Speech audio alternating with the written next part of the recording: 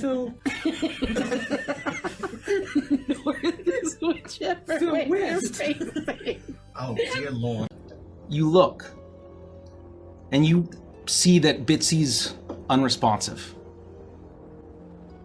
You know that she's dead.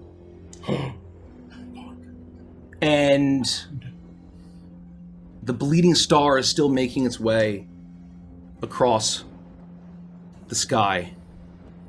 Crumley, you seem to think that the dimwood is burning. Oh, no. I do. It's dire. As Bitsy, you are in darkness. You are in the void. You had wondered what death might be like. And you're not sure if this is what it is. But you look, and you see your hands. You're back to normal. You vaguely remember falling, but you can't recall what... You can't recall what put you here fully. The darkness that surrounds you almost seems to be inching closer. As you see the fog roll in, you see gnarled branches, void of leaves. Are you in the dimwood? You're not sure. What do you do? I call out. Will hi, Will hi, Will hi, Will hi, Will hi. Hello, hello, hello, hello, hello. That's really good, Derek. They're in the hallway at our door. They're in the walls, they're in the floor. Looks like it's all gonna end right as we begin. Who called this son of a bitch? Half mile tall man looks like a fish. The deep one will swallow us all. He can swallow my balls. Who spoke the summoning right? Who's up for fresh calamari tonight? The deep one, eat my ass. More like get deep fried, am I right? Hentai tentacles are gonna kick him right in the genitals. It's gonna be like, this is terrible. I'm gonna be like, you look edible. Elder God from the ocean floor. I bet you wish you could sleep some more. I'm your paralysis demon. Got hooked and you can't stop screaming.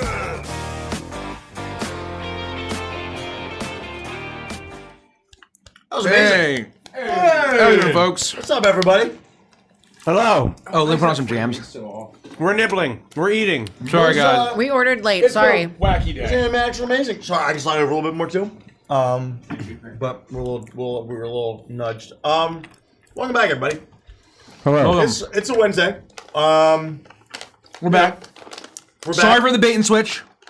Yeah, we had a little flip floppy We're playing action. Uprooted. We're playing Uprooted tonight. Playing As the Uprooted. official, we're playing Uprooted. Unless we change it seconds before we start playing. That'd How be you very feeling, funny. Derek? You want to swap over to 13? Wanna swap juice? over? We're gonna man. play 13 lemon juices at the local hutch. I love as it. they say. Man, good to see everybody. We're just we're putting some dick in our mouth. This is the uh, Peggyless overlay, Rich, by the way. Oh, I see. Well, it's true. I don't exist. I'll fix that. Man, It's been a day. It's been a week. we got some announcements coming up. Lots of stuff to talk about, lots of stuff to announce. How's everybody doing? I'm good. Hmm. How's everybody doing in TV land? Always a great question.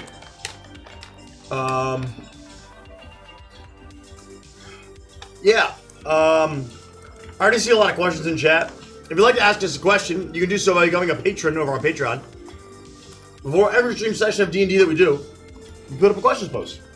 It's true. And that is how you have the best chance of getting your question answered. It's also true. I thought you were gonna say, and that's where we'll end the session. Don't tap me. No. Speaking of Patreon, you did something Monday night that I feel like you were telling a story about that sounded really cool. Yeah. And I only caught a little bit of it. So I've been doing my my Dungeon Crawler Carl Elden Ring run, and what that is it's a self-imposed set of rules to spice things up. I can only use fist weapons. I can only wear armor from the waist up, no armor from the waist down. So I'm not wearing pants or boots. I'm only wearing gloves and armor and a helmet. And I actually think, yeah. Anyway, and talismans. Like I have jewelry. I can wear jewelry, right? Sure. Infiltrators. But I've been there's no real story. Like you don't play through the story of Elden Ring, right? You go out searching for the lore and the story elements through the world. But there are like major story beat bosses, I would still say, right? Like Godric the Grafted is like the first major thing that you encounter. Okay. And he's got some giga lore behind him, and it's fucking awesome. And it's like the first two-face boss you fight. Right? Is it? I don't know if you have any kind of experience with Zelda Breath of the Wild. I don't. But there's kind of, okay. I don't. So I guess my question is like, there is that's a very open world, and you can kind of go in whatever direction you want, Yeah. do it in whatever order you want. But I do think there's kind of like a soft intention of how you move forward and what you encounter. Yeah, Does so- Elden Ring kind of have that same. Elden that same Ring beat? is very open world for a lot of it. There are areas that you can't access, at certain points of the game, right? There are certain things that unlock, later, whatever. And you follow these sites of grace, which are basically like almost like miniature save points or rest points or like campfires. And the grace points will kind of point you in a direction with this gold light. But it doesn't give you anything more than that, right? It just kind of gives you a general direction that you can go. But even if you look at the map, like the grace will sometimes point in different directions, right? And it'll show you like multiple ways that you can kind of go. So I wanted to kind of progress, quote unquote, progress the story a little bit. And so we fought Radon, who is Isn't he a big deal? He's the Star Scourge. Whoa. And he's I remember talking about this guy. fucking badass. And I dog walked him on the first try. Jeez. I made that guy my bitch. Absolutely pummeled his ass. And But did you fight him too? yeah. Well, maybe not in that order. Who knows? But Hello, Derek. it was fucking awesome. The boss fight was incredible. I beat his ass so bad that I was waiting for a phase 2, like because there was a short cutscene after he died. And then the cutscene ended. Surely this can't be it. The cutscene ended. I literally went in a battle stance and I'm like 360, like strafing, like where is he? Where is he? Where's he coming? And apparently, I dodged the fucking the signification for the phase 2 was he goes up in the air and he comes down as a giant fucking meteor. And like I saw him jump in the air, so I just walked away. Right? Like I just got out of the way of the meteor I thought was an attack, and then I fucking pummeled his ass, and that was it. And I was like, oh shit. And it was awesome. The boss fight was absolutely fucking amazing. It's kind of inspired me to play the DLC because the DLC has a version of Radon that is much, much, much, much, much, much harder. All of the DLC is much more challenging and difficult and punishing in general. So, like, we'll see how many sessions of Elden Ring it takes me to beat it. But if I continue this run for, the next 6 months, we might be able to check out the DLC and crank up the difficulty. Because the game can be as hard or as easy as you want to make it. Since you can level up, you can over level, right? You can definitely over level. Okay. But you still have to be So able don't- to dodge. They don't like scale with you. Summons make the game a fucking joke. No, I don't think the enemies scale with you. I don't believe. Okay. Because I went back to like the starting zone for something, like now, and enemies that were giving me trouble, I was like, boom, like one shot in them. I was bullying the whole first zone. I was like, fucking daddy's home, time to play the daddy tax, The eye right? is open. Yeah. And it was a fucking joke. Yeah. But the DLC is apparently much harder than the main game. Cube So sauces. that was fun. We're gonna keep doing that. If you want to watch that Elden I'm Ring, not sure. Carl, I mean, we have Dungeon enough Crawler for Carl everyone to have run. their own, so. You got to be a patron, Pearl Dolphin or higher. I usually play it on Mondays. We swap off on game nights usually. Can you pass me the olives and the cheese? But yeah, Elden Ring's fucking Like, awesome. can I have the one that starts with an M on the bottom? There's like a name. One because of the K, one because of the M. Somebody asked if I like BioShock. BioShock is one of my favorite Yes, franchises of all time. I think all 3 BioShock games have something to write home about. Some of them more than others. BioShock is an absolutely incredible franchise, in my opinion. Oh yeah. Oh my god. You okay over there? Yeah, I Great. can't open. I'm great. Poor Mace is food Mace. I'm food mace. Mace, can you open the olives for me? I'll probably pull up Patreon questions here in a minute while everybody's eating. But yeah, Mondays are fun. Oh, you're the best. You're Mondays the- are great. The best. Honestly, just become a patron. We've got a lot of really awesome. If you want to support the stream, one of the best ways that you can do that is becoming a patron over on Patreon, because you get so much awesome stuff in return for a monthly subscription cost. Now I'm going to mention a few more times, but today, last month we dropped Wygor, the Father of Plague, which is a bubonia flavored plague-born Wygor. I got really distracted. Oh man, I was like, what is he looking at? That is wow, a that's strong stream. That's really shooting. And so if you want to have access to juice is Wygor, in the that? Father of Plague, a boss fight, a CR 13, 12 or 13 boss fight I'm blushing. that I designed with help from Amel and Dan Woo! Dillon and ideas from Nikki and Derek, then you can find Wygor on our Patreon. But today, we dropped the Firebore Familiar, aka the Fat Hog, which is very reminiscent of our good friend Gideon Cole from Once Upon a Witchlight. So if you'd like a version of him to Do you want Gideon's fat hog? join you on your Join quest, us on Patreon. Join us on Patreon. you can summon the Firebore to be your companion in your adventure. And I will say, he's all fired up. He is all fired up. He does poison damage. You but- too can handle the fat hog. At all. While I'm just vamping and the talking comfort about of your own Patreon, yes, we have the amazing Firebore that got dropped today. But we have another amazing piece of content. We haven't talked about the D20 that we rolled in LA Oh man. at all. So while everybody's eating, I'm just going to talk about that too, because no one can stop me. Only Rich can stop me, because he's you the one have that is fun? eating I right now. Can't stop. Not Wait, that is you this would. the first Not time you even guys are insinuating back? you would. Yeah. Yes. Table says that? I Yeah. don't think I've heard anything about Yeah, this. So, so fucking let it rip, we'll brother. talk about it. So Let it last week, Patreon offered us an amazing opportunity to go out to California to basically partake in rolling an absolutely massive D20 down a hill in Los Angeles. It was massive. We got in a little early, so we had the day to kind of like settle in. I had a lot of work to do. We had to film a lot of content. I had to do a lot of quipping on Patreon.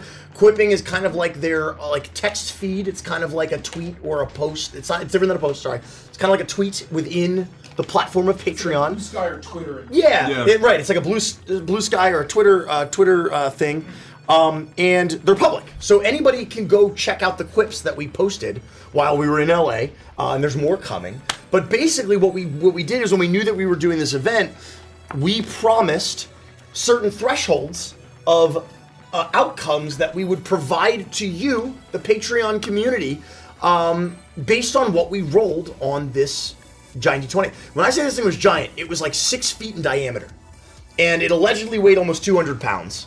Damn, We really? all picked it up. Blaine from Tales of the Stinky Dragon and I were able to pick it up together, so I don't think it was quite 200 pounds. But we also all picked it up as a group and like threw it. So, but it was heavy. It was still heavy. Like, I don't want to undersell it. Oh, you guys don't roll like one at a time. You all roll together. We all rolled together, and there's video that's of it cool. I quipped out the video of us all rolling together. And so we all got behind this die, and we pushed it until it went over the hill, and that fucker just rolled. It just went and went and went. And it was really awesome. Patreon had like a 40-person production crew. It was like being on the set of a movie. Wow. They had like legitimate movie cameras. They had drones. The roll that I posted is actually drone footage, which was really cool. And we had some very high highs. It almost landed on a 20 and then a 1 and then a 20, like back to back. Like it was literally doing a perfect roll from 20 to 1 to 20, and there were like 2 moments that we thought it was gonna be a 20, my God. then be a 1, and then it rolled over to a 14 is what we actually ended up landing on. And the outcome for rolling a 14 was the monster stat block of Hector Mancrab. I love that so much. And so one of the things I want to do this week is I think what we're going to do is quip out some more photos that we took from the event itself. We got a picture of me like sitting up on top of the die, like climbed up there, and I'm like sitting on it. Ginny D was like standing on it like the queen of the world, and that was very cute. I actually saw, the first time I saw the die was through Ginny rather than us. Yeah. I think she like posted it pretty early. Yeah, that was great. She was on top of that. And her standing on top of it was really awesome. So I want to post some extra pictures of us and some cool stuff that we did with the die. We've made some content that we haven't quite posted yet that I think that the rest of the group will find very funny. I forgot about that. But what I want to do is I want to post the Hector Mancrab stat block with just the ability names. None of the actual content yet, to tease what's coming. We have a couple of weeks to kind of fulfill this outcome to all of our patrons. And the cool thing is, as long as you are a paid patron, you will get this. So this is one of those very rare occasions. Even a $2 silver camels. It is for our entire paying Patreon community. This is a very unique, cool thing that is going to our whole Patreon community. So now is the perfect time to become a patron. You can pick up Wygor, you can pick up the Fireboard, and then very soon, in the next couple of weeks, you'll be able to pick up Hector Mancrab. And he was originally going to be like CR, I can tease this because I'm making it. He was going to originally be like CR 10 or 11, but I think because we rolled a 14, we're going to make him CR 14. I think that's perfect. That's so he won't, and it won't be like a full-on boss fight, but he's going to have boss fight elements. Which is justified based on one feature that... Yeah, this guy's fucked up. I'm just going to let you know. Hector Mancrab, he's here to fuck shit up. Toa was correct to be scared. Yes. Yeah, so he's not a myth. He exists. He's real. He's coming to Avantris Entertainment Publishing Content. And I'm very excited. And when you guys see the art, you're going to die. The art is unfathomable. For what? For Hector Mancrab. Oh, I haven't seen any updates on that. Yeah, no, I've seen nothing. If you see it, you will look into the eyes of madness and lose your mind. Oh no, the fifth eye of the Yeah. It's basically that you will peer into the nothing. Hector Mancrab has the ability to cast permanent insanity. Yes. Yeah. Speaking of which, where are you? Exactly. So I'll finish up this. So anyway, that is gross. Become a patron now, and I'm going to talk more about Patreon when we do the official announcements. But we had an absolutely awesome time in LA. We got to meet Amy Vorpal. We got to meet Erika Ishii from Worlds Beyond Number. Yep. We got to meet 5 of the guys from Tales of the Stinky Dragon. Yep. Awesome people. We obviously are good friends with Jeannie D. It was good to see her again. We got to meet Printable Heroes.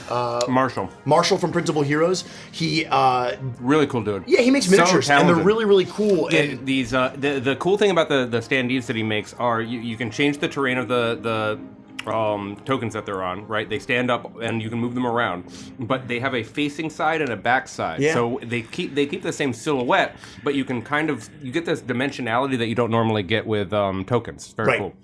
And I won't steal your moment, but Derek had a really cool story where basically he discovered Marshall's art years and years and years ago, and it came full circle where now we've met Marshall, and it was a really cool experience. When I first started DMing, and Mikey will remember this, I had an idea that I was going to do for a home game, an Orcus-based campaign. Yeah. That was inspired in by the desert. It was inspired by a piece of art of Orcus. Oh shit! Of his version of Orcus from years ago. How crazy I'm is that? going through his art, and That we're is talking about it. I'm like, And then we meet the guy. did you make an Orcus like 10 years ago?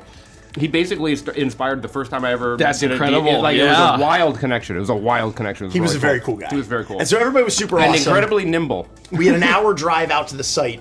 And then when we got dropped, he was like the first person. He was running down this hill. He was like a deer. He was And just like it's one of those things where I had a moment of like, I could chase this thing. But the hill, whatever grass grows on this hill, it was all, I'm not kidding, it was like loose hay. I needed like soccer cleats to feel comfortable running down the hill because I was like, I'm almost 40. Yeah. I will tear my ACL or my MCL. No, I'm not doing this. I basically just walked down. Your percentage for accidents skyrockets. Yeah, so I was doing these little hops where I started. I pushed the die, and you can watch the video. I was almost like the first person to stop pushing because it was just too crowded and I couldn't quite get in. And so as soon as it was out of arm's reach, I watched it go, and I was in awe of this thing moving that I just stopped. And I'm watching it top of the hill, you and I did the then I same see thing. everybody take off. And I'm like, "Oh shit!" And so I start taking off after it too. But Marshall was like, he was sprinting after this thing. It's a fucking miracle nobody twisted a leg. No, it's a miracle. Yeah. And there were also holes in some of the other hills, and so I was worried that I would like go for holes. I was and, worried like, that somebody was gonna get like straight icebounded. Like it was gonna be. So we took it. We took a shuttle out to the site. Please, it was like an hour drive. And then when we get there, it was still like a several mile drive in a Jeep out into the middle of the deserty hills. And we got there, and they had a trailer for us that had some AC. They had sandwiches and waters and seltzer waters and sodas and all sorts of amazing stuff for us. They took really good care of us. Hell yeah. And everybody was so professional and amazing and accommodating. We had to wear mics. They had us all mic'd up. But because I told them I was supposed to wear long pants. And been there, bro. And I did not wear jeans. I brought a pair of jeans to wear, but we woke up that morning and I was like, it is so hot. I am not wearing jeans. Like I'm not doing it. It was so hot that I was sweating. The first thing that Ginny says to me is, "You didn't follow the rules." And I was like, "Yeah, because I'm the sweatiest man on earth." And the mic guys heard this and they're like, "Oh, if that's true, like we got to give you a mic bra." And I'm like, "What's a mic bra?" And they're like you have to lift up your shirt. And I had to wear this elastic strap that like went under my breasts. Sure. And that thing was so gross by the end of the day. Like 6 hours under the baking sun, it was so foul. I felt like I was in The Departed. Like that I was like undercover for The Departed because I'm wearing a wire. You know, he's wired for sound. And these were really like Big professional Pussy Bump and microphones. Zero. They weren't like the ones where you have like a big, soft microphone like this. Yeah. It connected underneath the hole, completely invisible. It was like this thin and this big, and it was somehow perfect audio. It was crazy. Yeah, so I wore mine under my shirt in a mic bra, and it was like it picks you up no problem. Wow, it was amazing. That is wild. That's how the professionals do it. Right? No, for real. No, it doesn't have to make any sense because we're in a simulation. So they just have to tell you it works, and it works. Okay, that's fine too. It's like 40K Yeah, because orcs. they changed the spelling of Chick-fil-A. It was one of those things where I You think shake your head that they did it, Mace. it was the first time in a while I felt like I was a Boy Scout again. I felt like I was hiking in the mountains of Like New came Mexico. back. in Hell Philmont. yeah. And I had a blast. It was a shockingly physical day. The whole time I kept being like, "Oh man, Mikey and Richie would fucking hated this. You guys would have been miserable in the heat." I'm glad I didn't go. You're exactly right. I'm glad So you guys went. it You worked guys out were well. the perfect people to go. I think exactly. I was like, Yeah, I think the right everybody, people went. everybody would have been fucking miserable in that heat, but we had an absolutely great time. That is not And then where I'm a Viking. I don't do heat. What else Me did- either. What else did The we do? Tuscar trio, we're gonna stay. We're gonna No. stay by the You water. had the AC. And Yeah. then that was it. By the time we got back, I still covered in dirt and grime because I was worried I wasn't gonna have time. I went right to the Affogato bar. And I was like nasty, and I walked in there and I was like, I need to get an affogato because I was worried I wouldn't by the time I like showered Honestly, and had dinner or whatever. we'd miss it. Phenomenal treat after a hot. No, it was perfect. It was Yeah. literally perfect. I imagine. We got dinner. I had some work I had to do, and then I basically passed out because our flight, we had to get up at like 5 a.m. for our flight. Yeah. And that's 5 PT, and so it took 9 hours to get back. So we land almost 12 hours later. Yep. We land at like 5 p.m. Eastern. Because you lose 3 hours. 3 hours. You And it's lose like a 3 6-hour hours. flight. But it was an absolutely amazing opportunity. We had just a really great time talking to Patreon about like their plans, you know, and what they're doing, like from a platform perspective, right? And we met Charlie, who's like our Patreon rep, and he's just an awesome dude, and he was super receptive to all of our feedback and asked us a lot of like thoughtful, poignant questions. And he was very interested in what we're doing as creators to provide value to our wonderful patrons and fans. It was just a really cool, informative weekend. I learned so much from the other creators that were there and the way that they run their Patreons and the type of content that they produce that I was like, man, I gotta step up my game. You know, so it was a awesome experience. Not only was it fun, I think it's gonna pay dividends for all of you who are supporting us, you know, on Patreon, honestly. I wish, like, the one thing I would have been nice to go there is to hang out with Ginny and Josh, because I barely didn't get to hang out with them too much at Gen Con.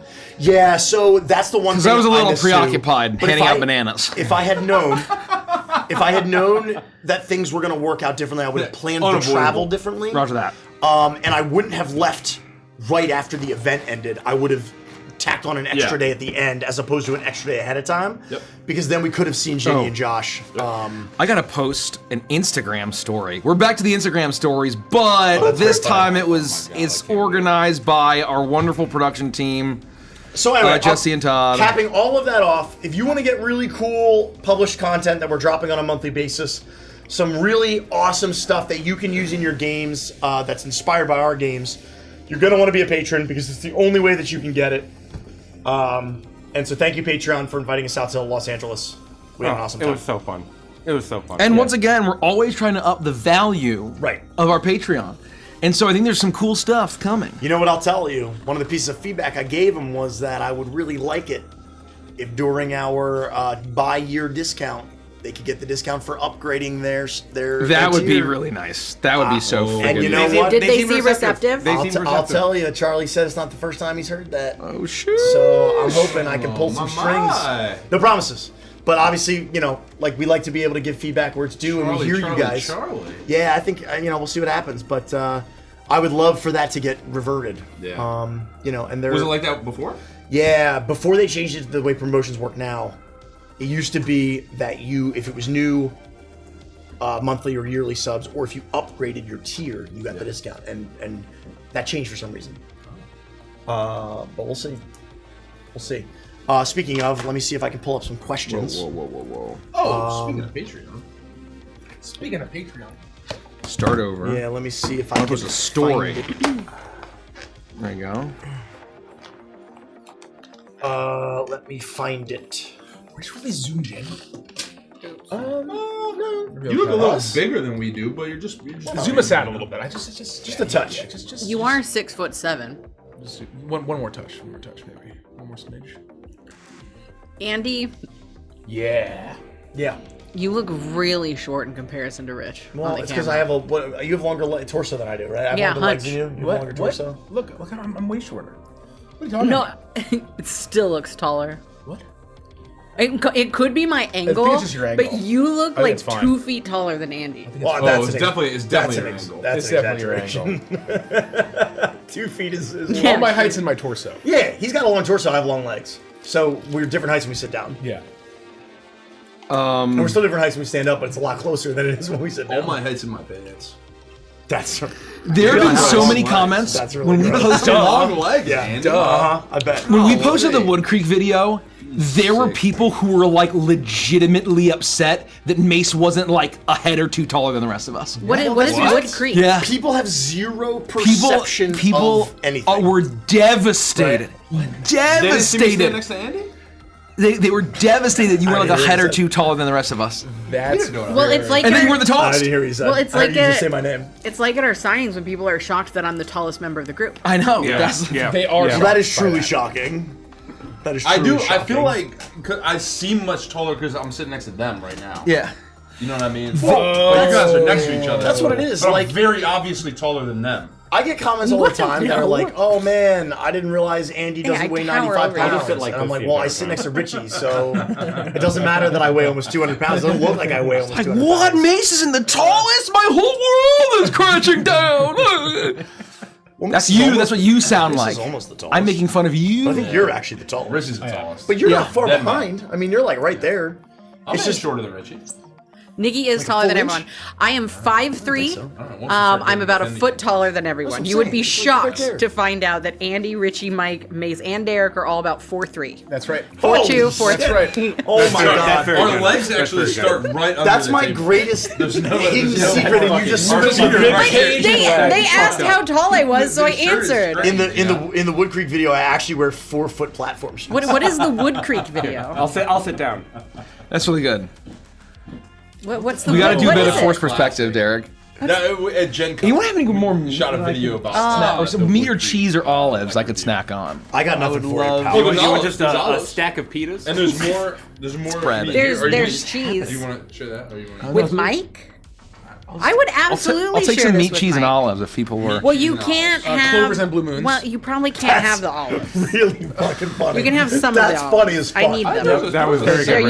you can give Oh, them they're good. those. Yeah, you only got one for me. That was funny as shit. But all the cheese, the rest of those That's my olives, favorite and this cereal. meat, Breakfast cereal. you can Dude, have. olive. Wait, what was Meat, cheese, and olives. Clovers and Blue Moons. I'm That's a nightmare. Yeah, pots of golden rainbows and the red balloon. Because we just named meat, cheese, olives, and marshmallows. Yeah, that's The olives fucked are up. here. Can you imagine if you had literally had Moby Dick Oh, meat yeah. sticks? No, I would be With, upset. like- I'd be upset. I am on my Marcus Tullius Cicero grind, and I am Cicero maxing. So I love that's it. all I I need. can't get That's the all I need. turd That's all I off need. of That's the all I fork. need. That's all. No, that's all I want. No, I don't want. That's all I'm I want. good. I'm good. Okay, Thank you. okay. Thank you. Thank you. And some olives? Some olives would be great. Yeah. I am Cicero maxing. So. Oh my god, you left me some olives. I'm so happy. Thank you. I'm eating the a best. ridiculous amount of olives. Sorry, With each chicken piece. It's been. It's been a day. One I'll say week, it's you been a- looked at me. Thank you. It's been. I'm Pompey maxing. You're Pompey maxing? Pompey, yeah. Jeez. What's Pompey maxing? He's one of the. He's a consul of Rome. He was a consul of Rome. None of you understood That's that not who reference. Pompey Not a was single named one of after, you in right? chat No, understood no, that reference. Pompey is different than Pompey. Pompey. Oh, in chat. In chat. Learn something Not a every single day. one. Oh, sorry. Mike's probably louder because I had it. Sorry. tuned to- Oh my god. I just yelled. That's okay. I'm You're so right. sorry. No, it's okay. It's all right. Things happen. Give Consul me of one. Rome. Was it tuned to me? When you open the cheese, I just need No, to no, do to Derek. one more. No. there Who is. GM'd the last session? Probably Nikki me. was there for the hangout. For the hangout. Oh. Sorry about that. Sorry, guys. So you turned the mic off? Well, no. I have you cranked the fuck up. Ooh. so No, you're I like- just need the one because I cut him in half. I know my answer And then I to this have question. one cheese and a little All bit right, of olive. But I'm for curious to hear Rick. you guys. You can, and I think I know what you're gonna say. You can only keep Yeah. one Rush or Iron Maiden. Rush. Rush. That's fucked up. I knew. That is fucked That's why I up. had to ask Why, it. why would you fucking say that? Because your shirt you're wearing. Um, Or maybe it came up recently. here's what I would say. If you were to ask me 10 years ago, 15 years ago, Yeah. I would have said Iron Maiden. Yep. I think my answer very strongly is Rush. Yep. That's my Yep. If I had to choose one. To keep. See, I would have thought you would have snap picked Rush. I'm surprised you're deliberating that much. Well, because I think that they both have lots of breadth in their discography, but Rush has so much variety Yep. that in a single band, You get how many you genres? get like 30 genres. You know what I Yep. mean? Yeah. That Plus, was- I think Rush Also- has had the most like mental impact on you guys. In I your think Neil. life. I wouldn't be here if it Yeah. wasn't for Neil Right, Peart. right. Like Neil, I was very inspired by Nico McBrain, but Neil Peart as my creative inspiration. we wouldn't be here if I didn't have a playlist that was basically half Rush in 2021. Hell yeah! And it was basically because of Neil's lyrics. Yeah. And just Neil- how amazing the music. Neil's vibes with lyrics the kept me lyrics. going. Yeah. I can't imagine parting with like a Molad though. Well, That's That's what I'm. a mo. like, Sheesh. that's where I'm at. I posted a story with "For the Greater Good of God" on that, so I re-listened to it. I'm like, holy fucking shit! Well, it's a It horrible is so choice to make. underrated, Yeah, and right. they, Yeah, it's a they terrible cooked. choice. They But to cooked. me, They cooked. Like the song "Grand Designs" is life changing in a literal way Yep. that I Yep. can't comprehend. Yep. Like Iron Maiden was also Sticks. life changing. Oh, that's Grand It's Illusion. not the same. Grand though. Illusion, yeah. Welcome But to no, the Grand Illusion. listen to "Grand Designs" by Rush. Damn. That's a Yeah. cruel. How dare you? Ban that motherfucker right now. Oh, whoever you are. Oh, we're both It's coming wearing. for you. I need to. I'll probably change my shirt. Let's see. It's just a little. No, it's I actually it's feel a very little, fortuitous that The I shirt's wore this big. now. The shirt's big. They were playing try to Uprooted. use- Oh yeah. This Well, no, is, for this you, is, it this was my works. classic. This was my you, it classic works. Jean Claude. Oh, we're playing Uprooted tonight? Uprooted Rama. Oh, Yeah, it's a bit of bait and Shit. switch. Yeah, so some of these questions are very 13 beers focused, and then it probably switches like. Yeah, yeah. halfway through. Sorry. I mean, we announced But I it still like this 10 minutes question. ago. What's the most underrated arcade prize? It is. I think my answer is the plastic half ball that you turn inside out and turn upside down, and Literally it's, read my we mind. used to just call The those dome? like poppers. The popper dome? Literally read my Yeah, mind. but I don't know what the official name for that is. I think that is the most underrated and also the most bang for your buck. I think the slappy sticky hands. Those are good too. That's really fun too. Those are good too. I'd have to look them up. I don't think I did a lot of prize winning in my day. I was a big arcade kid. There were a lot of Yeah. arcades that didn't give tickets. No, I used And arcades. so, sucked. like, once I hit a certain age, I was just like, I want to play the Konami, like, fun adventure games. Sure. Bro, I recently went into a Dave & Buster's. That shit is the most soulless. It's just like got black curtains and just some fucking shitty arcade games. Soulless arcade games haphazardly thrown It across is- in a giant warehouse. It's awful. Can I tell you my terrible story about Dave & Buster's? Was it always that bad? There's no way. I mean, based on the story, I can tell you that No. they've been poorly run for forever. I think that we I think it's also just, you know- remember those kinds of venues very differently. It's context. It's context of age when you experience it. So when I was Yes. growing up, I'm from Jersey. That's not a secret. What? The closest Dave & Buster's was in Philly. Right. Young So, like, Einstein. so you're talking like 2 hours, right? Like two and a half hour drive. Like Yeah. it's maybe hour and a half, 2 hours. Anyway, and it was my brother's birthday. My brother is 6 years younger than me, and my brother was probably in middle school. So I was in high school, right? Like he was probably early middle school. I was probably early middle school, mid high school. It was my brother took one friend because he was super small. My mom was gonna take my brother, his one friend, me, and one of my friends to Dave & Buster's. So 4 of us. We drive all the way up to the Dave & Buster's. We get to the front door, and they're like, "Ma'am, you can't bring in 4 kids. It's 3 kids per one adult." What? And my mom called my dad. They're divorced at this point, and my dad went in on Dave & Buster's, and they would not budge. They have like a chaperone to child ratio that is 1 to 3, and so my thought was, it's my brother's birthday. He has a friend who has to go in, and I brought my friend. Yeah. I can't make them sit in the car. Yeah. So I sat in the car in the parking lot of a Dave & Buster's in Philly for 4 hours. Oh my god. Wow. That's like that's tragic. And I wasn't mad. That's, like, at depressing. anybody there. I was No. I mean, furious. I was resigned because I knew that I was doing the right thing for my Did you brother. at least have like a PSP or like a Game Boy Advance? You know? Oh, You good know, question. I Good don't. question. That was the time. That's the Yeah. time that I would have had traveled with one, and I don't think I brought mine, or I did and it died after the first hour. Oh, There's that God, there's that's that even moment at the worse. very end where they all come back and you're like, "How was it?" And they're like, "Terrible." Yeah. Just- And we didn't have cell phones. Just we didn't have cell awful. phones. I got my first Yeah. cell phone when I was a freshman in high school, Bro. and it had Yeah. Snake on it. It wasn't like I had a smartphone the- to entertain myself. I became the master of Joust on my Yeah, phone. I yeah. played Oh, countless Joust. hours of Joust. I think I had Joust is blackjack on my phone. I just I- played blackjack so on my fun. phone. I never played phone games. I was a TI-89. I game never player. didn't like that. Couldn't figure it out. Yeah. That was like, I had all the I I games on played the Snake. calculator. I played Snake on the calculator. Yeah, I played like Phoenix, whatever the plane flight Oh, one the was, kind of like where you get the gun upgrades. not quite Galaga. Kind of like Galaga though. Yeah, but what's Kind the of where you're like going across the bottom and you're shooting up. yeah? What Why would you? what game am I thinking? No, of? Galaga is the ship where you shoot up. Yeah. Oh, I thought But you it's were not saying- called. It wasn't called that on the TI-89. Oh. Is it Galaga? No, maybe I am thinking of Galaga. Or like Space Galaga's the Invaders? classic Yeah. spaceship that's. What's the one that's a little more modern that's still sprite art? What's that game that I'm thinking of? That's still a plane, but it's like there's a backdrop and you're looking down at the ground. That's Galaga-esque. No, there's no No. ground. You might be thinking of actual Space Invaders. Oh, No, Space Invaders, you're are not on the moving. ground. where the You're guns shooting. get like real over- crazy. Top Were down. you going over a terrain as though you were flying? Someone's gonna know it. Someone's. Come on, guys. Are you talking about? Is it Galaxian? No, that's just a. You're talking about where the What are you guns looking for? get like real crazy, right? Are you looking at the plane game? yeah. The plane You game? get If like it's a plane- superpower gun. There's a million of them, and there's no one name that you will remember. Yeah, they're right. There's Not where you spin in a circle. That's not what he's thinking of. You're still at the bottom of the No, screen. no. There's It like might a be war, there's like Galaxian. You use, warplanes. like, Yeah, like mega- 1942 is one of them, right? You know, it's not. I think it was kind of sci-fi. Anyway, Doesn't matter. Yeah, we'll figure it out. It'll come to you, or somebody in chat will figure it out. I can picture what you're talking Were we on a about, question? Yeah, it was an arcade. Like, what's the underrated arcade toy? Oh. But then I had to talk about why Dave and Buster's. But, is one of my then we had moral to enemies. unpack Andy's childhood. No, Yeah. no, that's So, brutal. You know. It's just one of my enemies, my moral enemies. I just don't understand why that's a policy. It probably has Well, something to it's do like with safety. Yeah, and, it's you know. insurance bullshit. But we drove 2 hours to abandon a child in a car, which is apparently safer than having them sit in Dave and Buster's with their parent.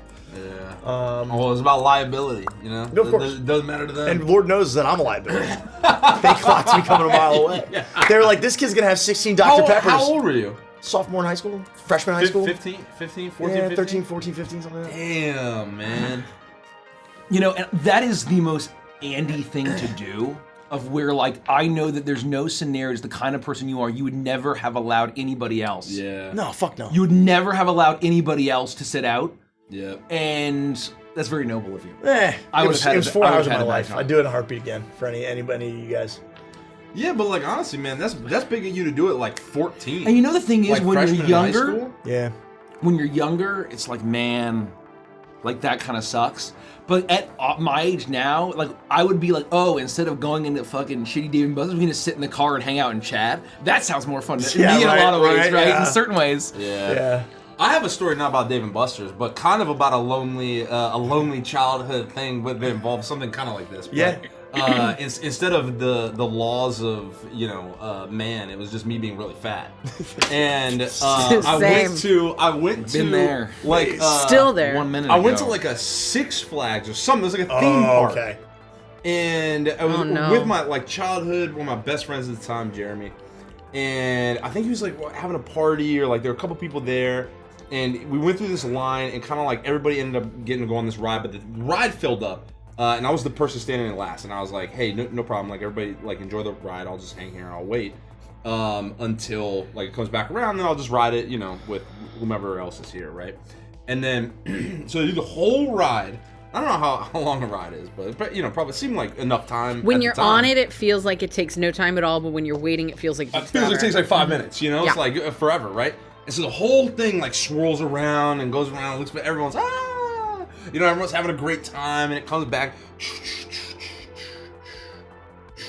and it stops, and the things go up, and everybody kind of clamors out. And then my friend at the time, he was like, "Listen, man, I'm with you, okay? We're riding this thing together. I'm not letting you ride it by yourself." It's like his party, right? Everybody's stepping out on the other side. So he stays seated in the thing, and they kind of like, they get the idea, and they're like, "Okay, yeah, you can go again, that's fine." And so I sit down next to him. Hell yeah. And they go like kind of towards the front. And I sit down next to him, and all these other people get in on the ride, right? All the harnesses are up in the air, and he was sitting on like the closer end to the attendant. So they go through and they start dropping the harnesses, and they lock everybody into place. Story. They're locking everybody into I can place. see where this is going. And they lock him into place into the ride. They lock him in. It's his birthday. They lock him in, and then they get to me and they bring the harness down. It's like, Bro.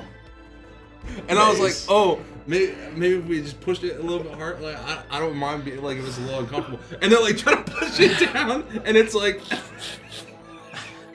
That happened to me on a school trip. That happened to me on a school And trip. then they're just like, and they're like mortified, and they're like, I'm like, I'm so sorry. You can't ride. Like, we can't send you up with the harness closing around you. And I'm like, Yeah. and I'm waiting in the whole line and waiting for a second time for the thing to come around. And then I'm like, oh, okay. And so I stand up in front of everybody. Everybody's watching because the whole thing's ready to go, except for me. Right? So everybody's locked in. Everybody's locked in, like looking at me, like standing up. I'm like, probably wearing like a Hershey Party t-shirt. Oh, man. Probably wearing like a big chocolate bar on my chest. Like me, Gustav Gustafsson standing up out of the ride. Plus this goop.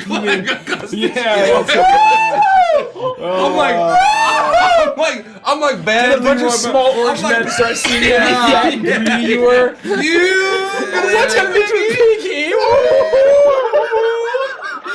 Too much Hershey chocolate. I mean, that has happened to you at least once, There's gonna be a shortage of chocolate monkey.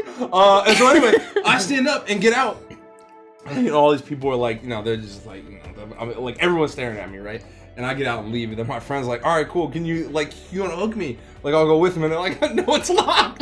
Like we can't unhook you." So he's like, "What?" And they slap the other one down. And it's just And meanwhile, it's his birthday. Starts raining. Rain starts playing. Rain starts playing. Fuck, and so bro. it's his birthday. And now, like, I'm standing on the platform. The rest of the party is, like, watching this whole thing happen. They rode the ride with him. And now I'm standing there by Son of a myself. bitch. And the birthday boy is in the thing by himself. The seat next to him is empty. In the thing by himself. Goes all the way around, goes back. And he just gets out and he's like, okay. On with the event. That was like, awesome. That was sick. Brutal, man. Velocicoaster is fucking sick. I'll say that happened to me That was my parking lot story. at King's Dominion, of where I could fit in all the rides and it was great, but whatever the tunnel thing is because my thighs were too damn thick. I was too damn thick thighs. Every other thick? ride I could get into, but my thighs were too dummy thick for whatever reason. Jesus. And it was like a tunnel thing. It wasn't even like a coaster. And so I was like, fuck it, I don't care. On to the next. Damn. Yep. Oh man. That'll happen. That also happened. I was bad John Roston with the sister killer. You know what I mean? You were bold, John Roston. I was with bold Orphan Maker. John Hell Roston yeah. with the Orphan Maker. You know, they could. You just needed a bowl cut. I can't be chained down. As was the You know what I tradition of mean? the time. Yeah. As was the tradition That of the time. is wild, man. And so I'll never it forget actually also happened a long time ago, this June, of where, I don't know if you're familiar with Dudley Do-Right's Riptide Falls, and I'm sure I could have figured it out, but those log flumes, or the seats are back to back, but your legs go around and under. Oh, and yes. I'm like, Oh, you have to like straddle the seat. and I'm like, I could probably it's fit like in routes. here, but It's I routes. don't know how to get my legs down there, and I'm tired of it already. Yeah. I'll go on Blutos again. Yeah, Get fuck fucked. this, I'm out. I'm going on Bill Drat Yeah. barges. You know what I mean? Damn. Well, I don't know oh what my that's God. like. Because when I was 8, my mom was like, get in the car, we're going to Disneyland. And so my brother and I get in the car, we're so excited. no. We do a really long drive. We don't go to Disneyland. She drops us off at our babysitters. And like, this is like an old babysitter in a place we used to live for probably a long weekend. I don't know why we were there, but it was the only way she could get us to get into the car and be quiet and excited was to lie to us and tell us we were going to Disneyland. That's really And- fucked up. That's fucked. And That's I've devastating. never been to I went to That's fucked Disneyland once with a friend, but we were there for 2 hours and then she wanted to go home. And so that I've been to Disneyland for 2 hours in my life and never Disney World. So we all I feel like we all have our theme park trauma. And Dang. that, everyone, is why we're here. Yeah. Traumatic childhood events. She might have driven us gone to together. Disneyland without us. That's Involving very possible. themed entertainment. You But guys should have just done what I did. Just don't go on rides. Don't risk it. Don't risk the heartbreak. guys. don't worry, Haul Rich. it all off. Know your place. Build scaffolding around your page. That is also the kind of guy that Richie is exactly the thing that would happen. That is the most Richie thing ever. Don't worry, Rich. I didn't go on rides. For the sake of progress, folks. Yeah. For the sake of progress. Ew, yeah, ew, Damn, yeah. guys. God damn. That's funny. I did figure it out which game it was. Oh, good. It's Well, not a flying specific game. No, Capcom basically made dozens of these things. There's no singular The game. first one I think was 1942. Okay. But then they eventually made 19XDX, which is like a sci-fi version. yeah. Of course. And they also made Giga Wings. So I'm not sure if it was 19XDX or Giga Wings that I was thinking of, but it's one of those two, I'm pretty sure. But there's literally like fucking dozens and dozens of Capcom plain like shooter games. Anyway. I'll be right back. Sure. Take your time.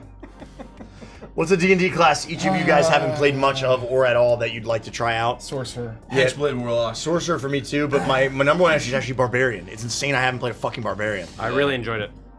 Yeah, they look fucking awesome. I would love to play a character that is just like a Yone ripoff. Like what? a Yone ripoff. Oh yeah. Like a Hexblade That's Warlock. great. You're pull. gonna piss off a lot of people with that. Demon leak. Hunter. Bring it on! No, that's a cool You think I can piss premise. off more people than I do with not knowing about whales? Yeah. I defy you to be. No, more that was mad at endearing. me. That's true. That was- the real thing was I defy you to be more mad at me. No, yeah, you're right. No, that's the most mad anyone could be. I think like a Hexblade Warlock kind of like almost Spirit Hunter, Demon Hunter kind of thing could be so cool. Could be so cool. That's a great pull. I've always like really fallen in love with that character. I've had a fighter in my heart for a long time, and I've just never found the opportunity or the subclass, and it's very sad. I've always said that if I didn't play Vandross the way that I had played him, my second, and I've said this before, my second option is I would have loved to play a true rogue thief subclass, like, and make him like an art thief, like a true burglar, right? Like and have that be his like a Lupin the Third. Yeah, like it would be cool to have him be like a rogue that's like a sophisticated art thief, not like a petty cut purse. Yeah. Right. Someone who's like stealing to survive. Somebody who's like stealing for luxury. But we obviously went the assassin And slash prestige. Yeah, the assassin Stealing for the route. fun of it, almost. Yeah, like the the prestige. thrill. Right. Yeah. Yep. So if I ever play a rogue again, I would love to play Wait, some he's not sort a of. cut purse though, is he? Well, he started off as like a street urchin, and he basically fell into being roguish for survival before he found a way to like make money bounty hunting. Okay. I think basically the beginning of the YouTube content is like you're already just a Oh, bounty hunter. that shit is way before this. Yeah, it's all backstory. It's got it. Never happens in play. So in the context of Vandross that we see, He was a thief. You don't really he was a petty like, thief. yeah, but only out of necessity, right? Because like he ran away from home and didn't want to be. He didn't want to get a real job. Yeah. He didn't have any money. I think there are very few classes that I've never played. I think Warlock, Wizard, Monk, and Fighter are the only four. And I think I am gonna copy Derek of where I think that a fighter would be really fun. I think just doing a simple sellsword would be a lot of fun. Brawn. Yeah, you know, or There's something kind of appealing to the classic fighting man. You know, I think fighter. I think fighter is my favorite class. yeah, fighting man. This coffee's fresh. Right? You know, it's weird. Oh, yeah. Because I need at a a certain cup. point in time, Richie and I were tied for the most PCs. I don't know if that's true anymore, but I have weirdly played like some of the least number of overall classes because I've doubled up a few times. Like I have like 2 rangers and 2 monks and like. well, so you got to be in that same boat. Yeah, You but got, he's like, played 3 barbarian, warlocks. he's played druid, he's played Cleric. like ones that I haven't played. I think I've doubled up more. And I think he now has more player characters than I do, especially because we started Wolf Up and all that stuff. But there was a period of time where you and I were tied for the most PCs. Like physically, I have to have the most PCs. Yeah, you don't I've DM. never GM'd. Right. Yeah. And I've been in everything that we've done. But we were tied for a long time. Yeah. Yes. But that was years ago. Years ago at this point. Yeah. How would we have been interesting? It was before. It was a long time ago. It was a long time ago. But then I just found that I double up on classes because of what the stories have called for. There's an orange mug on the table. Is that Mikey's? It's like a red. Oh, Mike, can you grab me a? Like I wanted to play Kaio, Gatorade? Yeah. and then basically, you know, when it came time to make Pike, it was like, oh, he man. also has to be a disciple or a monk. Yeah. There was no other option, really. I had played a ranger for. Oh well, I almost doubled up twice. Scrum was supposed to be a ranger, That's right. and Shep was going to be a I remember ranger. that. Wait, I remember that. are there But then he changed to a Hexblade Warlock. Yep. I'm crazy pills. I played Paladin a couple times for Babar and for Marius And Brinley Dane. and Brinley Dane. Oh no, I did play a fighter. I played an Eldritch Knight for Cargos Oh Idenab. my god, I played a sorcerer. The walrus was a sorcerer. Oh my Oh shit, I didn't know that. I thought he was a wizard. Hell Yeah, yeah. What subclass was I? I've never played a wizard. I've never played a paladin. Was I drinking coffee during the thing earlier? I didn't see it. I don't think so. I don't think so. If you'd like to wash a cup, there's one here. Oh man, did you like look up there? There's tons of what you call cups. And there's the paper cups. I mean, during meetings today. And I mean, oh wait, what was my legendary character, Dr. Poison? Oh, Felpit was a warlock. Yes. So Felpit was a warlock, so I played a warlock. Was Dr. Poison a I wizard? forgot we like built I them don't all remember. actually as characters. Dr. Poison like didn't do anything. I can't tell you he anything made he you build did. He's all of extremely Galileo. popular. Yeah, but but he didn't do anything. There's nothing to do with his popularity. No, Dr. Poison is the most popular of Vance's characters. Yeah, but he didn't use a single ability. So my point still stands. I always stand by. He was an Phil. artificer. What? What? Yeah. Oh, that actually makes a lot of sense. Being a doomsday. Yeah, he was an alchemist. Oh, That's I thought it was like a doomsday. funny. A doomsday. That's Dr. funny. Poison. Well, and I had a rack of characters ready to go for Cuttlefish, and Babar just survived the whole fucking time. Yeah. So there's a bunch of characters there. Oh my ready god, to play. Felpin was a What's druid. that He wasn't a warlock. Oh my What the hell? I was a Circle of Spores druid. I ran through 3 characters in like an instant with getting like 0 lines in about them. Thank God. You got a line in with Galileo. I think I shouted in my own voice. This is a. I'm in a Turtles reference. This is a Ninja Turtles reference. And then I played Breezy. Oh my I God. played Breezy the Tree Folk. Oh, I played like multiple bards. Like I've played a couple different bards with like random one shots and shit that we've done. Wait, who was my 4th character? There was Felpip, Dr. Poison. Gary. No, G4RY64, and who's the 4th? Oh, you played Jean-Luc. Oh, you Jean-Luc. did play What was Jean-Luc, Jean-Luc? yeah. That What was like Jean-Luc? the creation of. wasn't Jean-Luc it? was like some kind of summoner. He was a wizard. Yo, okay. So I have played a wizard. Yeah. So I have not played a warlock or a monk. Crazy. Oh no! Didn't you know what's weird? I think actually the reiteration of Felpip for Cuttlefish was right when we had access to the beginnings of the Horned King Warlock. Oh, Glub way. Shitto. You also played Glub 'cause you- Shitto. You wanted to basically be like, can I use this Well, like he's a what beta fighter? version of the Esper? subclass? Maybe. You don't remember asking about that? Being like, wouldn't it be cool if I could fucking use Yeah, some of maybe this I shit? did. I don't know if I did. I don't know if you ended up doing Actual it, but you Glub Glub Shitto. Shitto, talked yeah. about it. Yeah. Yeah, I don't remember. No, the actual Glub Shitto, the original. You played Glub Shitto. Oh yeah, he was a fighter. Well, you He was played a cyborg. you played Queek. I did play Queek. Who's a barbarian? I don't remember. Either barb or fighter for sure. I have no I idea. think Queek was a barb. Crazy. So warlock also and got monk. one. I don't think there's ever been I a know, time I I played a killed warlock I or a had the monk. touch of death in that game. Not even I in a one killed shot. him so fast. The second I got my grubby paws on a character, they died instantly. Queek was a barbarian. All right, perfect. I don't think I've ever played a ranger. Is the other one. I can't think of a ranger that you would have played. Well, that was after I'd fallen in so much love with Jean-Claude that once he went the way, it was like, I don't care.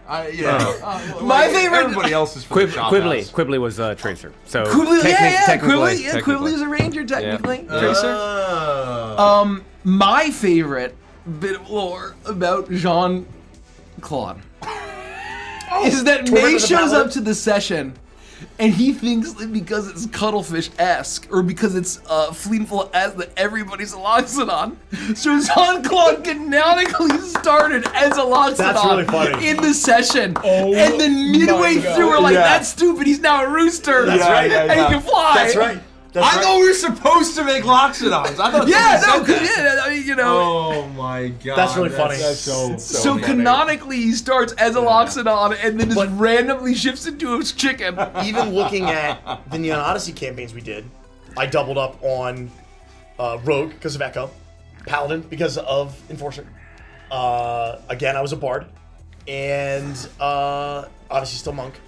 What am I missing? Oh, if you count all those. Yeah, I mean, that's what I'm saying. There were like chances for me to reinvent these characters, and they got reinvented into classes I've already played. Yeah. So there's a lot of Well, doubling just up. when A lot you of doubling up. played a lot of characters, you played almost all the classes. You're always gonna. That's what I'm saying is that there's actually a lot I haven't played. I've never played a druid. I've never played a sorcerer. I've never played a barbarian. I've never played a fighter. I technically played a fighter with Jace, but that barely counts. I've never played a Our Cleric? rooks were our classes. right. Yeah. I've never played a cleric. Wow, you're almost a half. I've never played an artificer. I've That never is pretty played. crazy, actually. If you hit one more, you're over half, What am I missing? right? Yep. All he needs is one more. What am I missing? You've played You may have Bard. hit the rest of them. You've played Paladin. You've played Rogue, Rogue. Wizard, monk, Wizard. Monk. Monk. ranger. Ranger, That's 6 6 plus and 6. 6. and We're missing one. fighter. Again, I put that in the technically haven't played because it was Jace, and like you know, that wasn't really the point.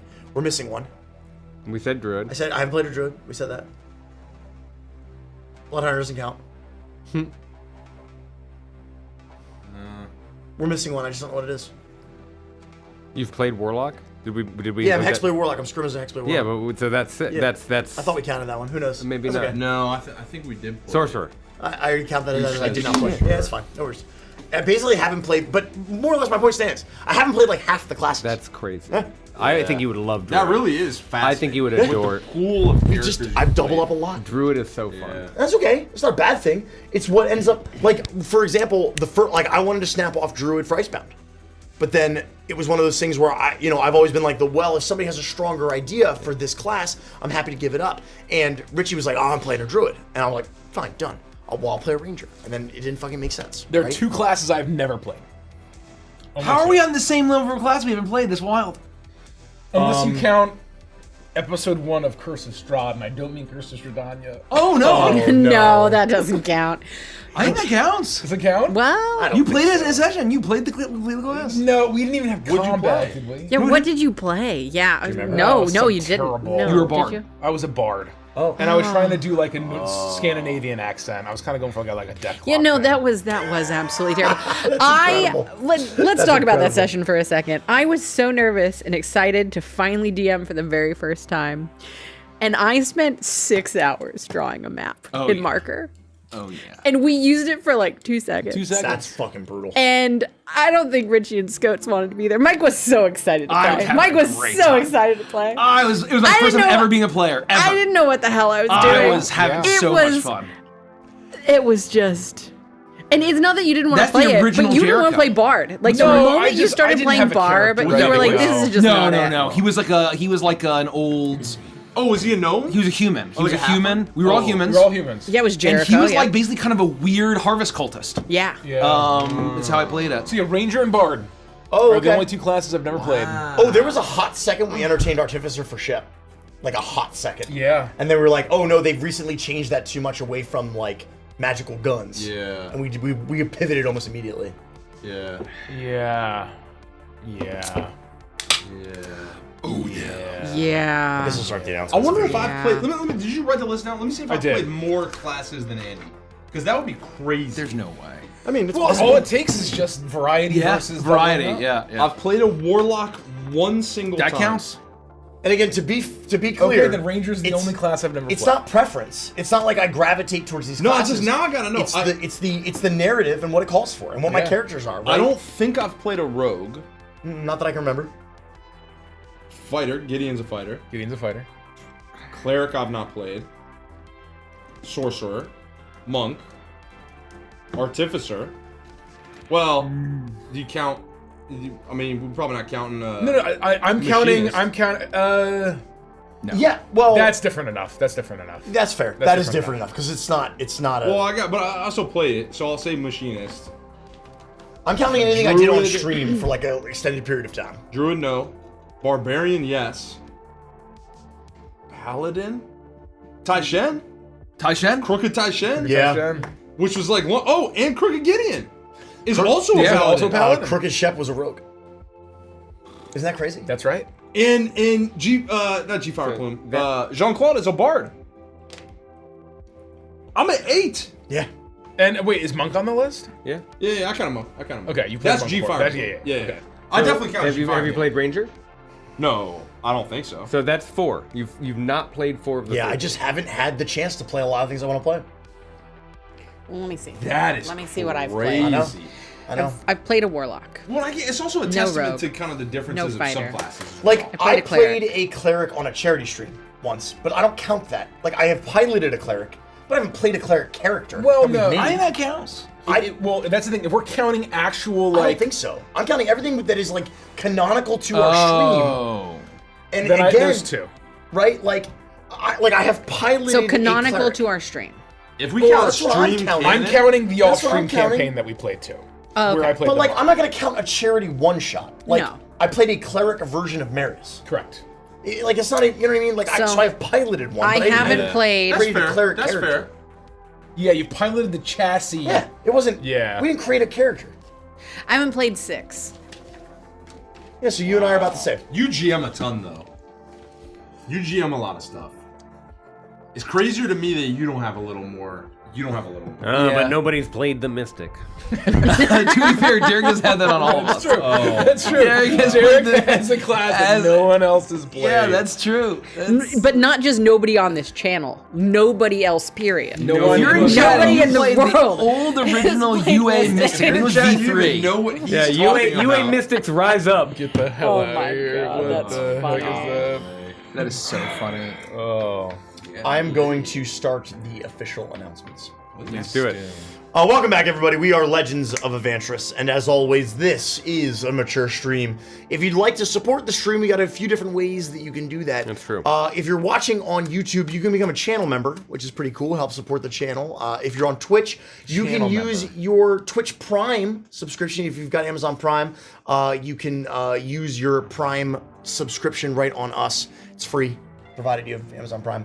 We don't shout those out enough. Channel member on YouTube, Prime on Twitch. We also have a merch shop. We got a lot of really great stuff. Evantris.com/shop.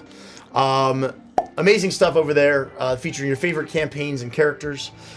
We have a Patreon. We talked a lot about this tonight, but I'm going to re-up it a little bit. It's the absolute one of the best ways to support us because you get a lot of really awesome stuff in return by becoming a patron over on Patreon. You get to ask us questions like the ones that we've been answering on our pre-stream questions post. It's the only chance that you have for us to answer your burning questions. You get access to unedited episodes of our sessions. It is the only way to join us for Evantris and Chill live or after the fact. You get access to 2 exclusive campaigns that you can only find on Patreon: Shroud over Saltmarsh and Warhammer Fantasy Roleplay Mud and Mercy. Plus movie nights, the Hangout, and so much more. We have not made our announcements post for Patreon yet, but I'm going to start to announce stuff for September. We're looking at doing the Scarab Plus movie night on Friday, September 4th. We're looking at doing the Scarab Plus Patreon Hangout on Sunday, September 13th. At the end of this month of August, we have Nikki's Nook, the book chat, August 30th, which is a Sunday. The books are Howl's Moving Castle by Diana Wynne Jones and Mistborn, the Hero of Ages by Brandon Sanderson, also known as Brando Sando. Yeah, Brando Sando Summer is finally coming to an end. Summer is ending soon. Don't sound too excited. I DNF'd the series. I know, you told me that. I didn't like it. I didn't like it. He's I not had for a me. feeling. He's not I for had me. a As soon as I heard that, I'm like, Nikki's gonna fucking hate it. I'm really As soon proud as that I you heard tried it, I did. I got like what? I got like They were gonna do that, they're gonna do that 150 book series. pages, I think, into it, and I was like, this just isn't for me. I understand why people like it. It's not for me. I'm That's glad you tried okay. it. That's okay. Like, you know, not everything. Yeah, I'm like, that doesn't seem like a Nikki's. That doesn't seem like. Well, because I knew that Nikki tried another one. I read all of Tress in the Emerald Sea. Yeah, and but you complained. I've complained about Tress in the You Emerald did Sea. complain about it the entire At time. least- I was even there for part of that. At least once a week since I read that book, I've complained about Tress in the Emerald Sea. And then once a week, it's like, God, this book sucks. This book that I read a while I'm ago. gonna keep reading it. Dude, that's what Kelsey does. She refuses to quit any media know. when she started, and Bro, she I suffers dropped through that the whole shit like a thing. hot Me too. potato. I'm like, I fuck, media. I I used get to- locked in I sometimes, used to be depending on like how that. far I am. Well, sometimes it sucks so much it's fun and you can hate read it, but I have realized my time is way too valuable to spend reading stuff I'm not liking. Fuck yeah. So I DNF now. I take it so seriously that Richie and I made it all the way to the penultimate episode of Ahsoka, and we didn't bother finishing the season. Oh, this is so bad. I don't finished care. Midnight Mass. I don't care. Yeah, well, that's Yeah, why. you did it in a day. Party for that. I've done that a few times where I've gotten the last episode or two or stuff, and I'm just like, fuck this, I'm not watching this. Oh This is man, I ass. was watching season 2 of Arcane like this. Yeah. Speaking of stuff that I recently started rewatching again, I watched the first 2 episodes of Rome. Oh, nice. That's like legendary, right? It holds up. I gotta see it. Holy shit! Well, it season 1 is fucking phenomenal. holds up. And remember. yeah, obviously I season gotta watch 1 way better than season 2. But for what they had for condensing 4 seasons? 4 seasons. Four Jesus seasons Christ. of content? Oh, because they had to like wrap it up. No, hold on. I think So they- season 1, it was a 5-season arc. They had one. They cut the Christ arc, so they condensed 3 seasons of You're right. content. You're right. 3 seasons of content into one. Well, they condensed 2 2 seasons into into half of a season. You're right. Because they had written the first half of season 2, learned they were canceled, and then tried to tell the story in 2 Yeah. seasons. And no, they tried to tell 2.5 seasons. 2.5 seasons in half half a season. Yeah. That's Didn't Carnival also do that? Because that was a similar thing with the second season. Of well, Carnival, also. they thought they had a third season, and they did this huge cliffhanger. Oh, so the ending's just terrible. Where Clancy Brown straight up. Anyway, I won't spoil it. Yeah, If you watch it. But Yeah, like, so is Curse of Stradania. it never You still get continued. mad about It never spoilers. continued. Anyway, the point of that is the book club, August 30th. Oh, yeah, coming yeah. back around. Sorry. Yeah. Also, like I mentioned earlier, if you want to get some really cool published content designed by me and Derek and Nikki, and We got with Dan some cool Dillon's stuff help in the and Amel's pipeline. help, we got awesome stuff dropping every month on Patreon, but you got to be a patron of the Pearl Dolphins Hero Hire to get it. Last month, we dropped the boss fight for Wygor the Father of Plague, and this, right today, we dropped the Fireborn. Can I spoil Exclamation something point really hog. quickly that is probably never going to see the light of day? Exclamation point. Exclamation point. I suppose. If it's So- what I'm thinking of, I think it will see the light of day. Yeah, probably. Yeah, I would just be don't know. careful. I have no idea what you're talking about. I posted something in the Patreon chat where I took my notes from our very first Crooked Moon. Oh no! Did you look over that? No. That should definitely see the light of day. I think we're definitely doing that. It might not. Did you see what's in there? I didn't No. realize you posted that. Well, you Well, you no, can there's- read me them. There's occasionally. one specific one is never going to see the light of day. No, I we're don't know doing about that that. one. We're doing that one. I'm just going to say what it's called. No. There's a spell called Okay. Dr. Pestilence Popper, and it is filthy. It is We're doing that disgusting and filthy and We're could doing be in Well- anything but a Patreon something. Well, So there- if there you you want go. the You just said spell, it. Dr. Pestilence Popper, So yes, then you should patron because more on maybe that coming soon. maybe that's all I wanted to say. No, I no, was just that's- really excited about that's Nikki it. wrote a bunch of spells. I did. Some of them are really fucking good. During our first Crooked Moon retreat. They're very fun. They're very Patrons fun. might get a chance to enjoy them. That's a good way Patrons to might. phrase that. That's a good way to phrase that. But yeah, so if you want stuff like that, and you want Gideon's familiar, you want the Gideon familiar, the Firebore, aka the Fat Hog, exclamation point Hog, to go join our Patreon. Yeah, Mike was and not get the shy published with his content. fucking copy here. Yeah. That's why you let me do shit. Exclamation point fat hog. Just I know what the people Exclamation point want. That's true. I catch eyes. do. The I people want drive Gideon's fat conversions. hog. I comfortable drive alone. conversions. If you want someone in your corner for marketing, converts. I'm the one who drives conversions. It is odd, but Mikey really does. He really does know what the people want. Oh, he does. Oh, 100%. He It's very just much exclamation point Hog. I think, just in case you're looking for the actual link. I think we should change it. Well, that's on Mikey. We can always make a second one. Yes, we can Oh, make let's we do can it. two Both commands that go to the can- same both place. can We link have to it? that ability. You can do both. You can do both. Anyway, I'm gonna give extra shout out to our Emerald Lions and our Ruby Dinosaur tier pitchers right now.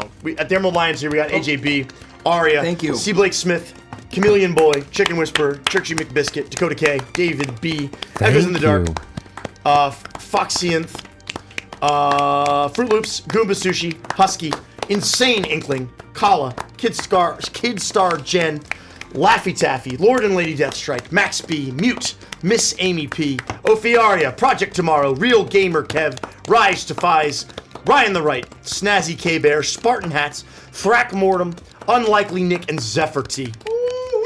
And at the Ruby Dinosaur tier, we got Cheese and Peas, Draco Noctorum, Fletch B, Thank you. Hiram C, Genderqueer, Kevin P, Moonsun162, Mystic Ermine, Rocket Raccoon, Stardust Squid, Varus Knox, and Beldrexen. That's a lot of dinos. That's a lot of dinos. Thank you, Dino. For the Discord, the Dinos. YouTube, the TikTok, the Twitch, the podcast, all of that stuff, go to checkoutOurShit.com. That's checkoutOurShit.com. Then for scheduling, this is very important. Please pay attention. This is very important. For the month of September, Please pay the next attention. episode of Icebound is September 18th. That is a Friday. It's in the middle of the month. It's weird. Correct. There is no episode of Stardust Rhapsody Anthem in September. It's not happening. Wednesday, September 2nd, a week from now, I will be running a Warhammer Fantasy Mud and Mercy one-shot. The broken men return. The This broken does men. not mean that Wolfrup is coming back to Patreon anytime soon. The configuration of humans that are available to me next week have dictated this. It will be a fun way for everyone to just get a taste of Mud and Mercy so you know what you're missing out on Patreon. Little Patreon Just a tease. smidge. That's it. That's it. Don't get your hopes up. This isn't a promise of anything. So if I you've got my missed hopes up. Jasper, Kristoff, and Balto, Or have never seen them. or have never seen them, they're coming back on Wednesday. Because Mason Nick, they're out. For one night only. For one And night that's only. the only reason why. Exactly right. But we think But you're hell ready. yeah, do we take the opportunity? Yeah. Hell yeah. Hell yeah. Better than us just sitting around answering questions. And so I love those nights. Yeah. No. I love the hangout nights, but we wanted to play some fucking games. And I wanted been- to take an yeah. opportunity to GM again to give Yeah. everybody else a break, mix it up a little bit. I offered. That's what we're doing. That's what we're It's doing. going to be fun time, yes. For special announcements. Hell yeah. Is that Echoes what of Shadow Balto Man. sounds like? Yeah. You probably haven't Great. seen Yeah, a Bolto's second great. You of should it, fucking yeah. play. God, it's Holy good. shit. But if you haven't seen Tainted Grail, He's got a watch cheeky, that too. sneaky link girlfriend. Balto does?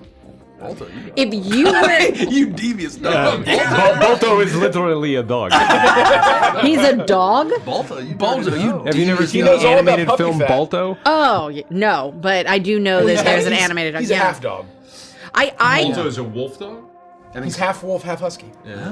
I basically Oh. grew up only watching Labyrinth and Robin Hood Men in Tights.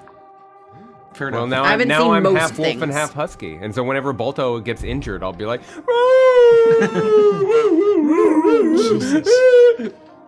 That was frighteningly real. "Thank you." Anyway, special announcements. Exclamation point free and exclamation SMS if you want to get some free awesome content. Free lets you sign up for our mailing list, our email list, where you can get things like recipes and wallpapers and the occasional player option. Who knows? Same for SMS. So, You but that too might have it's got access some regional to, things too. Your text message rates apply. Unnamed spell. Oh, This is actually really good. I really like this one. Unnamed spell. If you missed our Kickstarter and you've never heard the phrase Neon Odyssey, then boy, do I have a surprise for you. First thing you're gonna want to do is head over onto neonrpg.com, and you're gonna want to learn a little bit more about what Neon Odyssey is. That's right. It's a trilogy of space opera, science fantasy books that fill an incredibly needed gap in the tabletop RPG space. And the cool thing is you may have missed the Kickstarter, but you can still late pledge on BackerKit right now. And you're gonna wanna do that because an absolutely enormous, throbbing playtest is coming in your direction Pulsing. right now, but only if you back. And what it means is if you want to get the whole playtest, the entire massive, thick playtest, you have to Juicy. back all 3 books. Over 300 pages. You can't back Over one 300 book pages of and get the playtest whole material. playtest. You get the section of the playtest of the books that you back. That's That's right. true. That's right, Andy. That's right, Absolutely Andy. correct, Andy. That's It right, is Andy. throbbing. It is massive. It's heavy. It's girthy. So It's juicy. And it's coming right So at you. to resynthesize what you said, Fast. there is a massive, heavy, throbbing Yes. playtest Yes. to fill and stuff your incredibly needed gap. Yes. Thank you, Mikey. That's exactly. I'm glad you're picking up what That's I'm putting right, down. You're, That's right. it fits just Nicely perfectly. A little snuggly, synthesized. but Yeah, good That enough. package is coming soon. Folks, it's over 300 pages. That's bigger than most RPG books, period. Period. And that's just our first playtest. I promise you, when you see this playtest, you won't be able to walk the next day. You're gonna be sore. Because you'll be sitting at the computer reading it. You'll be sore. You'll be sitting at the computer. Your eyes will be strained from reading. You're Thor. I'm so Thor I can't sit anyway. up straight. Anyway, other special announcements. Oh, the Crooked Moon vinyl. Who wants to talk about that? I'm not talking about that. That's not my. Michael, thing. talk Who wants to talk about about the Crooked Moon vinyl? Mikey, go Michael. ahead. Young Michael can do that. Mikey, you're the taste If Mace maker. can figure it out, I guess we'll make one. You heard that here, folks. If Mace can figure out how to make a vinyl, I guess we'll make one. If you at no, some point no. get the vinyl delivered to you, know that I figured it out. Know that everything didn't fall apart in the final moments. We It's very optimistic of The you, Mace. lyrical album is coming. The lyrical album is coming, and I can't mess that up. I don't think. is coming. I haven't really in tried. the in but- at the towards the end of September. The second half of September is our current planned date.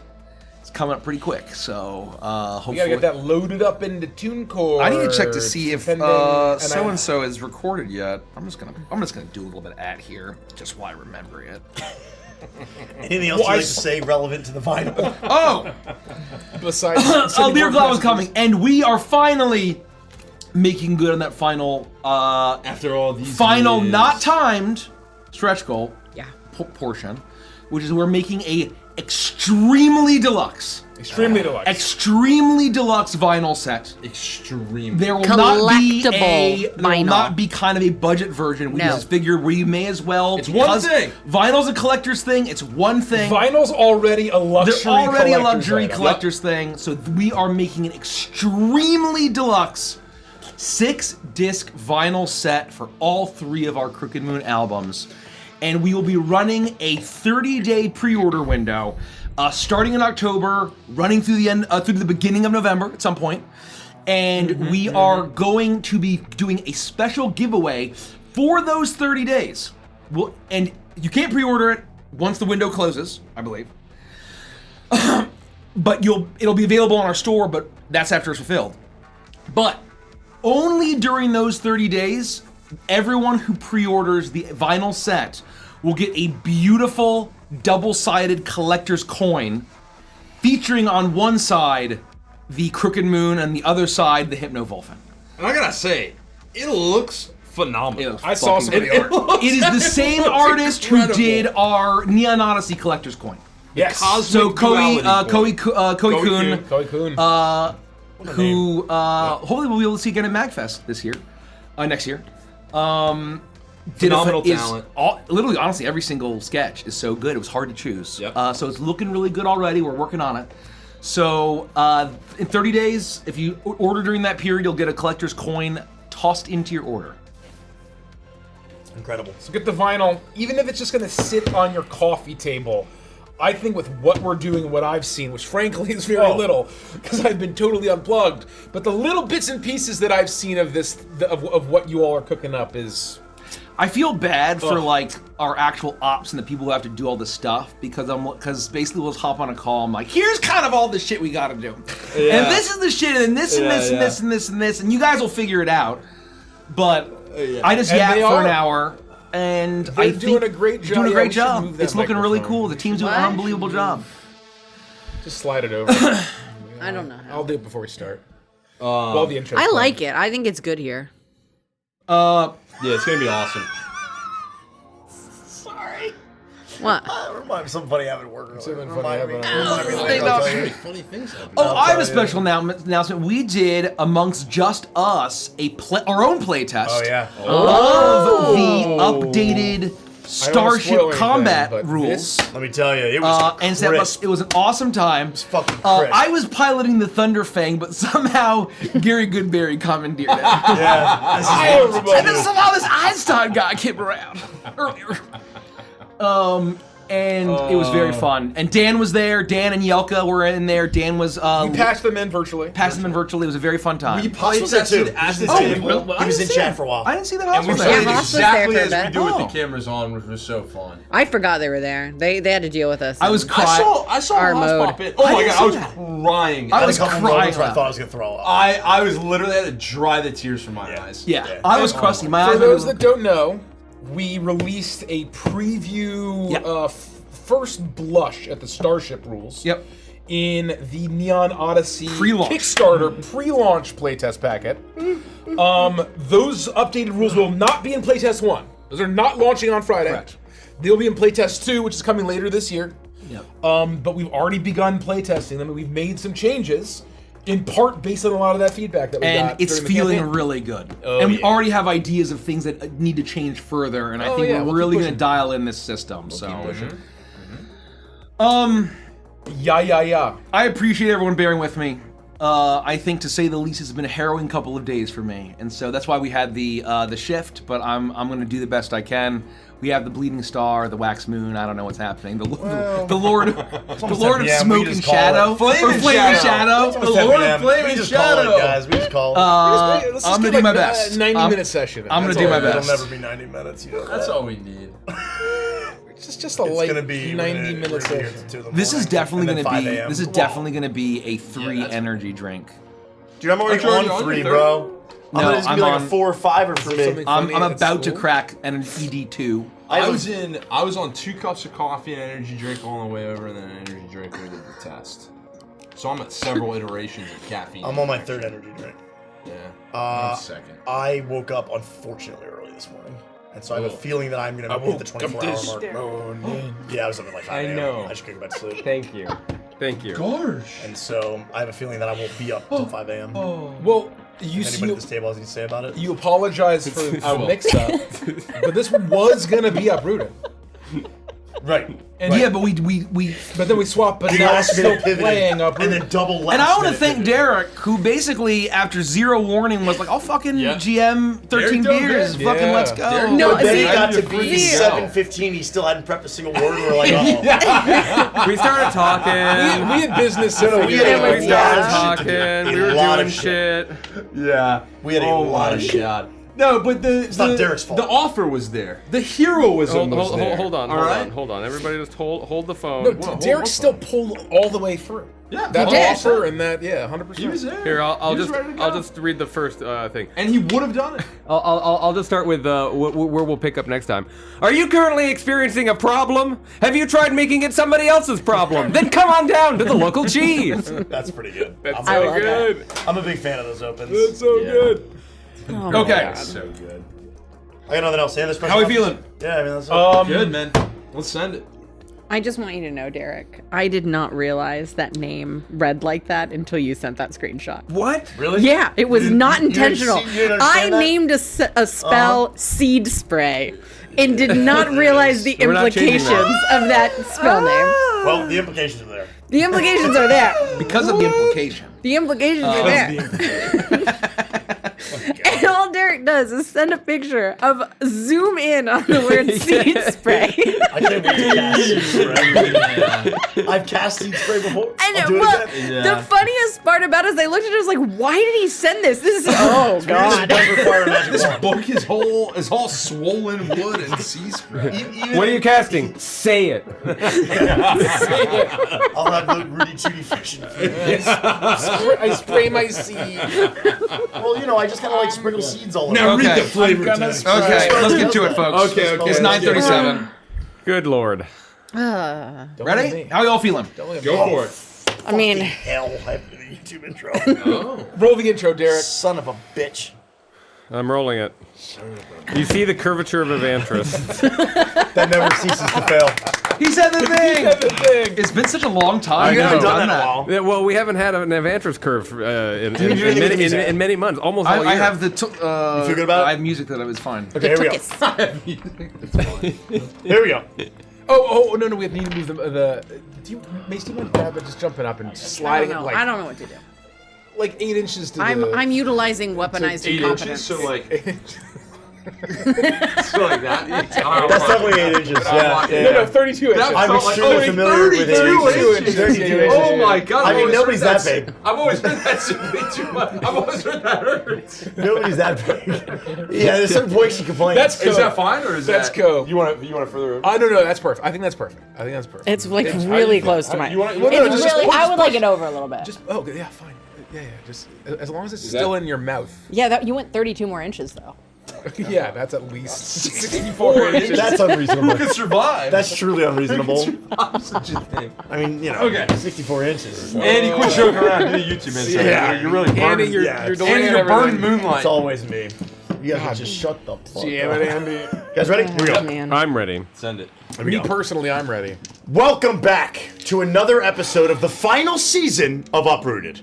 We would absolutely love it if you'd like this video, subscribe to our channel, and check that bell so you never miss an episode.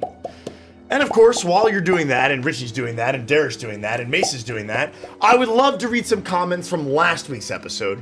right now. Comment number 1. Calling it now. Hazel is the rider of famine. Always hungry. I don't know, you have to tune in to find out. Now she I knew it.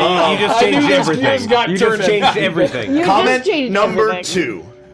Peggy actually ascending in some unholy ritual cracked me up. It better turn out that she actually is the creator of the universe. See, what you guys don't know is that these comments are just ideas for Mike. Mike's gonna get calls on the phone right now. Comment number 3.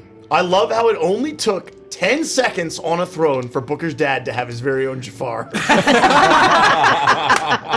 was my favorite. And lastly, hearing Grumley talk about killing his enemies feels like finding out Santa doesn't exist.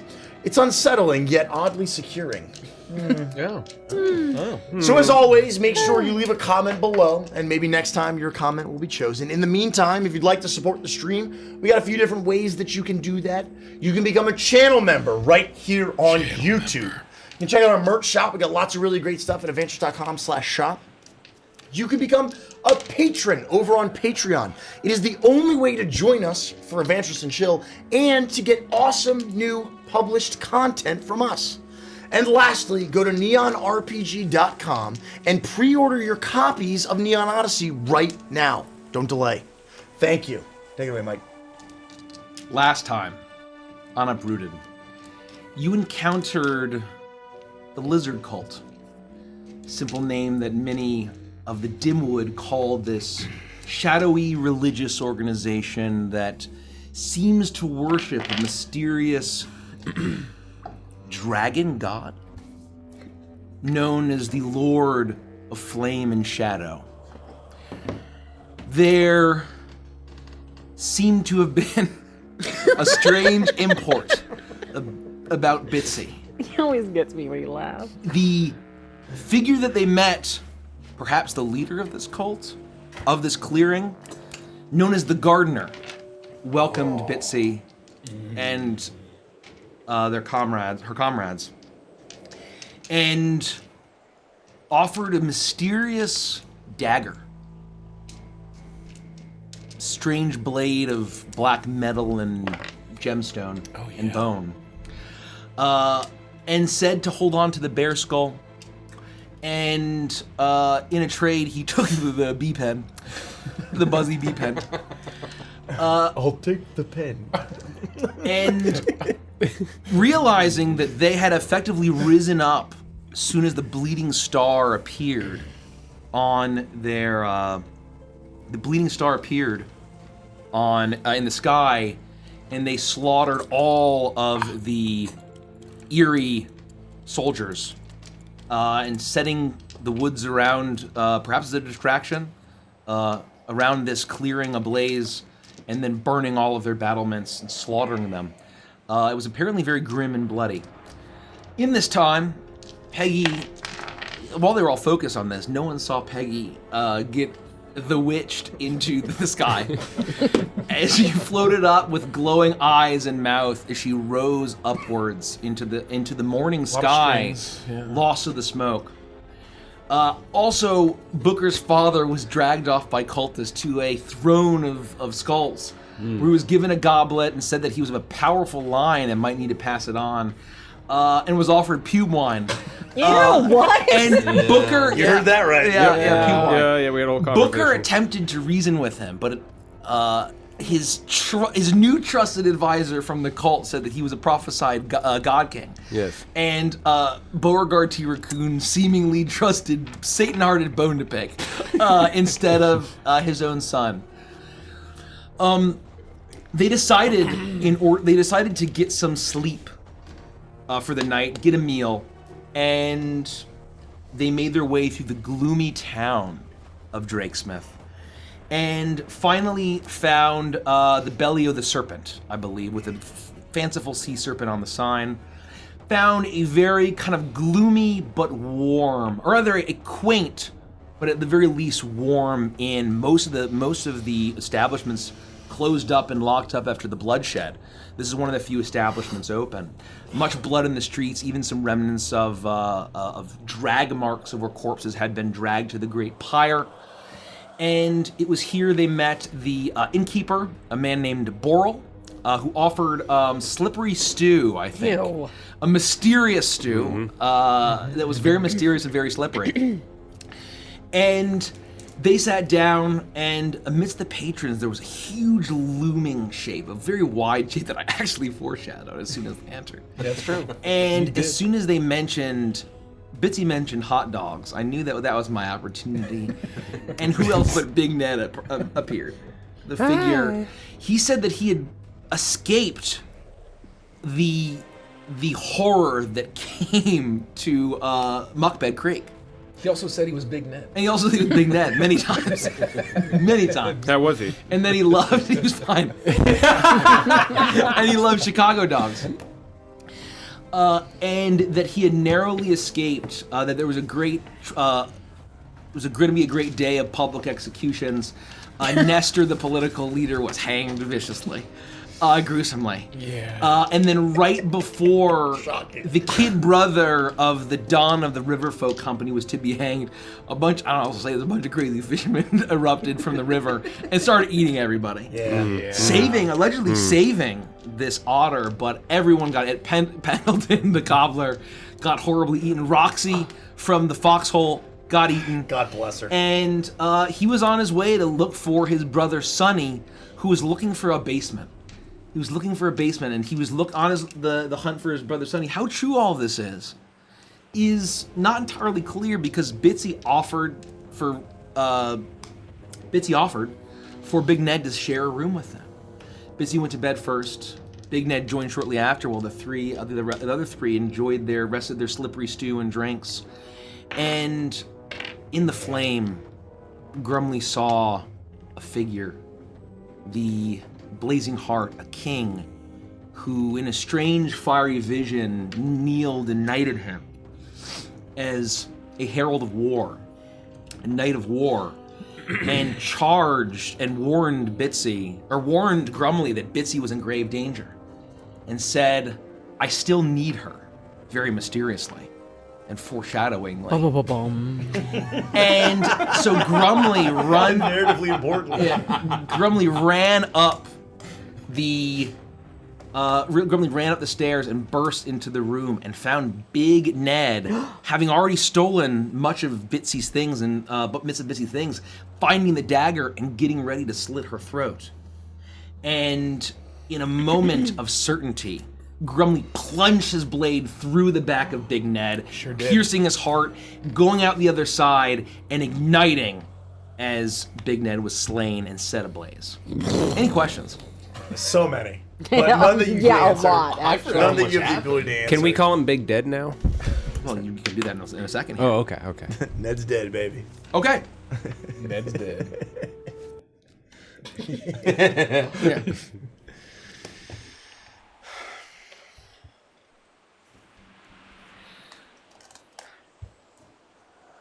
Flame fills the simple room of the belly of the serpent's inn room as Bitsy, you suddenly awake to blood on you. And you feel the heat as the bulging eyes of Big Ned look at you, blood spilling from his lungs and heart having been pierced by the sword. Damn. As flames lick up, as he starts to scream, but his life leaves him, as suddenly a burning corpse has you in its clutches. As you realize now your very own dagger gifted you by the gardener has slightly pierced the side of your neck. Your own blood, Big Ned's blood, is on you. As the flame starts to get closer, Grumley, you suddenly, almost in a trance, having done this, but certainly your own volition, you pull your own blade as you hold it as it is alight with flame. As this flame is Big Ned's body is covered in flame, there's twitching and writhing. Grumley has removed the sword, but the body is beginning to burn. What do you do in this moment? I have a sudden urge to ask Big Ned how he is, but I scoot back and slam against the head of the bed and try to get away from the flames and the violence and the I can't leave the blood that's on my body, but if I could run away from that, I Make would. a dexterity saving throw. Oh, gosh. And actually, make a dexterity saving throw. You two are there with us, right? So this is happening right now. They're all joining right as this is happening. I ran after you, but you were ahead of me. Yes. I would have lagged behind him. I wouldn't have been like Johnny on the spot. I think you would have seen me kill this dude, though. Oh, I'm standing in the doorway. Right. Like, Yes. oh my God! Booker showed up right as it happened. What the Jean-Claude is right I'm behind. probably like 3 seconds behind. We're like Booker, slow. so, We're like slowing down here. 21. 21. You are, without even taking, I will say, you've taken 1 point of slashing damage. Okay. Only 1. From the blade making its indent, as you are able to leap back as the flames start to lick up and begin to consume the body, and then almost, you're not sure, bodies typically don't burn that quickly. How you know this, you're not entirely sure. But as soon as it had roared up and consumed this flesh, charring him, it suddenly smolders back down to glowing embers and doesn't catch on the wood floor and the carpet that's on this in this room. With a 21, I will have backed up, and as soon as my hand hits the wall, a athleticism that you wouldn't expect suddenly emerges, and I will even like race off the bed, running along the wall like Trinity in the Matrix. Yeah. I'll dart down and get my bearings. I'm looking around for other sources of danger, but from what I can tell, this is the only source of threat in the room, and I'm looking at Grumley, hearing the screams from Booker, everything that's happening all simultaneously. And Booker, you see this happen as Jean-Claude, you rush up behind Booker, and all of you see now the charred corpse of Big Ned with the sword wound through his chest and his back, standing there having been hunched over, now creaks and stumbles forward and collapses onto the ground. So by the time I see this man burst into flames, does it basically reduce to coals or embers quickly enough, or do I feel like I need to help put this out in the moment? It's still a corpse. I would say that there's still some smoldering on his hedgehog spines, but I'm not worried about the whole place going up. Is the bedding on fire? That's what I'm like. Do I need to because Booker's first reaction would be to find some kind of water source to I would say that it's very clearly, it's not consuming it, but some embers are starting to catch and there is some smoldering elsewhere, yes. I would it would be my natural instinct to attempt to try to put this out if I see that Grumley appears to be in some sort of a trance, or you're not really acting, you're standing there, and Bitsy's trying to hunched. Yeah, I would immediately look for some kind of bucket of liquid in this room that may or may not be a piss bucket, to attempt to try to throw something onto this smoldering corpse so that the entire inn and tavern doesn't go up in flames. I wouldn't even hesitate. Make a perception check. It'd be natural reaction. Not bad. Perception, 15. 15. You look around and you see that normally no one cares about the tall glass of lukewarm water unless it's 2 in the morning. Yeah. Or in this. And then it slaps. Yeah. And then it's the greatest thing you've ever tasted. Either 2 in the morning in the middle of the night, or now. You see that there's a full glass of water there. I immediately rush to the water, and with surgical-like precision, I don't just throw it all over the place. Yeah. I look for spots that I can dampen strategically where there might be coals or embers lasting. I would say make a sleight of hand or a survival check, referring back to the time that you were in the Acorn Scouts. Sleight of hand. And thinking about that time. Of course I was an Acorn Scout. That's a 19. Okay, you're able to put it out before it starts catching. You realize it could have been bad. The bedding, it didn't consume the whole room, but the bedding was starting to go up. As suddenly, calm returns. What happened? Grumley. What was that? I'll say, what? What's going on in here? The enemy of my lord is dead. Your lord? What? It does go out as soon as it hits the scabbard. Oh, it's still on fire. Oh, yeah. if you want to- yeah. I start to do it, and I'm like, I'm a knight now, Booker. I serve the Lord of War. I don't know what any of that means, Crumley, but your sword's on fire, and you lit a guy on fire when you stabbed him in the back.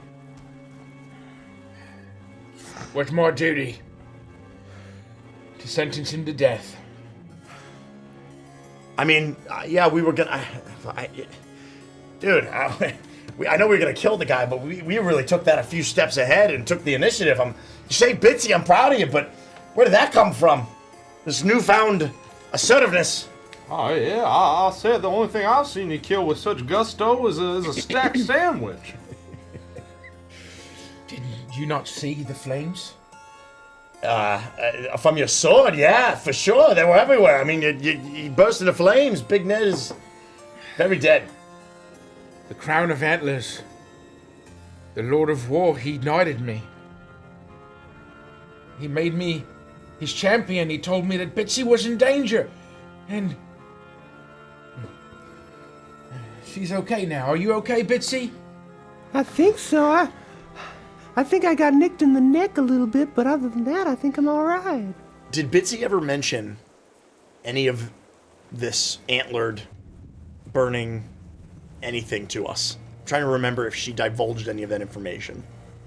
Did you? About a vision, Bitsy. about this... The few times that I've seen the creature, I've whispered to it. So it's possible that you may have heard me whisper to it, but I haven't directly said anything about those visions to the group. All right, so just so I'm understanding, just so we're on the same page here, you're saying that you saw something, somebody spoke to you and gave you this directive to save Bitsy? Is that what I'm gathering correctly? I mean, that's exactly what I said. Okay. I mean, did you not see it? I was right there in the fire. In the fire? Do you understand what that sound? You looked into a fire and you saw this, and somebody spoke to you through a fire? It was more like I stood up and I looked at the fire, and all of a sudden I was in this kind of like dreamscape. You know what it was like? Remember when you were telling me that you would like look around and you saw like the teeth and all in the darkness? It was kind of like that, but instead of cold and teeth and horrifying, it was like fire and warmth and like really cool. That sounds way better than anything I've experienced. Yeah, I'm a little jealous. And I took an oath. And he made you a knight? I mean, you already were a knight, but now you're like another knight, a different knight. I believe now. I believe now's the time for me to finally tell you, Booker. What do you mean? What do you... I was never a knight. What? What? You... No, you were. You're a disgrace tonight. Ah! Careful with that thing! Oh, sorry, I just like the sound of this. I thought you were disgraced, excommunicated, just cast out. I was shunned and disgraced, but I was just a soldier. I was a lapdog of the Marquisate. Huh. And so... I was never knighted. All right, well, that's nothing to be ashamed of. I wanted to. My Lord Commander, she never did. And she wouldn't say why. Why would you keep that from me? Why wouldn't you just tell me that? Just because I always wanted to be a knight, and I just figured that, you know, who would know? Who would know if I was never really knighted? You know, I mean, maybe if I believed it hard enough, it would somehow become true. Well, I can understand that, but Bromley, you gotta ask yourself the question. I mean, who's more true of a knight? The man who is knighted and doesn't act knightly, or someone who isn't knighted but holds up the tenets of one? You're right, Booker. You've been a knight through and through since day one. Yeah, but it's, I mean, to be a knight, you really gotta be knighted. I mean, really? I've never heard of a knight that's never been knighted before. Well, Look, it doesn't true. really make any That's sense. Fair. Yeah, I suppose that's right. Okay. Gosh, it's all coming out. I hate to say it, but this text here on the overlay has been a lie the whole time. Oh, maybe that's where the confusion came from. Fourth wall breaking meta knowledge. That's all right. Look. But now it's true. I guess. I mean, if you count, a mysterious voice in a fire knighting you, if that feels more validating than. Could someone who wasn't a true knight do this? Whoa. It's hard to argue what is the equivalent of an AK-47 in the set. It's very hard to argue with that, Grumley. I can't disagree with you. As this is happening and this conversation is occurring, Bitsy will have gotten down and on the floorboards is looking at the ash. The wet cremated. His body is still slumped over. Yeah, so the fire's gone to coals kind of on his quills and his fur, but it's still there. So this is not like a pile of ash. No, it's still Big Ned's corpse. It kind of stinks. Big. It smells. He's so not, big. Charred. Yeah, he's kind of like almost flash, seared. He's And effectively seared. The dagger is Yeah. just on the mattress. Is still gripped in his hand, perhaps. It is still gripped in his hand, wants Ned completely steaks? untouched by the flame. And this is the same dagger, the one made of That the gardener gave you. Yeah. He had attempted to steal everything from you. As I am removing the dagger from his clutches, What happened? Why would he do such a thing? I thought all he cared about were those dogs. As you pull it out, it kind of moves and settles, and you hear, "I'm fine. How are you?" Big Ned, is that you? What the hell? What was that? How are you? The body kind of shifts. "I'm fine. How are you?" Do we hear this? Oh yeah, everybody hears it. What the fuck? We're okay. You didn't get it. You didn't kill us. We're all right. How are you? How are you doing? Are you alive? I say, that's got to be just air escaping the body. I mean, he's fricasseed. Make a nature check or a medicine check, Jean-Claude. Is anyone going to freak out if I begin to eat Ned steaks? yes, yes, I am. Hedgehog fricassee does sound pretty A delicious. what check? A nature check? Nature or check. medicine, yeah. Oh, nature or medicine. Let's call that an 11. An 11. I mean, this isn't natural. I mean, you don't think of anything of it as natural, and this is very strange. Can you hear me? Can you understand me? Can we talk? The body's motionless. I kick over the corpse. Oh shit, you're dead! What are you doing? You're doing? The corpse rolls over, and you hear, "I'm fine, how are you? I'm fine, how are you?" Hey, answer our questions. No, the mouth isn't moving. It sounds like whispery. It sounds very whispery. Hard to tell if it's not air escaping the folds or if he's truly gone. I don't know.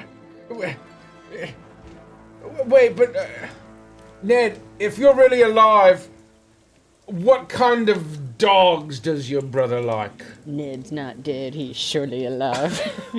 That's right. No, nothing. Nothing? He's got to be dead, Grumley. I think every time he moves. So dead. I say, settles. Grumbly, you cooked him. Yeah, you set him ablaze right on top of He's Bitsy. dead. He's dead. Do you think that people in town are gonna care that we killed this guy? No, he was kind of a scumbag, to be Yeah, I think honest he with was you. I kind mean, of we were gross going to kill him anyway. We didn't tell you this, but I can't exactly remember what happened. We came to the conclusion, Grumley and I, that we had to kill this guy. Well, I'm glad you did. I think that he was trying to kill me. Yeah, that was just I don't know how it turned into that. We didn't like him because he was a scumbag and he was a loose end. Well, he took this dagger and he had it up against my throat. I can't believe he broke into your room in the middle of the night while you were sleeping. No. We came in here and cuddled for a little while. And then I killed him. You got in the bed. You got in the bed with Yeah, they Big were Ned? cuddling when I came in here. Grumbling struck down Betsy's lover. Well, I mean, he was about to cut her throat. Look at him. He gives great hugs. Gabe. Gabe. I'll say, book, I don't know. It might be give. It's starting to It stink. might be give. Book, it's hard to tell. I don't know. It's the smell. It's getting right. I'm glad Jean-Claude you guys with the spent- 11. Now you- finally you realize that it's strangely just air leaving the folds of his fat. Oh, But it does stink. It's starting to rot I'll already. say. I think he was sick. just- No body turns that His quick. death rattles escaping the body to form. I've seen this. Lord. Believe me, I've seen this before. Any lavender or something, anything? Jeez. Bitsy, you're an herbalist. It says so right there. Oh, It says so right there in the overlay. Where are you? Oh, you're this way. All I can do is make I'll a say- potion of healing. It takes 1 hour or 1 day of fucking work. Well, I'll say, 25 fucking gold pieces is fucking horseshit. I'll say, Bitsy doesn't use lavender. Is lavender a reagent for the healing potion? You know how hard it is to get fucking lavender? I'm not gonna use lavender on this fuck. Bitsy, no, the reason why he wanted to kill you is because you're special. You matter. I don't know why, but in all of this, in the grand scheme of everything, in the end of all things, you're the princess who was pledged. Well, that sounds kind of nice, but I don't think that's me. I don't know. I thought the Big Ned was a friend. Why do you act like that? Do you think he got possessed, or this is some Illuminati shenanigans? I believe that Ned wished to stop what's coming. He plots against my lord. And my lord told me that you have a role to play. Or maybe he was just, I don't know, lonely and overtaken by dark terrors. Didn't know himself in the moment. Well, It was a big misunderstanding. You came at the right time, no matter what. Well, either way. This is all extremely important, but we have a second room where we can continue this conversation because I know that Big Ned died like 10 minutes ago, but I think he was actually dying from the inside like a week ago. This is unnatural, and I'm not going to stay in this room any longer. Make a Good medicine Lord. I'll say, Booker, should we push him out the window or something? Actually, I mean, we can't leave him in this room. Booker, make an Arcana check at advantage. He smells like burnt hot dogs. Let's just let's make it look like he jumped. Burn hot dogs wrapped in burning hair, maybe. Oh, jeez. I got a 10 with advantage. I'm not very good at Arcana. There is something that reeks of low tide about this that's quite odd. Look, I'm no doctor, but something is off with this guy. And no, I'm afraid if we pick him up and push him out the window and he pops like an overripe melon, we're really gonna hate that. Wait! What if he was like this whole time like an undead thrall and it wasn't Big Ned at all? Well, then we definitely don't have to feel bad about killing him. Why do you get that impression? Oh, because of the stink? Well, the stink and like that whole thing we dealt with where like we met that guy that had all those undead thralls. Remember that? Like all those servants that were undead? Oh, fair. Maybe, fair. maybe he was just Fair. one of those guys. There might be a through line there. Yeah, maybe. It's possible. Let me sniff it out. Oh, Grumley, don't do that. No, it's horrible.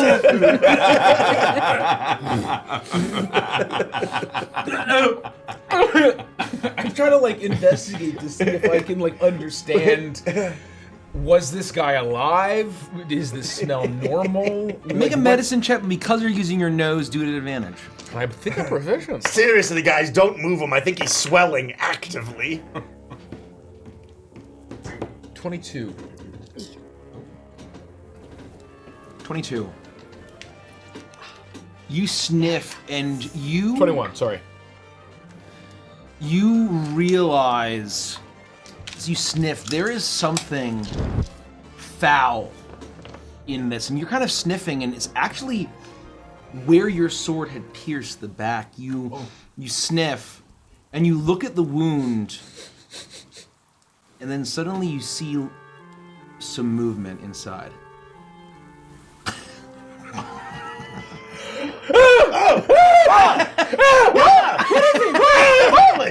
Something's moving in there! Oh my god! Am I Ugh. having fire dreams again? Maybe it was just tricks of the light. I don't know. I bring the sword closer. Yeah, to hold get it about closer like- so I can see. And I'm gonna try to. Don't get too close to it. Don't get too close to it. I'm gonna try to see Back up. what Grumley is pointing at. I lean in with him with the light from his blade. You look. Oh god. To see if I can see what he Make sees. a perception check. Oh no. Oh, crushed Yep. it. Oh, okay, you're good. I was helping holding my fire sword. I got a 17. 17. You look in and you see the same movement as suddenly you see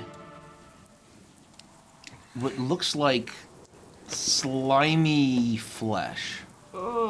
Not, is it an internal organ? It was where his heart was. And suddenly there is a sickening bulge and rupture. And I need you to make a dexterity saving throw. No. Oh. I'm gonna stink for Exploding forever. corpses again. Oh, Dex is okay. Just a straight up Dex saving throw? Yep. Don't get too close, you might pop. Not bad. But I don't know if it's good enough. I got a 14. But if I'm in danger, I can probably expend a reaction inspiration. 14 is what I got. 14. You definitely are in danger. Uh-oh. Let me real quick check my features. If you don't mind. No. Grumly. Uh-oh. That's Gumley. Hold on, Grumly. No, that's Grumly. If you can't do it to yourself, I can give you. Not dark at like inspiration. Not in instant this moment, speed. though. Yeah, It's not at bonus like action. reaction speed here. I'm trying to see if I have anything like Oh, as a oh. reaction. No, I think I'm cooked. I think I'm gonna smell like a corpse for the next 3 months. Great. Or maybe we all will. You all see as what can only be described as a strange, grotesque, fishy, eel-like creature with strange, stunted, humanoid-like hands burst out of the back of the corpse of Big Ned as it lunges forward to you, Booker, as you are sprayed in disgusting slime. However, I imagine like an ink pack, like from a security. it goes as it then slaps onto the floor, unable to reach you, completely run through by the blade and scorched, horribly scorched and blackened where the blade had been. Where the blade had pierced through it. Holy shit. As it then writhes and slaps around, slime going everywhere. As it then, as it lets out one final breath and dies on the floor. Whoa! Double kill. Oh, gods. This is easily one of the top 3 grossest things I've ever experienced in my life. God,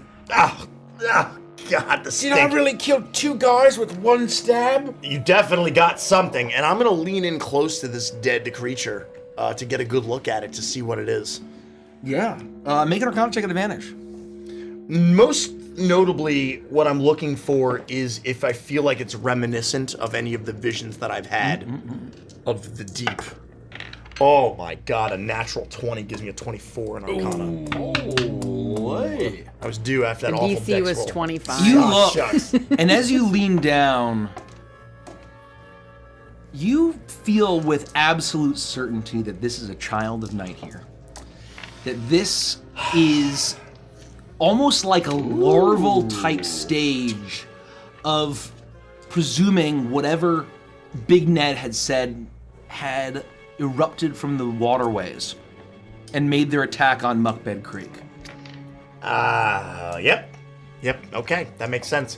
I'm starting to think that I may have backed the wrong horse here. What the heck are you talking about? Well, That this doesn't is look like a horse definitely at all. a creature of the thing in the deep. Not here? Yes. But Wait. why would the wonderful, benevolent, and kind knight here send one of his thralls here to kill our friend Bitsy? No, he would never do something like that. Oh, no. I say you spit swamp water in our mouth. I did do that, yeah. Oh, not mine though, right? Yeah. Did you spit? No, with you too, If I Grumpy. did, that was just for fun. There wasn't really a I'm plan. saying with you too. I was just on a roll and I didn't stop. It was me and you. Oh, no, you're right. I Guys, we were in danger. What was I gonna do? Bitsy was dead. Oh, Grumpy, stab me with the sword.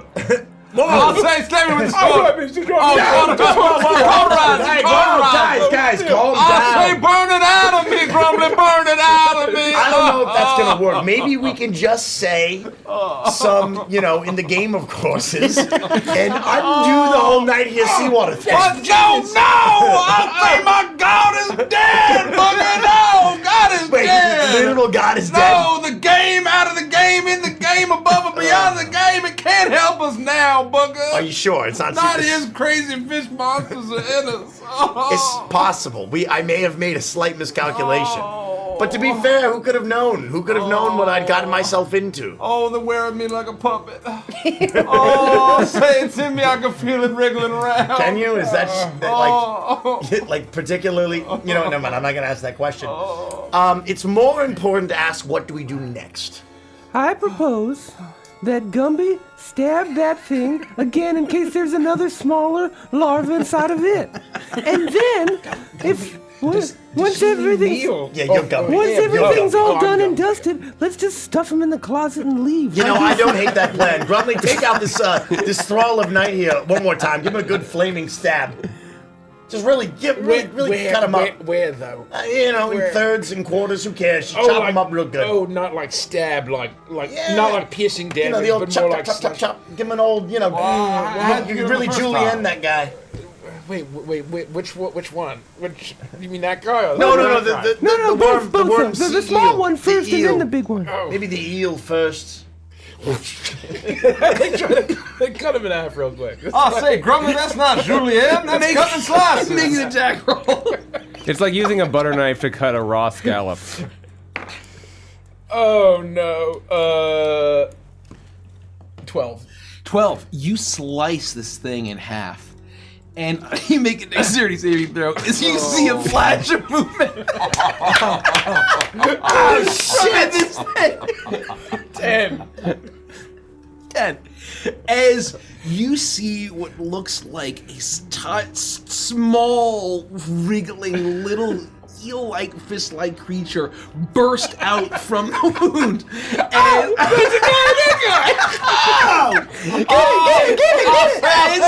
It's not your next to know.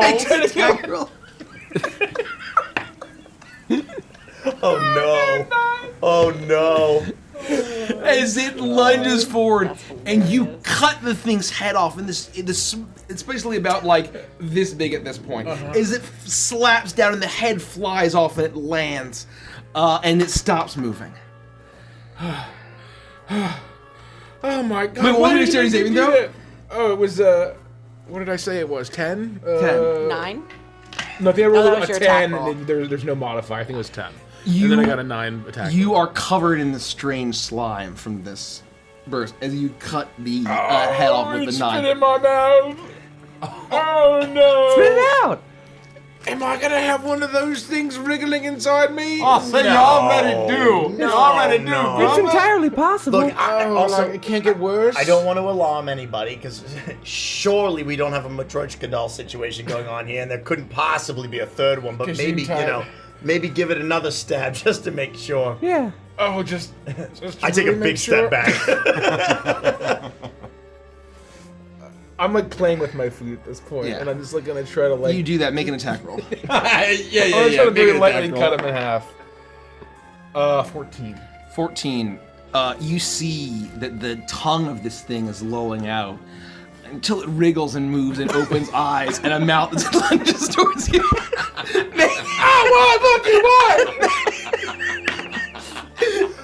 I'm like way far away. You're the only one that has the tools to deal with this. It's all you, buddy. You got this, Gumby. You wanted to be a knight. You hit it, and you slice the thing, and it's a worm, and it is just it lives and it it slithers into and melts into a pool of ichor. Okay, that's gotta be the last one for sure. No, that one turned into a puddle of goo. Yeah, the no ichor's a body good left. sign. It's a good sign. All right, I'm gonna be honest. I'm gonna level with you here, Jean-Claude. Converting over to the Lord of Shadow and Flame seems like a really good plan right now. We gotta find to convert, Yeah. please. No, we gotta find pamphlets. Please. We gotta get whatever's inside of us burned out. I'll tell you, we'll head over to the garden and get some shovels. I'll start digging. Because I don't know I'll about play you, whatever you want, but my gardener. guts are wriggling. My guts are I feel wriggling. it. Oh, I don't no. know if it's the slippery stew. I don't know if it's one of those things. I don't know if it's nerves. But I'm freaking out a little bit. I say, you think they got blades for everybody? Unlikely. No, she's the princess. Yeah, no, that's that was a pledged. that's a special thing. That's a totally different thing. But no, how come you got a flaming sword? Oh, that's a good point. Make Well, to be fair, I already had the sword, and I think the Lord of War made it flaming. Well, I'm just, Vinci got a dagger, you got a sword. I'm just afraid that mine's gonna be metaphorical. And Well, you have a handsome briefcase there, Mr. Chantecler. I'll say thank you. For Try swinging it noticing. around. Maybe it'll burst into flames. Oh, Betsy, I'm sorry. I didn't know you moved so quietly. Oh, it got me right in the temple. Oh, it hurts. I'm sorry. My apologies, Betsy. You just moved so quietly, I didn't see you standing there. make a reception check, Grumley. Does it rely on smell? Oh yeah. I'll sniff it out. Hold on. No. Perception, you say? We are playing D&D here. 20. No. 20. You smell, and there's something. You sniff this ooze, and you feel like there's something about it that feels like you should probably burn this ooze. I think I should probably burn this ooze, Booker. Yeah, I don't disagree with that. It should be as easy as you just like touching the sword to it, right? Oh, I guess. I guess it is. This sword is on fire. But Oh, Big so Ned you- didn't really start a... You have to wave it in a fancy fashion, or is it just always on fire? I don't really know. Let me see if I can turn it off with my mind.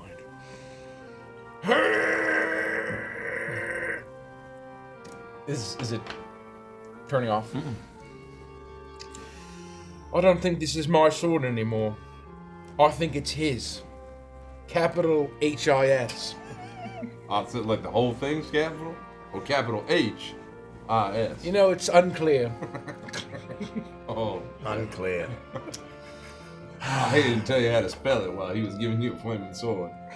Let's see if this works. And I'll like touch my sword to the... It goes up and it sizzles, and you hear the as it burns away entirely. And as soon as it is burning away, the flame on the sword goes out. Booker, do you know what this means? No. You and I are pledged to two different lords who are diametrically opposed. And that means that we're fated to kill each other in brutal, violent combat and struggle. Only if the worms in my body don't do that first. Look, here's the thing. Oh, I don't have to kill you, Booker. I kind of feel like I got tricked. I'm gonna be honest with you. I don't feel like this was explained very well to me when this went all the way back to the time that it started as a punch card.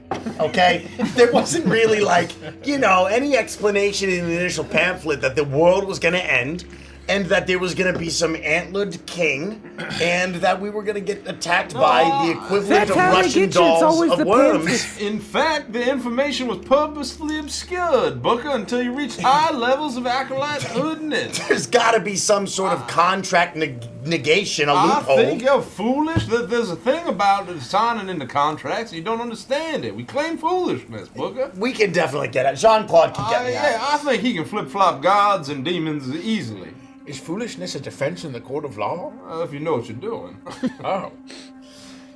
The point is, I don't think you're gonna have to kill me. And at the end of the day, if those start coming out of every orifice I own, then I would welcome your blade, slice me in two, vivisect me right down the center, and end my misery. I would be honored. Want to have to put you down like a dog, though, Booker. Well, don't make me do that. You can put me down like a rabid raccoon. All right, if it comes to that. Yeah. But we're not gonna let it, because we're gonna say lots of in the games, of course. And the world's gonna end anyway. I mean, how much time do you think we possibly have? But don't you want to save your immortal soul? You know, I'm not sure there's much to save. What does that mean? I've done a lot of terrible things in my life. I've tried to do the best that I could by everyone I know, but never seems to work out. It's like my blood is cursed. Now I have worms in my guts. Well, we don't know that for sure. Grumbly, you take 4 points of necrotic damage. How does that feel? It feels cold.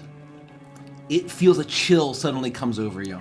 I feel and you feel cold, like a chill suddenly coming over me. Booker. Chill?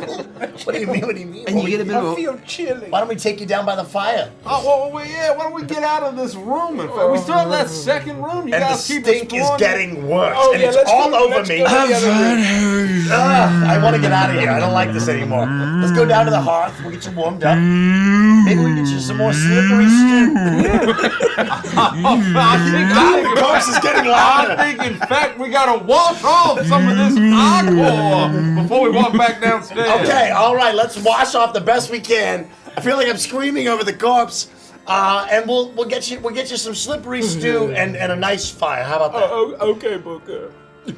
I will quickly pick up any of the other things that had been scattered across the room. all of your stuff. Your bag had been ransacked, and he had been seemingly planning on stealing you.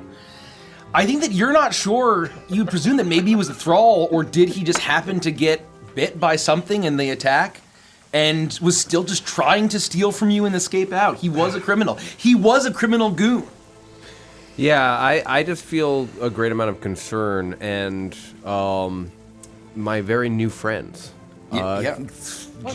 risked their lives to come save me out of nowhere, and so I'm feeling very grateful as I put my things back into my pack in the order I prefer and hitch it over my shoulder. Yeah, let's get you warm, okay? All right. And then we'll get some rest. And then we'll figure all this out. I'm sure there's a reason why all these little lords and gods are fighting. Gosh, I wish the creator of the universe was here. She'd be able to tell us everything that was going on and all the magic and whatever we needed to do next. Well, maybe she'll come back soon and explain it all. And we wouldn't be getting followed around by that antlered creature, and our swords wouldn't be catching on fire and stuff. No, I mean, no, that's pretty cool. I'm totally good with that. But like all the rest of this stuff, I don't like very much. Let's get warm. Hold on, let me see what happens. It slides in perfectly. That's what she said. Is it on fire still? It's already gone out. It went out when you lit it. Yeah. When you burnt the the ichor. I missed that part. Presumably, its quest had been completed. It's like Sting. It glows in the presence of night. It glows flame. Is it on fire?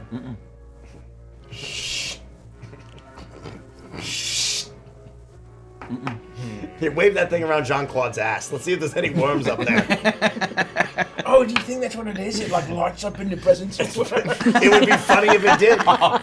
Technically. Let me try.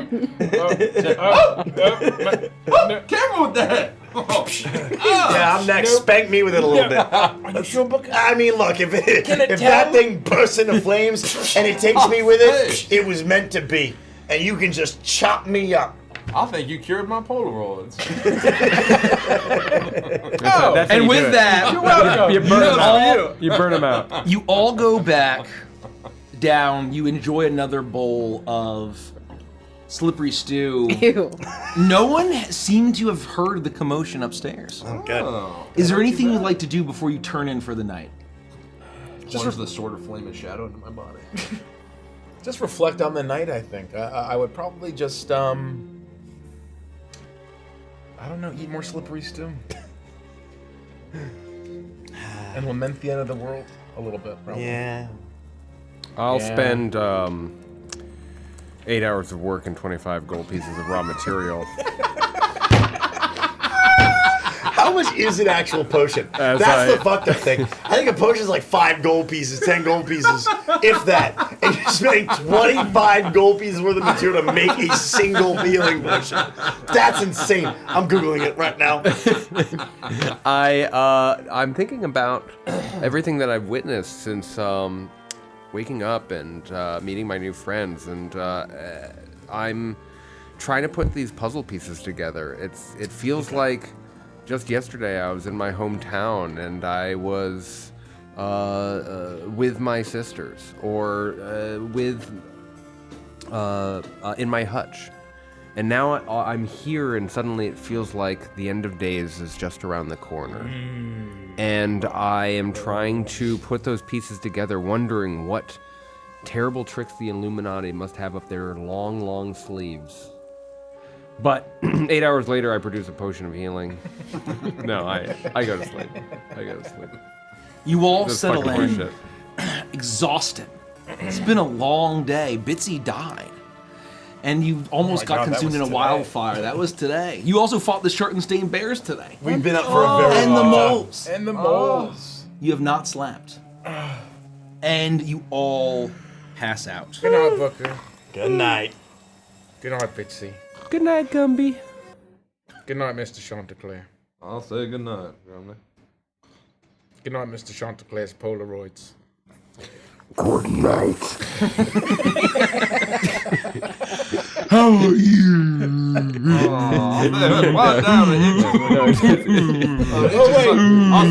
It's just something fierce when they start talking. Simmer down. Big Ned never shit himself, did he? Going through the wall. Through the closet.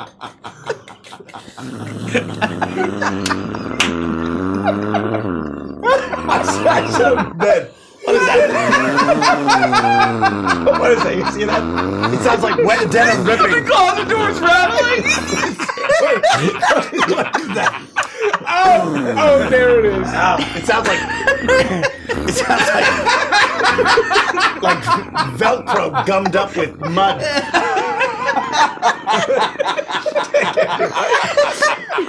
That can't be right. We haven't invented denim or Velcro. There's no way. Good night, Big Dad.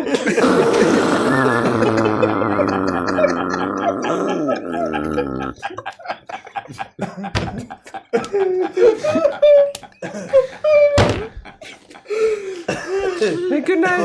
Good night, nervous raccoon. Is that my name?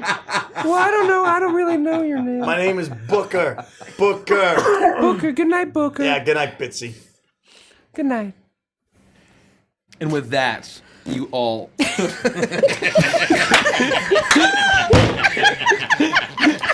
We are so immature. We are so immature. God, Kelsey is not here. Kelsey, Andy wouldn't have a wife anymore. if Kelsey was here. She probably would fit somewhere. So She know why. would die if she were here for this. Oh my god. Oh my god. Holy shit.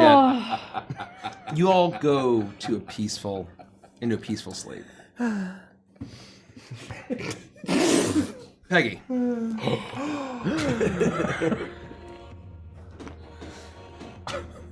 As you're not sure where you lost yourself, you lost your ground, you'd been through the smoke. Had you made it to the clearing of Drakesmith, you're not sure. But now you drift among the stars as you see the enormous moon above you. Can't remember what time it was. As you look down, you see nothing but what looks like is it a small marble? A blue and green marble below you as you rise towards this enormous cratered white-green moon. As you rise and you feel called there. Or is it this moon that you're called to? No, you know it's beyond that. As you know what you're heading towards is waiting for you past the dark side of the moon. As you rise past it, and it's barren, rocky landscape, you look around and you just see darkness and twinkling stars as far as you can see. And this enormous sphere before you, you have no idea how you're here, how you're alive. But then, as you ascend higher and higher, you see in the shadow of that dark side of the moon, you arrive on the other side. You see a small speck of red.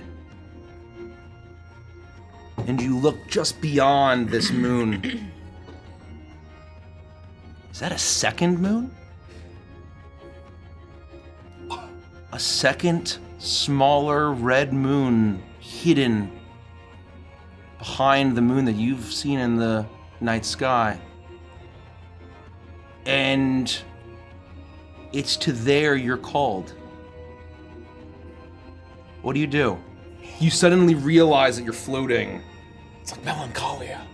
I've never seen that movie. Oh, shit. As you now see that it is spherical in shape, almost pristine and perfectly geometric, and it's not perfectly smooth, but there's strange patterns on it. As it's hard to see, as lost in shadow as it is. I look down at the marble beneath me. I knew I was always. I don't know why I'm doing this voice. All of a sudden I'm turning into Gina. The atmosphere really affects my clothes. There's a little thin. Oh, the air's a little thin up here. Mama needs some smokes.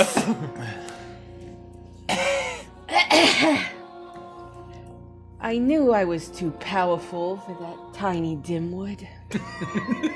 When I birthed Chad, a god, it was time for me to ascend and leave all of that behind. The moon really was made of cheese. And Mama is hungry. And I'm gonna start to float towards what looks like my favorite snack. The wax casing around cheese.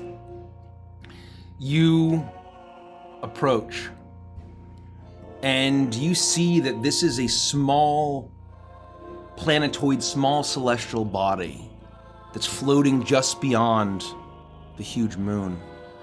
And you get closer and closer, and you see that there are craters similarly on this moon, but perfectly circular and geometrical with lines that are running all the way across it, almost like a strange interlocking network of rings.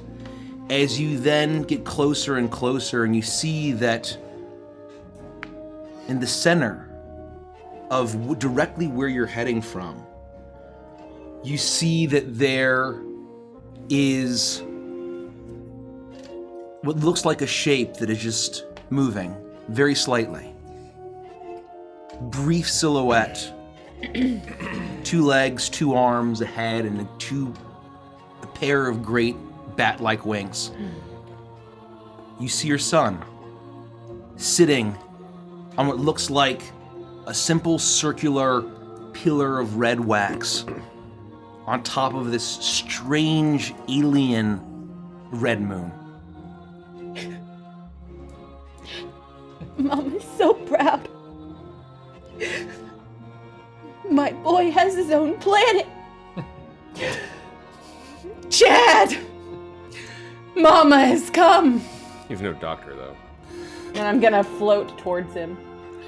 You float towards him, and you see that he sits there almost melancholic as he holds up his hand. Melancholia. And from his hand, almost like there's water pooling out of his hands, but you realize that it's wax.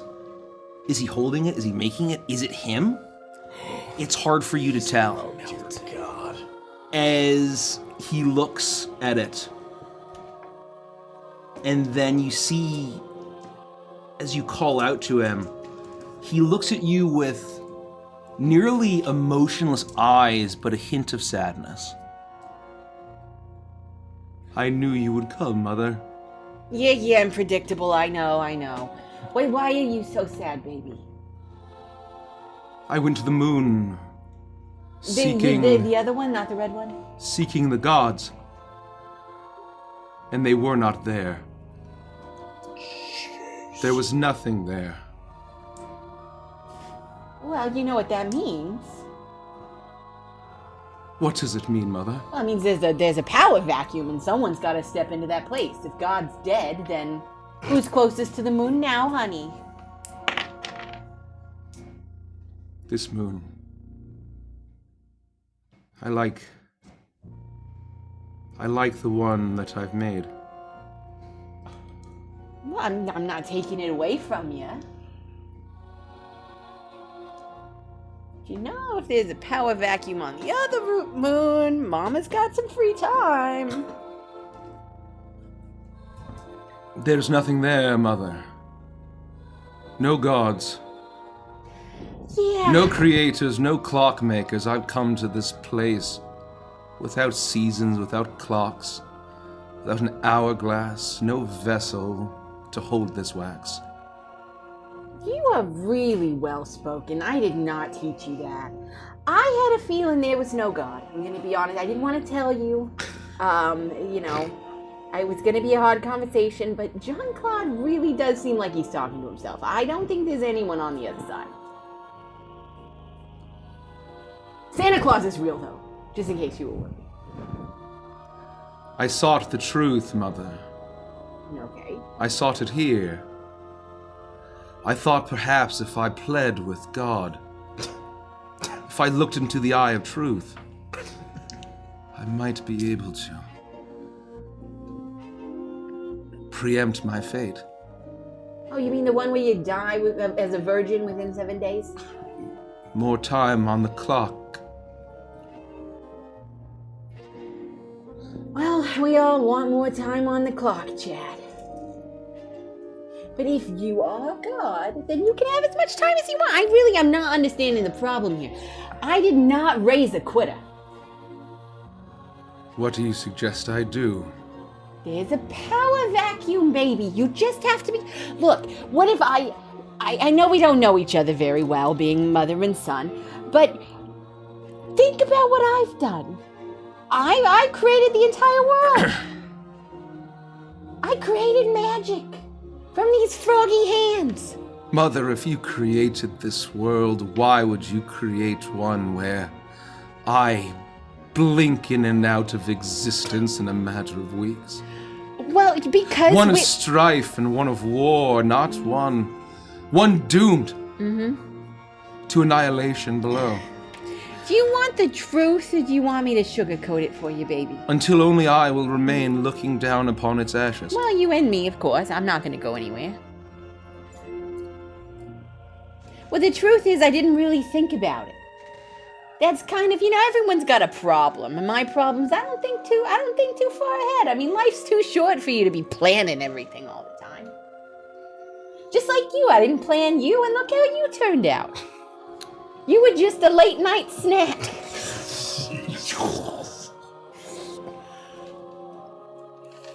Perhaps you are right, Mother, after all. There are no gods on this moon. Well, there are two right now. If you want there to be.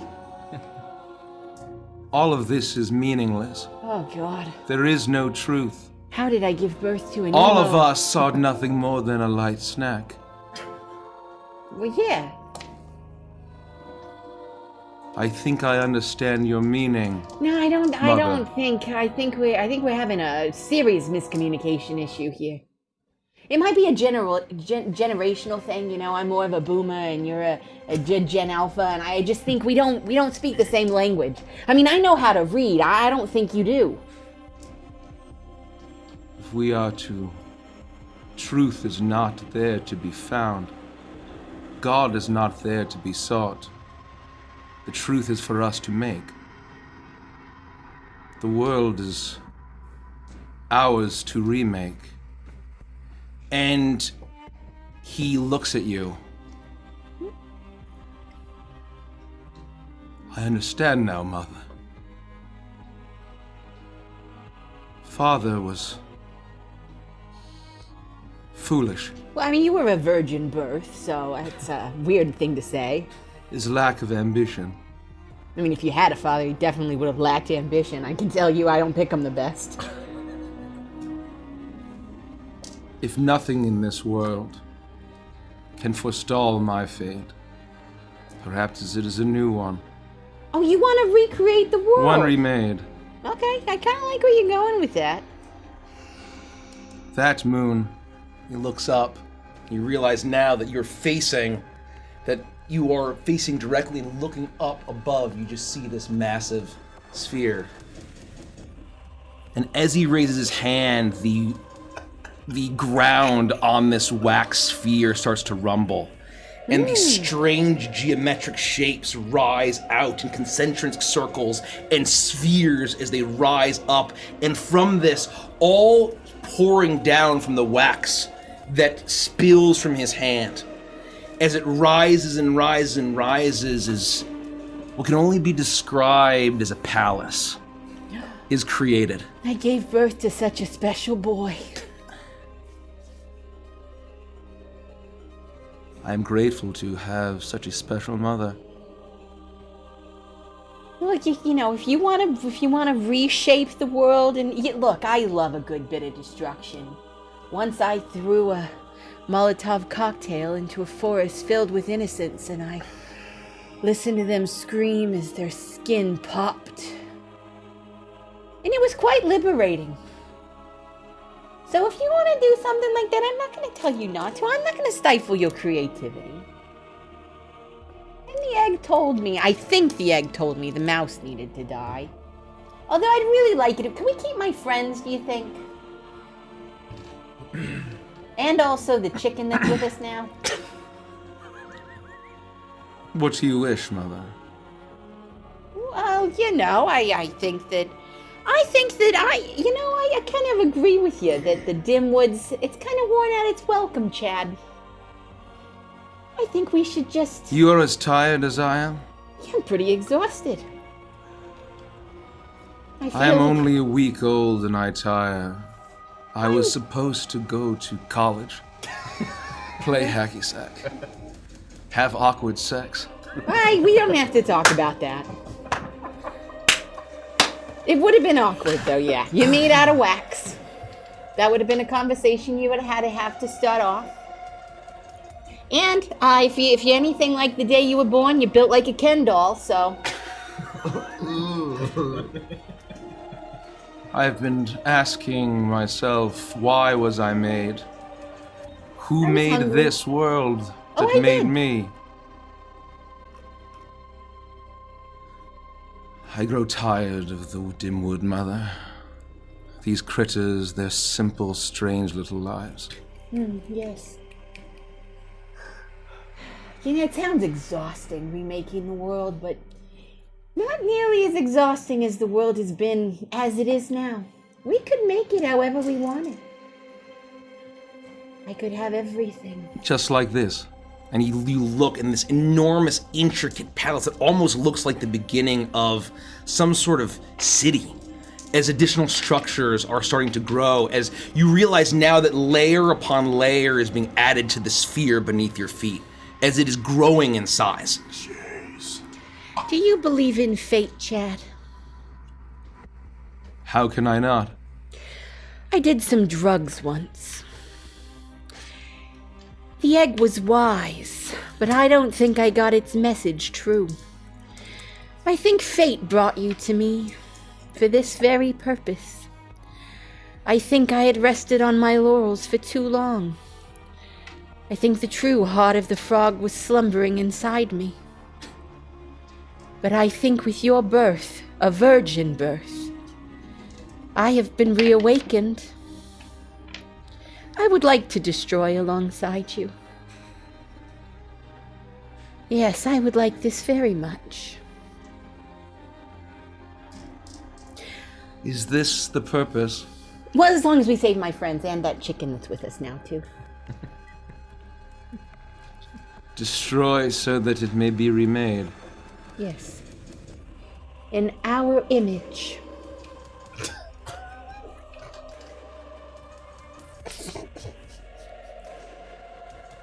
The riders, they have been heralded. There is no stopping them. I cannot forestall what is to come. Then we shan't forestall. I have peered into the cosmos. I've tried to glean truth from what I saw there. I enjoy lying. I believe there is something. We are two halves of the same coin, Chad. There is no universal truth, Mother. No literal God. No. Just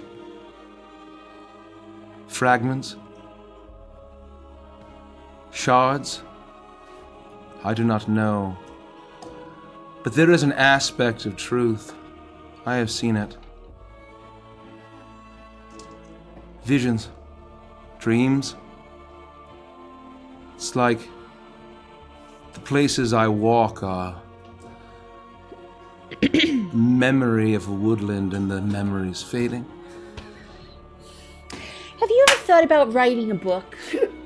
You're so beautifully poetic. I think your writing would be lyrical, darling. I With think you what should try. time? You got 7 days. 3 weeks. How long does a book take? Perhaps in another lifetime. Should I be granted another.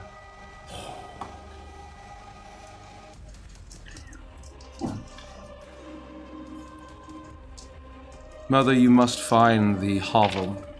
The hovel? The cellar. There's the fragment of truth that still remains on that place I've grown so tired of. The hovel, you say? Does it go by any other name? A cellar. A Oh, yeah, basement. you said that one. A hutch. I thought you might say that. A fragment of truth. I'll reach out and I'll stroke his face. Leave the hutch to me, darling. I can no longer leave this place until my work here is done. And you realize now that although that the wax is pouring from his hands, that from his feet and the tips of his wings, it's all he's melting off. As he's melting, this moon is getting bigger. And the strange geometric palace is rising taller as additional structures are growing out from strange walls and parapets.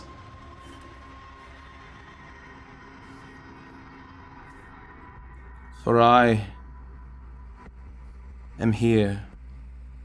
I am my throne. My throne is me. Am I the world? Are all of us the world? Are all of us God? Perhaps the answer lies in the hutch. Chad, darling. Mother. You are my world. And when we remake it, you will be a part of it. And I'll turn away. Dramatically. And I'll stare down at the tiny, round orb where I know the hutch to be. And I'll look back at Chad. Do not fear the end, for it is just the beginning. And then I'll leap off into space. And head back towards the dim world. as he looks up at you, you see, although he's melting at certain points, you now see a new source, new drops running from his eyes as wax tears wash you leave. As he raises a hand, as the wax spills into the red moon below. And as the void of space, as you awaken in a bed in a dusty, salty tavern. And that's where we'll take a break. Hey! Guys, remember how we started this campaign? Well. Let's go convince that bear that everything's cool. Yeah. Huh. Fascinating. What a campaign. I'm so glad that my son is an emo. Not to be confused with an emu. We're not done, folks. We got a lot of session left. Isn't it pronounced emu? Emu. Emu. That's very funny. An emu. MU. Emu. Thanks for hanging, everybody. We have lots of folks to thank because we didn't get you earlier in the session. We got 45 gifted subs from Aranaka. We got a $100 super chat from Aaron. We got $5 super chat from Fella, 5 gifted from Blitz, 500 bits from Warbling Mass, $5 super chat from Mighty Paladin, 5 from Samantha Patterson, 15,000 bits from Bloody Skull, $5 super chat from Draconianate, 5 gifted from Himbo, 20 gifted from Bloody Skull, 5 from Lady Leshy, 10 from Ace 8. We got 10 from Ace 8 again, 1 from Red Foxtails, and I think that's everything, folks. Really appreciate it. Thank you. Amazing support. Thanks, folks. Really appreciate it. I guess I can pull up some Patreon questions on my phone. That's true. I also have that power. Damn. Do I have an app? Do I have the app? I got you. I'm gonna rank it by hearts. Let's see if that. Rank it by hearts. Yeah, I'm going by top here. Let's see.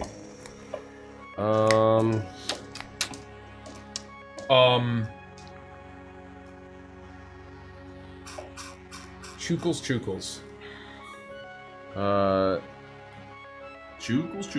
What this is very appropriate. Borg Bariano writes cheese. Thank you. What is each of the 13 Beers characters' favorite kind of pizza? That's a great question. That's a great question. That's very funny. What would Gary like? I think Gary would love anchovy pizza. Do you have that code for me? Anchovy pizza? Me? It's anyone that. Oh, yeah. I can send it to you. I just don't. 275 275 858. Thank you. I just didn't want to switch to the other app, you know what I mean? Penelope. Oh, man. Ooh. This is Galileo a great would question. love chocolate fudge, extra garlic, peanut butter, and jelly. That's a nightmare. Sounds pretty good. I think this next question is a lot of fun. Oh, we're still in Pizza Town. Sorry. What's Andy's favorite pizza? What's Andy's favorite 13 pizza? Beers, Andy. Not Andy's favorite pizza. It's actually pretty similar. Shocking, I know. I think 13 Beers Andy's favorite pizza would be pepperoni, black olive, and anchovy. It'd be like a salty anchovy? pizza. Yeah. He would definitely like savory, salty pizza, for sure. Extra cheese. I love that. What would... Well, it makes sense if Gary's loves anchovies, because you'd probably just... Oh, did you say Gary? Yeah. Oh, we absolutely... house anchovy pizza. Yeah, for sure. Yeah. 100%. We might have like different halves, Oh, but yeah. the unifying ingredient is anchovy. Oh, absolutely. That's awesome. Absolutely. Lenny prefers to have a cheeseless and sauceless pizza. It's really just round dough crust that I dip in marinara on the side. Pizza, just the cheese? The crew has done countless incredible encounters over the years. Thank you, Thomas.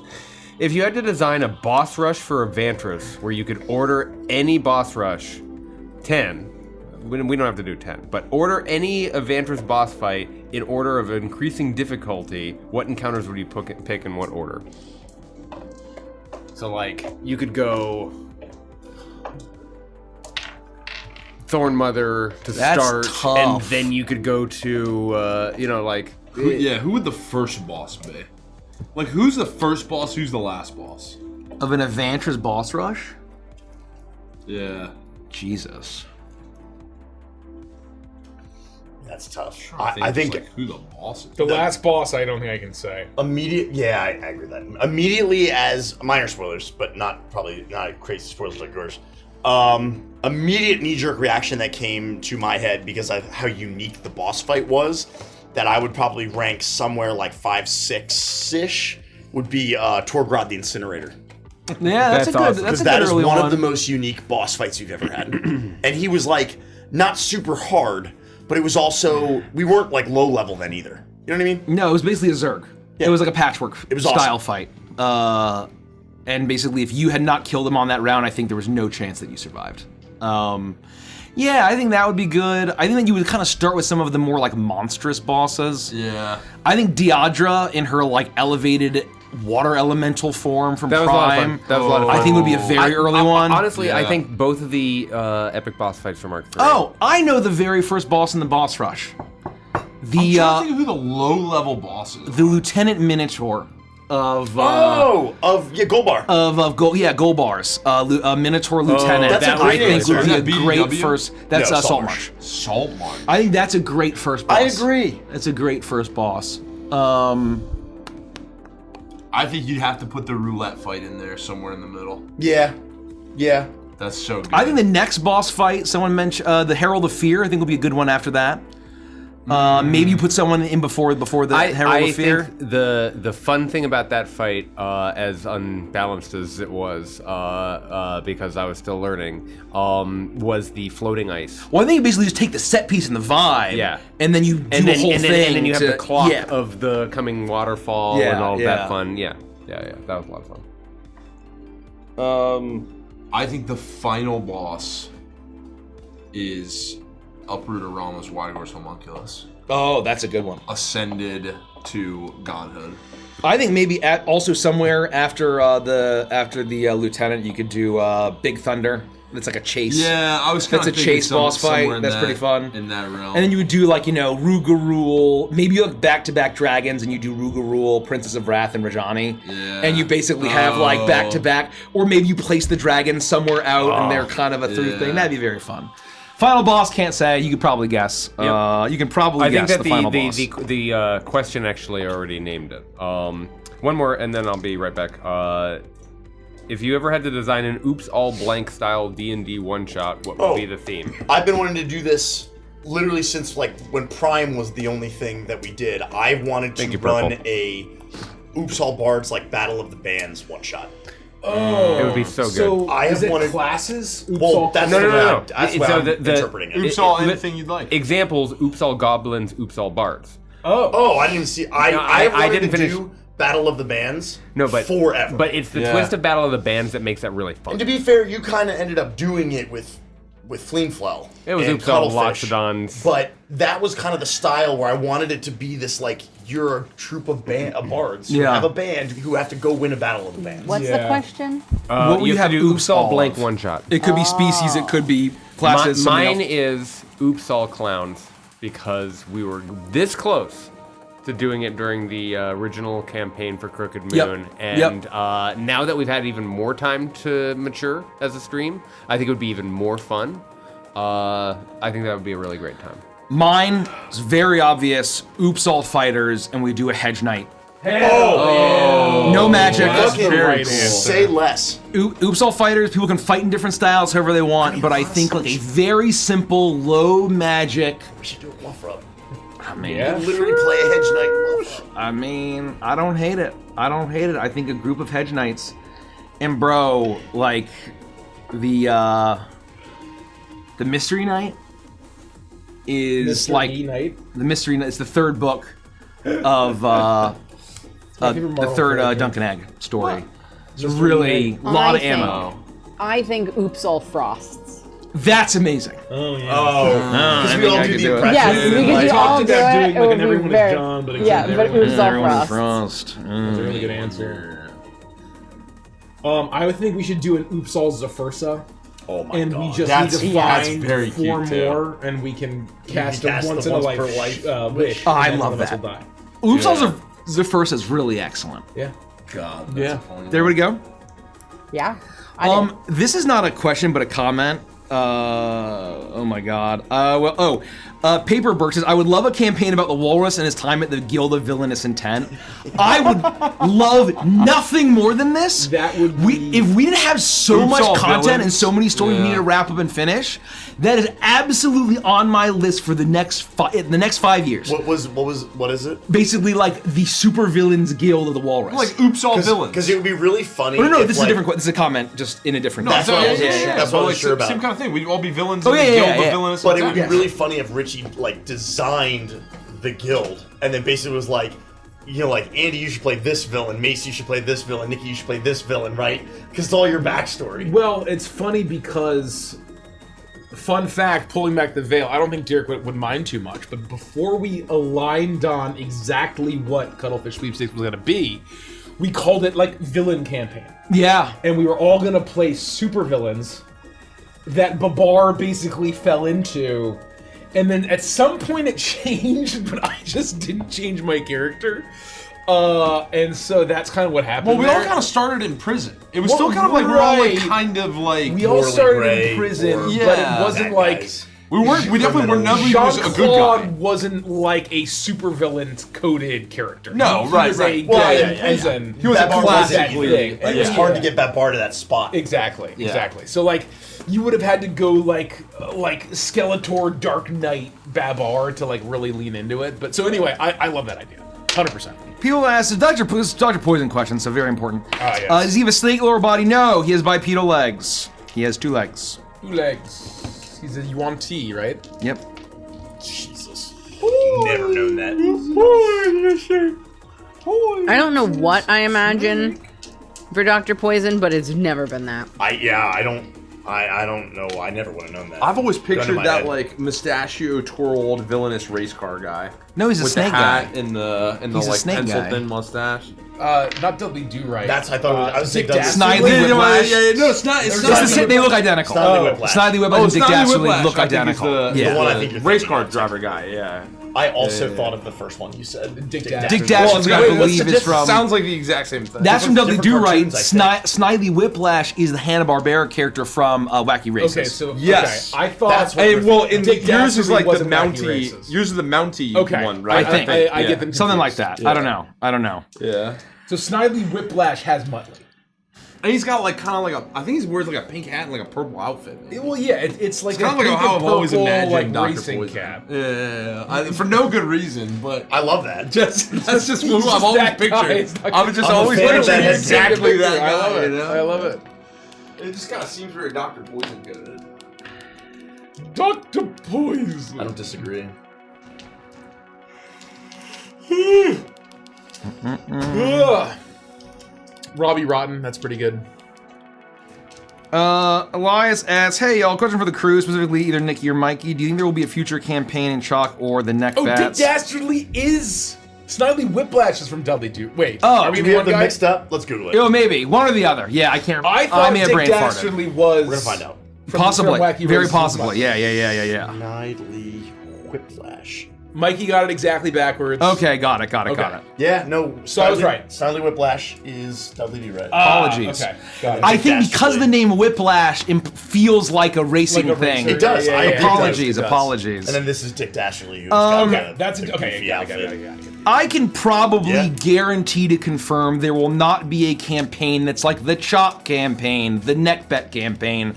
I think that was kind of an old Evantress possibility. No, I don't those think days are dead. those days are gone. Those days are gone. There won't be any. That of is that. how Beneath Dark Wings and Icebound started. Yes. We don't really think that way anymore. We've evolved and learned. Yep.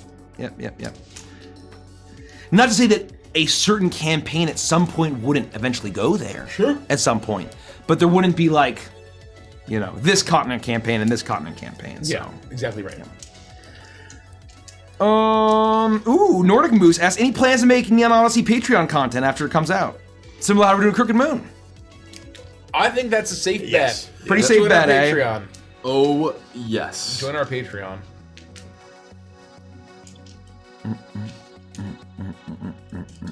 Okay, I'm not crazy, but I don't want to say this without Googling it. Is that Dudley Do-Right originated as a recurring 10-minute cartoon segment within Rocky and Bullwinkle? Yes. Yes. Yes. They're not It's a like spin-off. directly connected, but it was like they were tied together while they aired.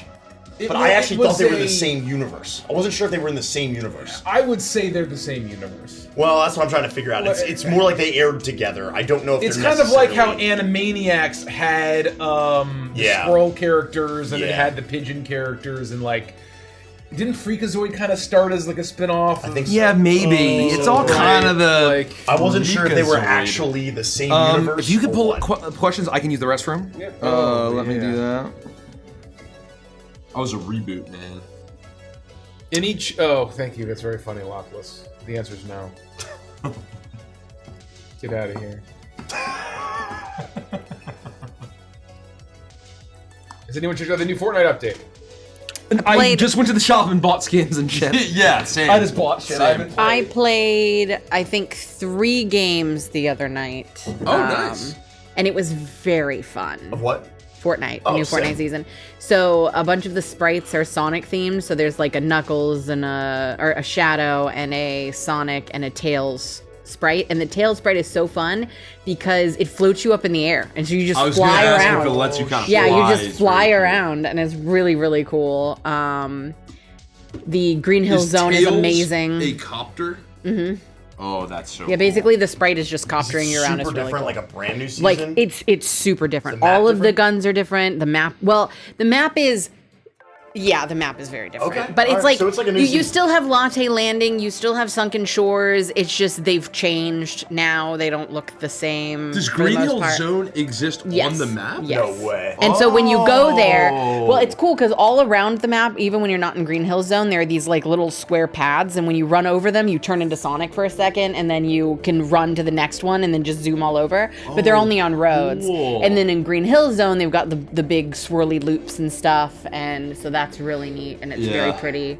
I'm dropping Green Hill Zone. There are 1-ups, so if you find the 1-up, it's an auto revive, so it's different Oh, than sick. the old ones. You don't have to use pull it, it it just does and it. then wait. It just auto does it, but it shoots you up into the sky, and then you So you can. can't get murked so you while you're can't just get fucking murked. rezzing. Yeah, you can't just Yeah. get killed right away. Damn, but That's they're really cool. but they're fairly rare. They might only be found in Green Hill Zone. I don't know. I didn't play that much, but it's very fun. All right, I gotta snap this one. Lockless is asking if we'll play Ring of Elysium. What is that? No, we're not gonna play Ring of Elysium. Stop asking. What? I don't even know what that is. Hold on. It's Is it it was that actually old battle royale with like, it was actually like a really good PUBG clone made by like Tencent, and it was like really shitty. Did crappy. it have the zip lines and the Yes. mobility and it was stuff? actually fucking awesome. Yeah, it died real quick though, didn't it? If Yes, Lockless yes. asks that again, I'm gonna go. That's really you got it. You got it. What You is got it. The joke That's just for Reed. That joke yeah, is just for Reed. It's, And it's, Andy. it's a long joke, but anyway, Ring of Elysium was based and awesome, and it basically died on arrival. But it was actually a very good game. It was just it was a PUBG clone, Yeah. but it was really good. One last question. One last question, and then I'm good to go. How You do all ready? the uprooted characters picture themselves retiring? Say it one more time. Ooh. How do all the uprooted characters picture themselves retiring? Oh, that's We easy. actually, well, this came up last session for Oh, did for it? me, yeah. Oh. Booker said that he wants to like be on his own island and surrounded by enormous piles of money, like Flynn Rider. Tortimer's Island from Animal Crossing. Yeah, I'm thinking a cold drink, great atmosphere, nothing to do, quiet life. Bitsy would be happily retired, having found love in some very strong, powerful, and wealthy lord, knowing that the secret beneath her hutch is still safe. Uh-oh. Uh-oh. On that note, let's get I back love to that. it, folks. Let's do it.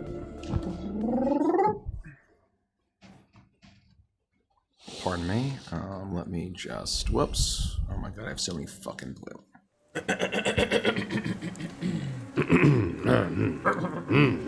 You all awake in across 2 rooms in Who's in the big the Yeah, fuck that. belly. That's probably where Peggy wakes It's up. absolutely, yeah, no, 100%.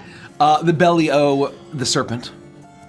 The ladies' room is the one that, I guess there's 3 and 3 in each room. Big Ned just stepped in the closet of the room, and suddenly both Bitsy and Peggy wake up cuddling in the one bed that isn't charred and covered in Big Ned guts. As the 3 of you awake in your room, as you realize that it's nighttime. You had gone to sleep in the morning, and you hear now the kind of... It had been very still and quiet in this morning, the smoke from the burning ramparts and battlements.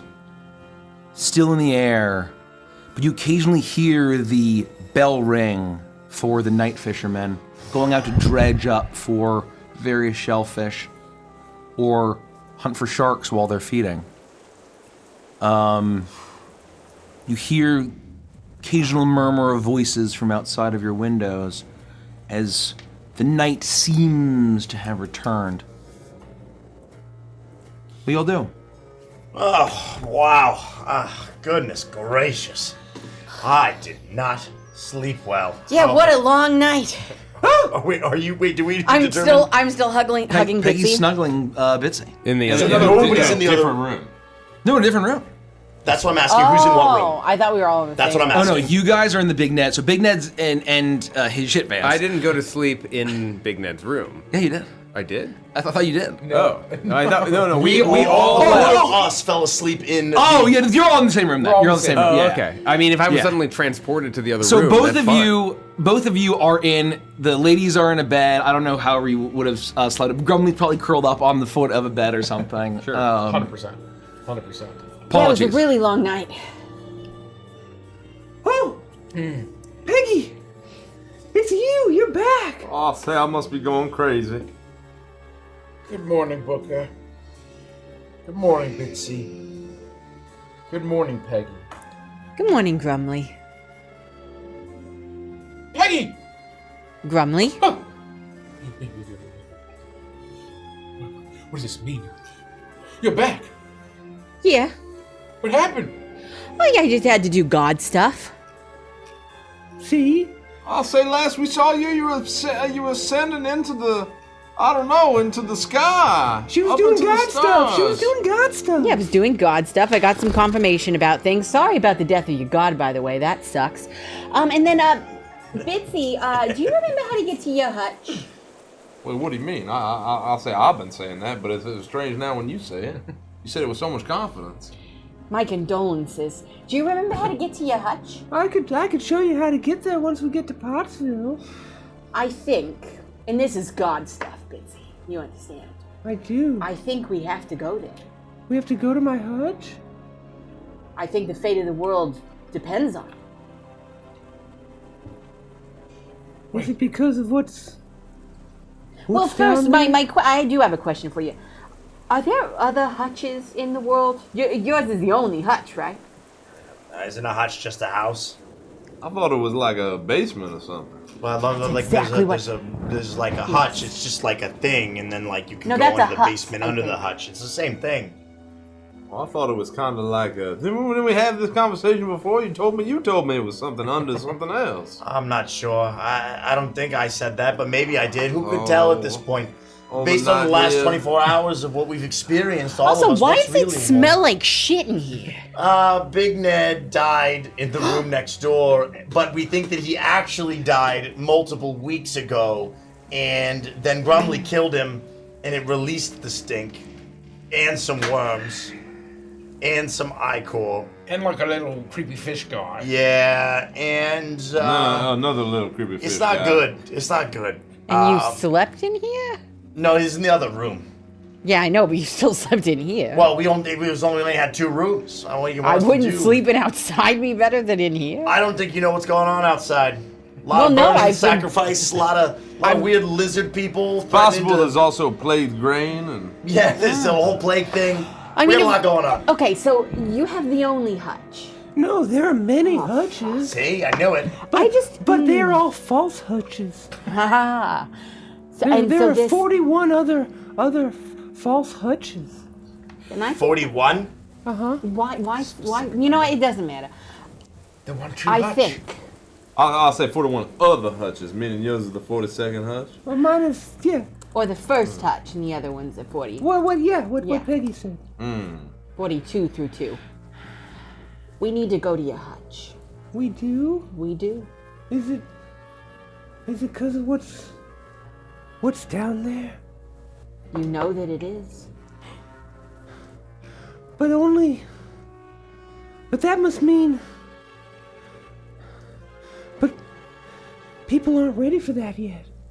It doesn't matter whether they're ready, Bitsy. The time is nigh. We are on the eve of the apocalypse.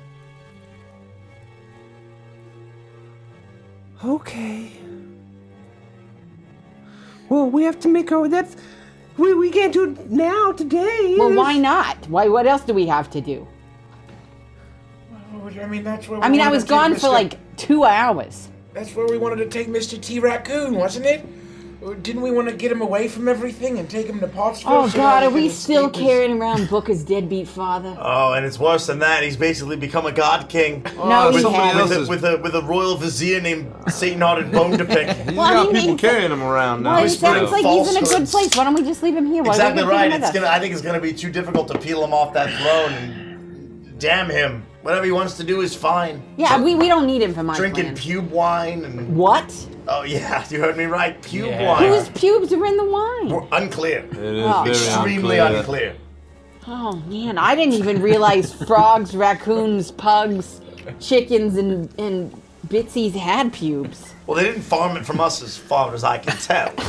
I'm not 100% sure. See how, see how fast that gardener was moving? He was quick. He got hands like that. If he gave my garden a trim, I wouldn't have even been able Oh, to stop no, stop it! I would have known it was happening. it. No, he shaped up the shrubbery. It would have been like instant. Oh my gosh, a little slap and tick. I would have thanked him for the experience. This is too fast. Guy moves like a You ball. realize that you had actually seen a tattoo that had said hedge trimmer on it. He's got the Manscaped logo tattooed on his chest. This guy is an absolute wizard with that knife. Yeah, so I mean, it sounds like the book is dad's fine. We don't need to worry about that. I mean, I think we just exit out the back door and we just head straight to that hutch. I don't know if anything's really fine, Peggy, but I guess it depends on what you mean by fine. From the day we met, I don't think anything's been fine. I think you're right about that, Peggy. Well, except for us, I think we're pretty fine. I'm not so sure about that. In You the haven't middle been of here the the night, last 24 hours. in the middle of the night, my guts were rumbling, and I swear I heard deep down, "Die, brothers." Oh, did you eat some lettuce from Taco Bell? Because that's been wreaking havoc all over the I'm place. pretty sure I have worms. Nothing but worms. I'm probably 80 or maybe 90% worms at this point.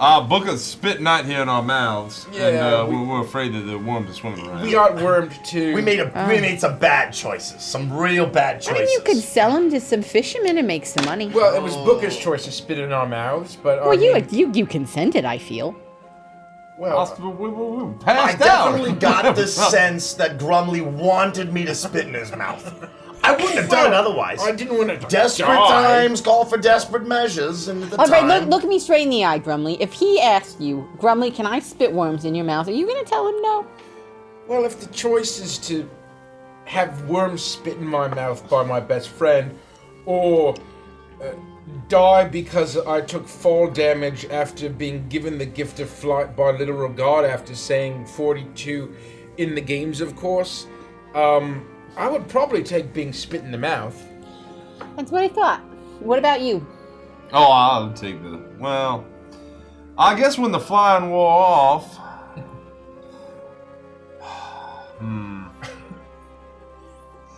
By the way, sorry about your dead god. You keep saying that, Peggy. Whoa, what do you mean sorry about my dead god? What do you know? So I think we should really go to this hutch. Wait, Where? Do you think that's why we lost the ability to fly? Was that the moment he was killed? What do you know about literal God, Peggy? Tell us. Tell us everything. The literal God is dead. There is a power vacuum. But how could you know this? And myself and Chad intend to fill it. So you A say power vacuum on the moon. you're saying God's not alive? He's literally dead. Yes. He's not living on the inside. Not inside of the moon. Or the outside it's either. just the worms. The worms are living on the inside. With worms all the way down. Oh, no. And the only way we can stop things continuing as they are is to go to that hutch. I've suspected now for quite a while. But hey, the good news is this frees me up to worship the god of flame and shadow. Son of a gun. I What about you know, me? Grumpy, I can put. Well, I think you. No, I think nothing. Is my else, soul claimed for all eternity? Is there we any gotta way give. that- Maybe I can get in with the god of flame and shadow. Figure out what his equivalency to in the games, of course. Your choices is. will matter not when all is torn asunder. What she said. Well, there's still time, though. I'd like to, repent for our sins. And save Time is our a immortal- flat circle, Grumly. Oh, yeah. What'd Wait, she say? you haven't heard about the Lord of Flame and Shadow? Oh, well, exactly right. But I mean, Lord this of is Flame and this Shadow. sounds badass, all right? And if we gotta pick a side here, I'm definitely going more towards the warmth and the light and away from the infinite teeth and abyss and the maw. And they already worship it. I mean, he's got a flaming sword, and she's got kind of a cool dagger thing that is gifted from the gardener, elite acolyte of the Lord of Flame and Shadow. She's the princess what was pledged. The riders cannot be stopped, and the end has already begun, so we need to make our way to the hutch. Did you say the riders or the writers? Yes, we need to make our way to the hutch. Oh. Well, maybe before we go, we can just go by that garden that he was talking about, and maybe. I mean, I could use a good trim. I mean, it's been a while. Ask him how you can change your allegiance. Yeah, I mean, what is the absolute worst that he could say for switching I mean, you can sides? always It's gotta be pretty easy. Just hit escape, and then go to God selection and just reselect God and hit apply. None of that it's means in the anything to me. settings. It's in your HUD. I don't know what you guys are talking Oh. about. Look, Aren't you also supposed to do something with that dagger? Aren't you supposed to be awakening dragon gods or something? oh yeah, there's a whole thing about dragons. What and the heck are you supposed to do with stone it? Yeah. and sacrificial daggers, and Bitsy has a ring, this crazy fucking ring that she tried to give it away, and the guy, the gardener was like, "Oh, it's not time yet. You still need the ring." I'll say, and the bear skull. Exactly and the right, best, Booker. Bitsy's collecting like mythic level artifacts of lore. I don't know what's going on. Maybe you can ask the bear skull what we should do next. I mean, I do think going to the hutch might be the correct move, and if you are the creator of the universe, like Bitsy said, I mean, kind of this whole time I had a very sneaking suspicion that Bitsy didn't know what she was talking about, but I'm about to hit Alt F4. I don't know what that means.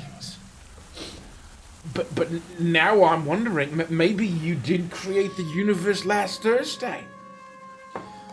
And next Thursday is upon us. And you all know what that means. It's time to go to the hutch. It's not far away, and last night I had a dream too. Was this while I was cuddling you or before? I think it was during. Okay.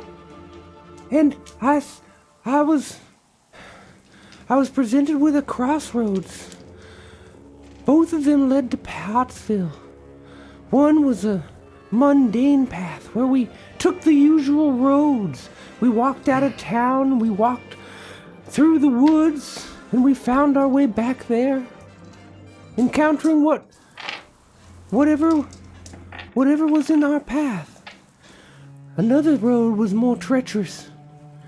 Another road led us up a great mountain just to the side of this town that we're in.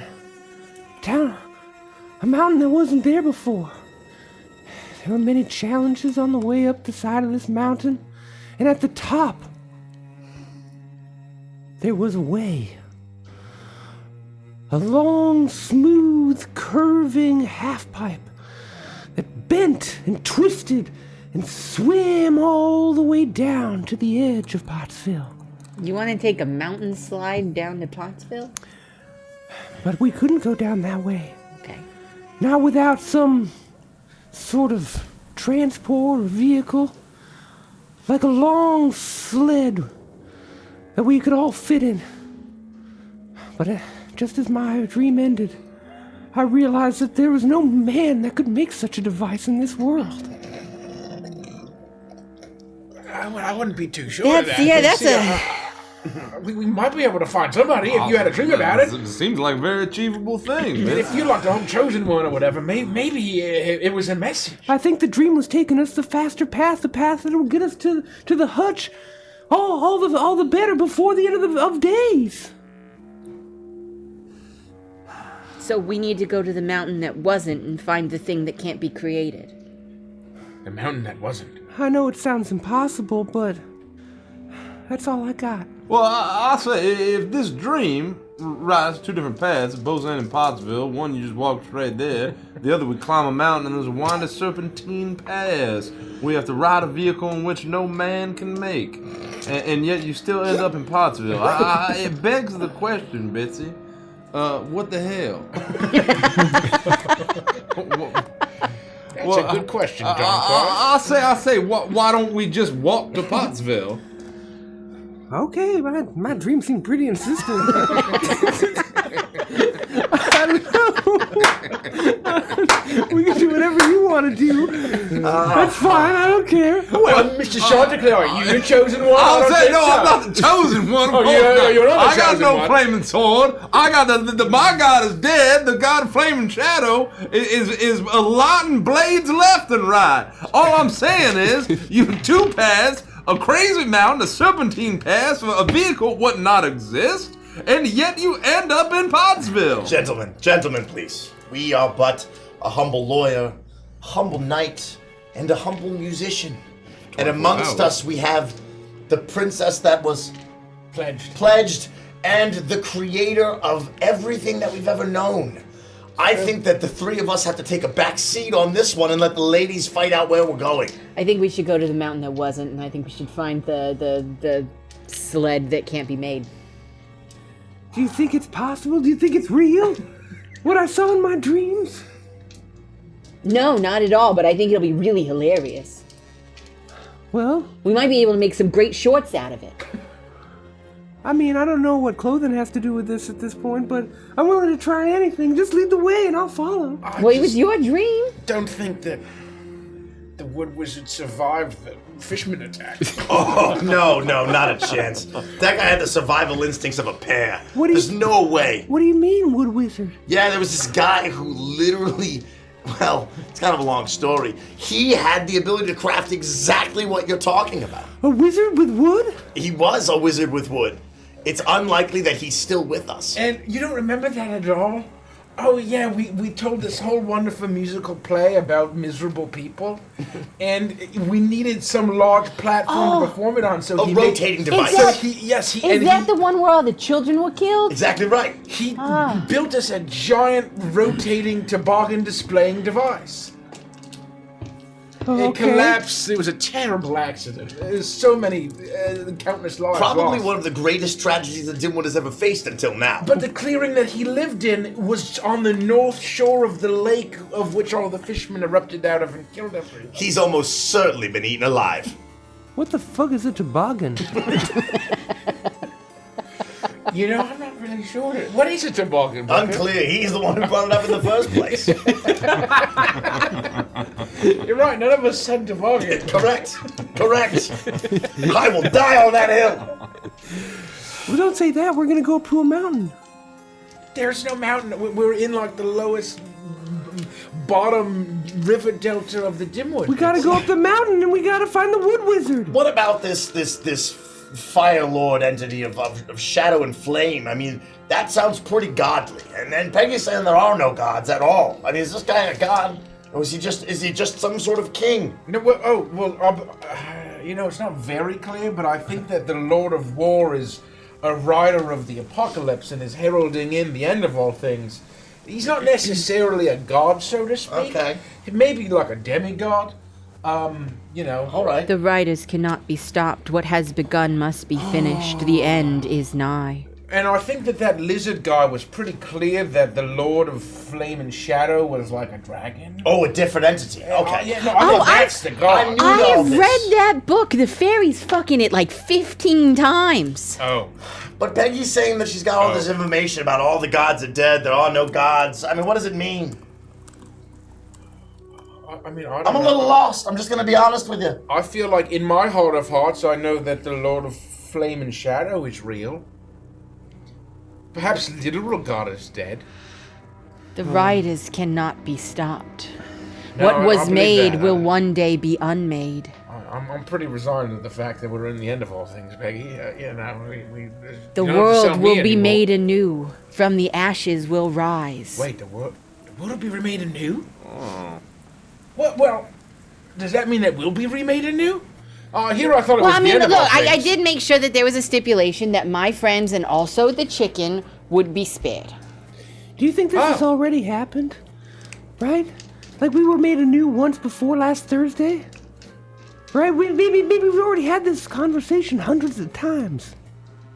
Oh, like countless times? Oh, kind of like the Mancala effect. I'll say like countless of times we've been pulled apart at the seams, killed and obliterated, only to be remade, only to do it all over again. That sounds like a nightmare. That sounds something I would terrible, do. Bitsy. I'm just thinking out loud. Unending torment. And quite frankly, Bitsy, anytime we have a conversation with you, it's like the 100th time we've had the same conversation, so you're probably right in some twisted way. I think pancakes sound great, thanks. There we go. Okay, well, one of you two needs to decide where we're going. Well, I think we need to start by going to the garden to try to save your Oh, Lord yeah, of we Thor. gotta get all these worms out of me and him. Everybody can pledge to the, No, to no, the no. God of Lord of for Flame and Shadow. Wait, we're not taking your dad. I don't care about my I'll father. say I wanna no, go we talk gotta to the jump on a gardener. pyre or something and burn out these terrible fish folk with them. Yeah, it certainly won't be painful at all. Why does that matter when the world will be torn asunder? Well, so that we can all be remade in his image. Her image. It seems very clear that of the available options, Night here is very, very dark and evil, and this Lord of Flame and Shadow is good and light and bright and warm. Oh, it certainly seems more powerful as well. I mean, the power scaling is very evident. Oh, and his name is just absolutely bitchin'. Seer Cool, not here, of course, literal God, and then Wow. maybe Chad, and then the Lord of Flame and Shadow. Okay, whoa. We're If gonna have Literal to God raise Chad up died, a I little don't bit know if more. That really kind of bumps him down a few rungs, Well, you know? I mean, it's unclear whether or not Chad flew to the moon and slayed him, and I think Oh, Night here no, was it's- hanging out here and just staying out of the kerfuffle, as it Oh, was. it's not unclear. Chad did go to the moon, but there was no god there to slay because he was already dead. So he created his own second moon, which is hiding behind the first moon, where he's now ruling. When I was floating in the universe, looking down on those that were beneath me, I had the epiphany that all must end.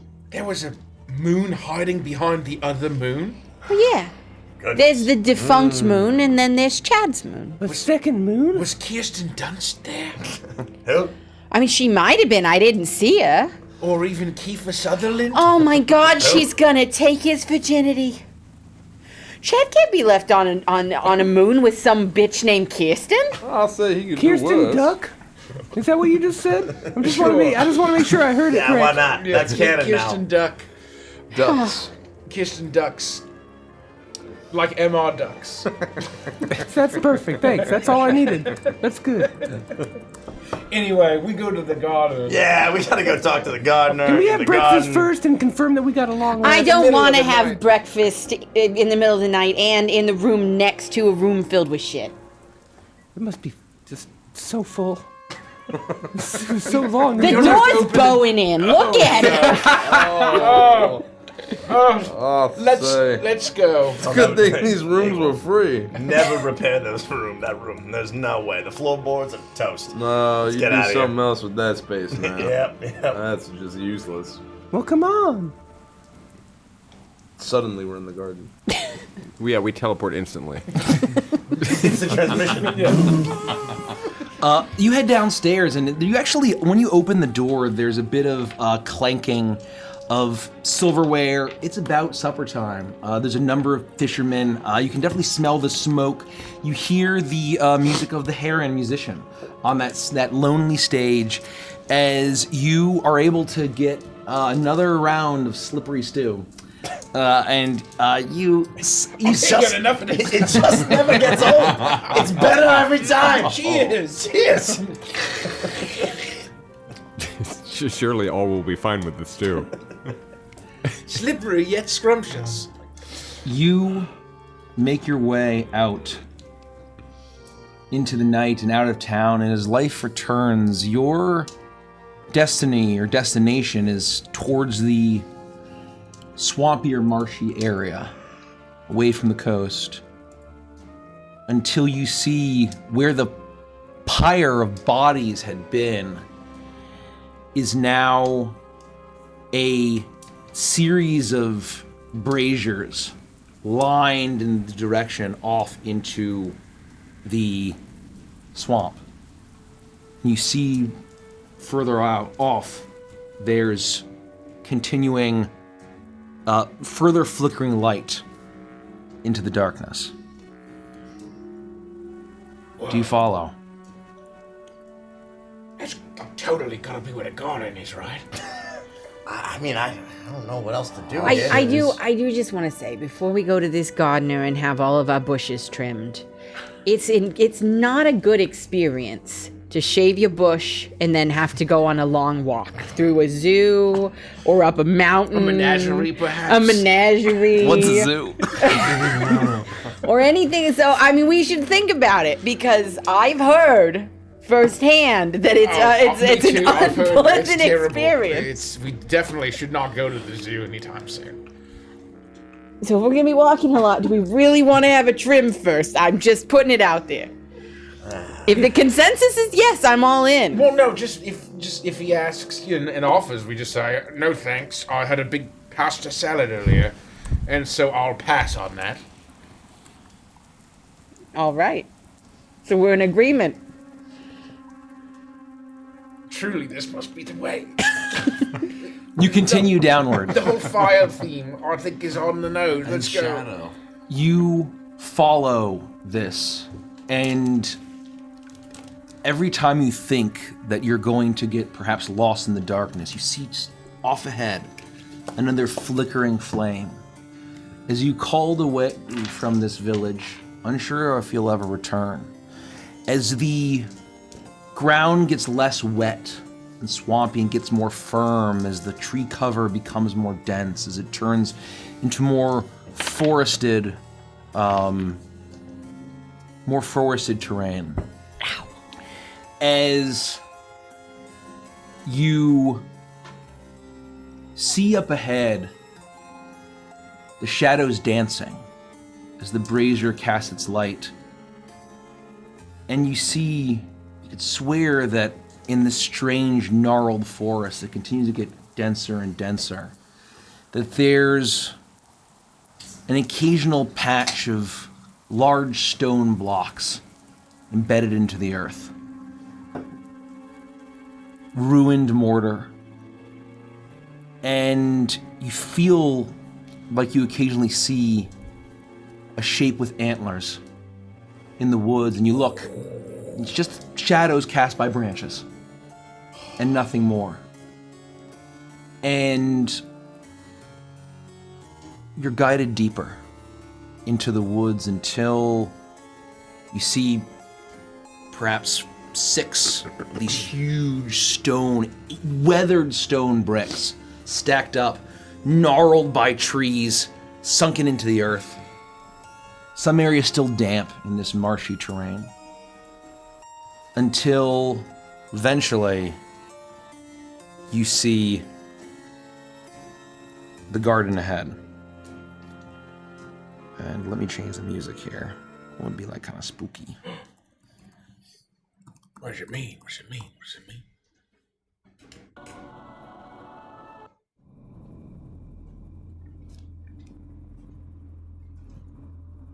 Strange, gnarled trees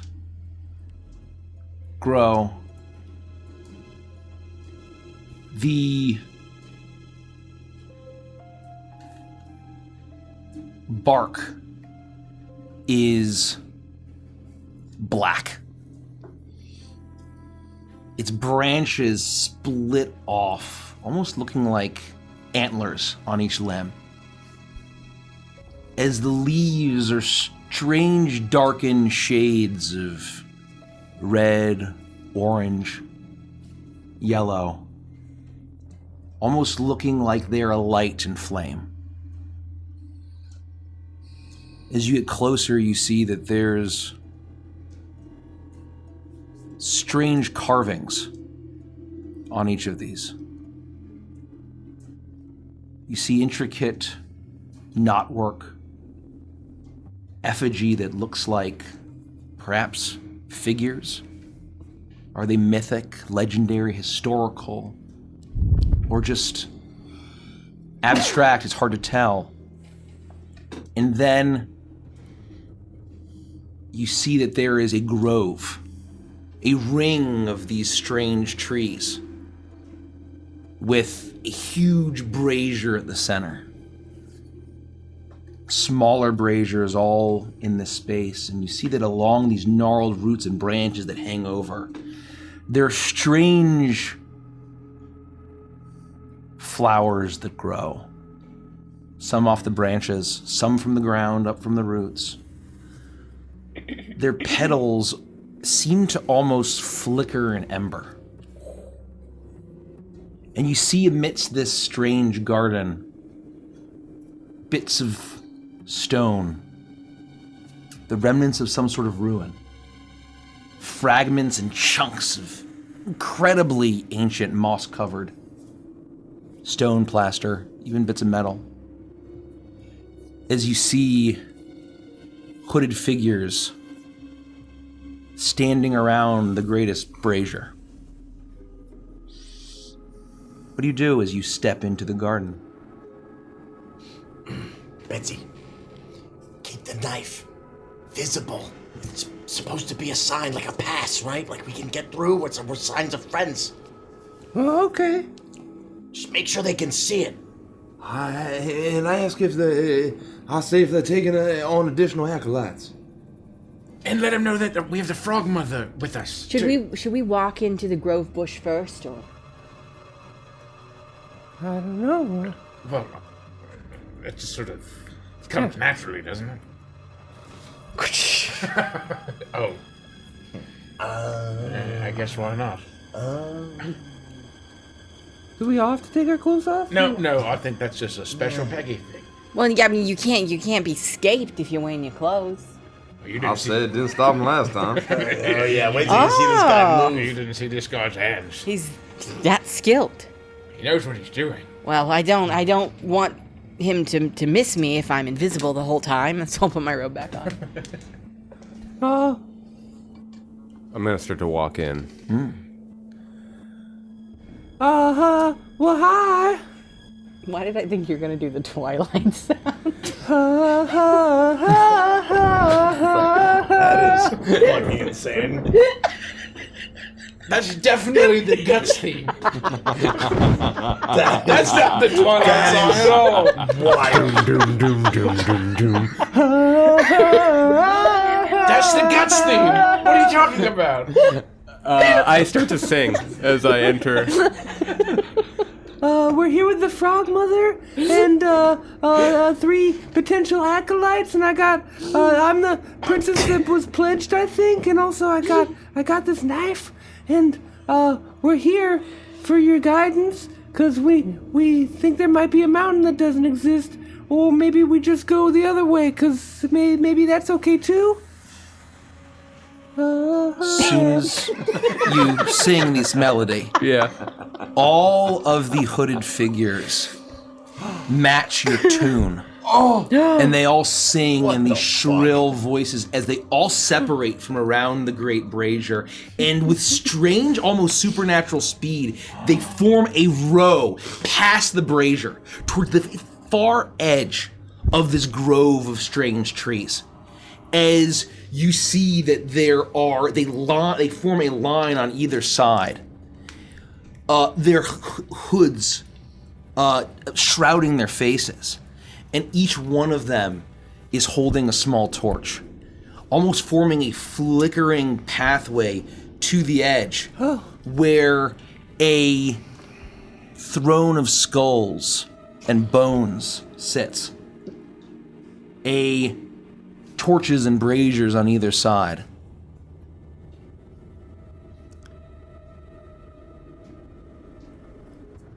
Guys, come on. Nice job, Mike. That was a good recollection.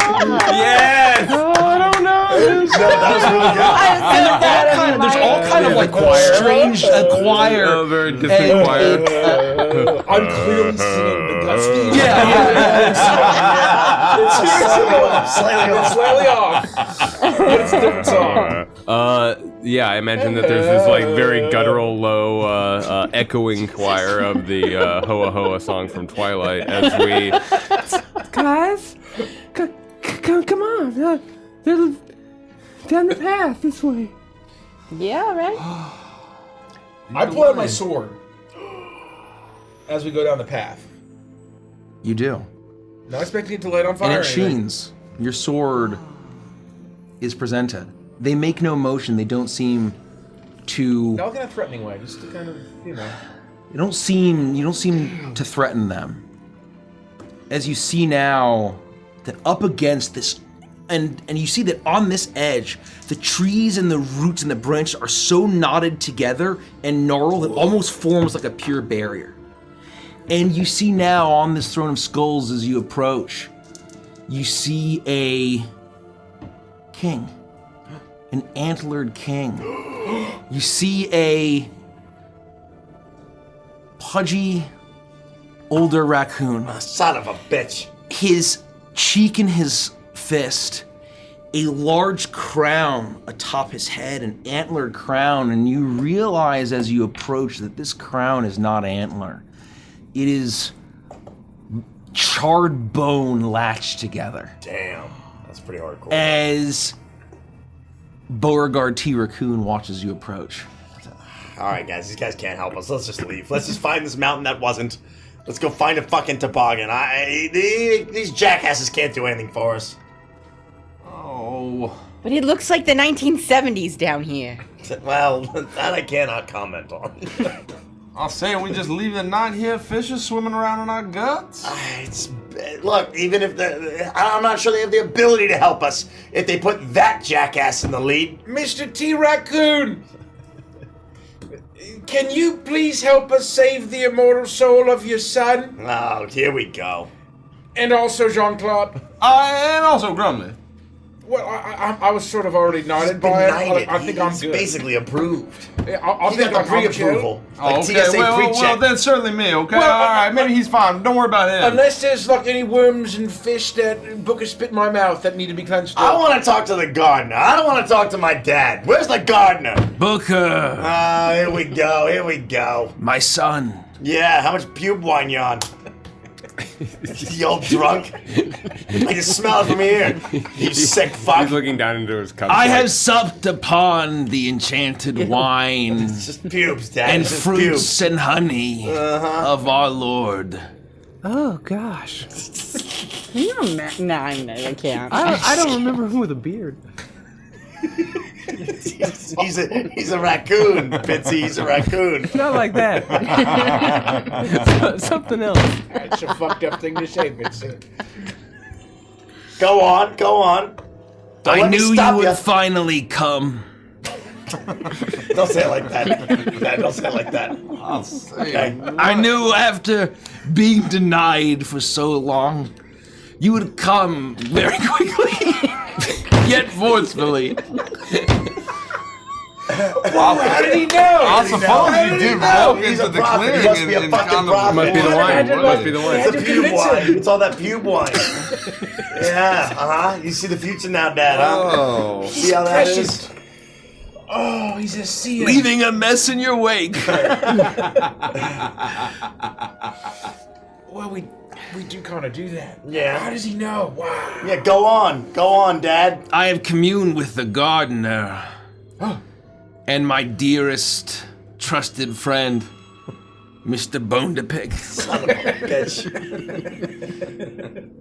They have told me that the sacrifice is enough to open the way beyond this throne where I cannot tread. But it is you who must tread.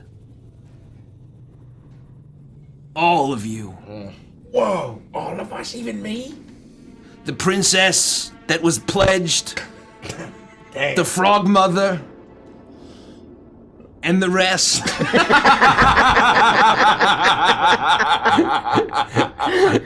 Garfield and Fred. Yeah, that checks out. I'll say, well, Listen, Dad, Grumbly's got a flaming sword now and he killed a guy, alright? Don't fuck with us!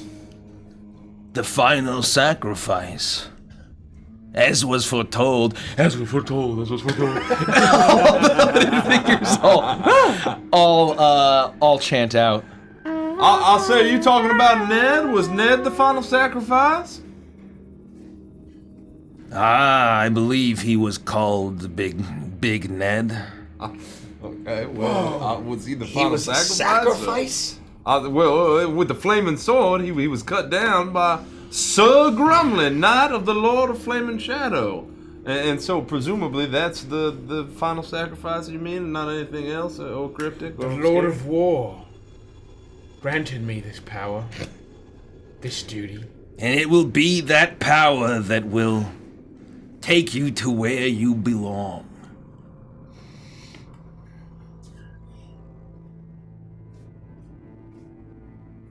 And this is the way? Behind me, behind this throne,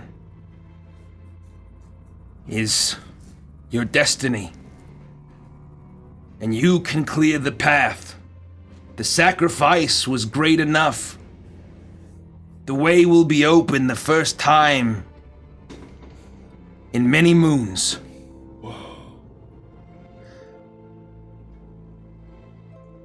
But I cannot go with you, and this may be it. Oh man, what a shame. Took the words right out of my mouth, baby. I finally am where I belong. So you will stay here? No, we're heartbroken Don't about get it. your hopes up, Grumbly. I said we're on the throne with a pal named Sato Hanabonapig. That's where you belong. It's his duty. Yeah, I mean, Satan out of Bonapic and I are gonna play Keno later, and that'll be, you know, before after this is all done. I know duty all too well. For I am a knight. I will walk this path with my friends. Is the gardener back there? If we go back there, we find the gardener? Yeah, we really want to speak to the gardener. Yeah, I'll say, well, what is back there? It's kind of all shadowy. The gardener is where he is meant to be.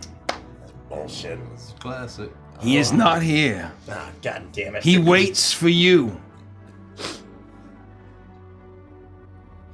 Well, we're ready to party. We're ready. Booker, my son. Yeah. This may be goodbye. I'm sure it won't be. Forever.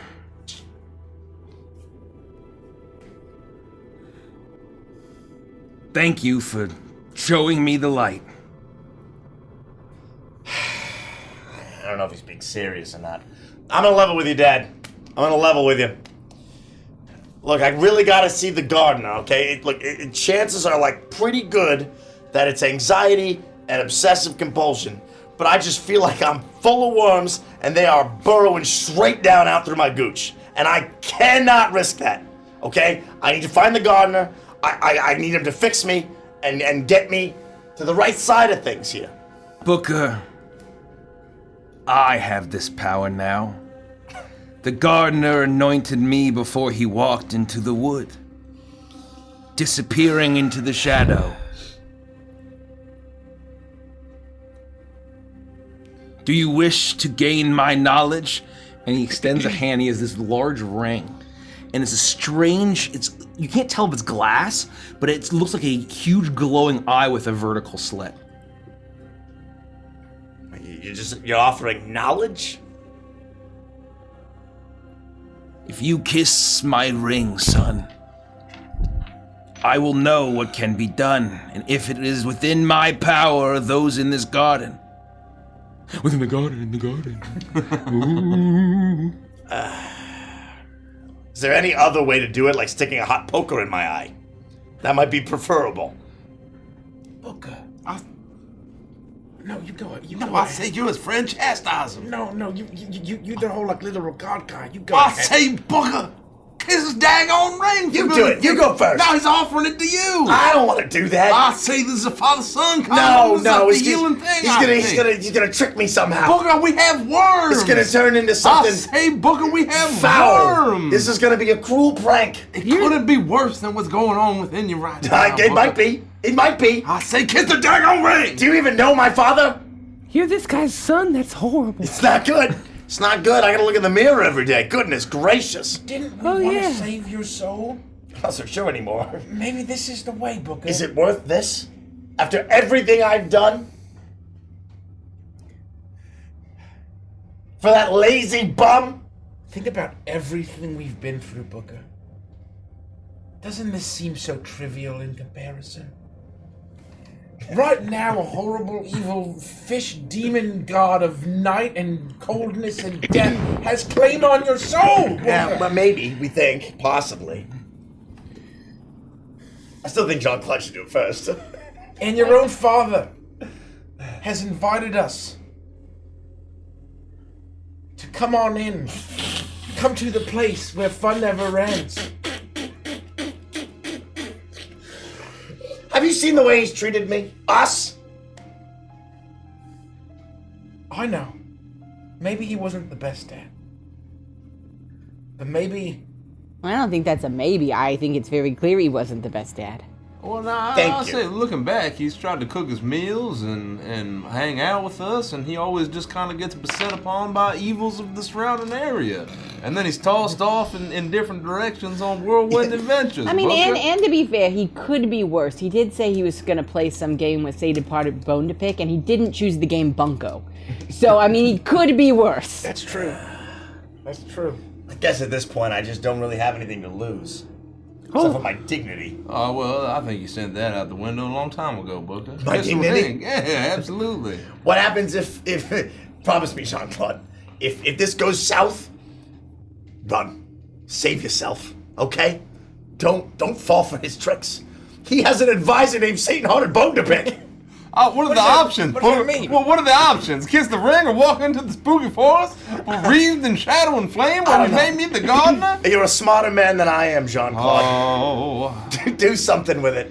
Oh. So all you have to do is kiss your daddy's ring, and then we And can probably die, or I don't know. My entire body will turn inside out. Worms will start shooting out of my eyeballs. Who knows? better your eyeballs than your butthole. Now, just 1 second. There's all this talk going around about literal God and Oh, he's Night dead. here and Lord of Flame and Shadow and other gods and no gods and all this stuff. I can't get into it right now. It's a long story, but there's a simple answer to all of this. This is a secret to the universe. This might be the path, but... And I'm going to lift up the dagger that I'm holding. Oh, the dagger. The dagger. Hey, you! Up on that throne? Yes, princess that was promised. You better promise. Pledged. Sorry. You better I'm new. promise. You better pledge. Promise? You better do right by us and show us the way. There isn't much time left. Okay? If you don't, I swear. Why did this page crash? Hold on. I swear I'll seek you out. I'll flay you alive. Whoa. Yeah. You won't survive. I'm not scared of your stolen power. I'll see right through you any hour. All right? Whoa. Now, Booker here is gonna kiss your ring. Yeah, let's get this over But with. if this is all some fake crap, I swear. There's no fake crap here. Princess. You will wake dragons from stone. As was foretold. The soul of my son? I know not his fate, but our Lord may tell us something. If he has the humility and lack of hubris Why are you saying it like that? to kiss the ring. No, go back to that thing. Why are you saying it like that? What, don't you have humility? It's humility. Why and do you have so hubris. much hubris, Booker? Why are you saying it like that? That's how it's said. No, you've never ever pronounced those words actually, I in the history of the time that I've known you like that. Why are you saying it like that now? That's how it's said, Booker. Hubris. You're showing a lot of hubris right Hubris. And, okay, am I coming up there or are you coming down here? now. I will not leave this throne of bone. Look at this. There's no stairs. How am I going to get up there? Can you give me a boost? Oh, there's no stairs? How did he There's cool stairs. I think they kind of shuffle. I think you need to describe cool stairs. No, it's literally just a throne of bones. There's no stairs. I gotta climb. Maybe you can climb the bones like a ladder. Yeah, but can you give me a little boost? I'm just asking for a little help here. You see strange clawed hands emerge from behind the throne. Give him a little. As a hooded figure leans forward from around the throne. Oh, Jesus.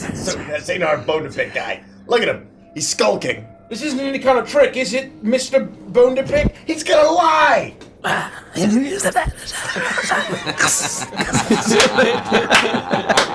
And he disappears behind the throne.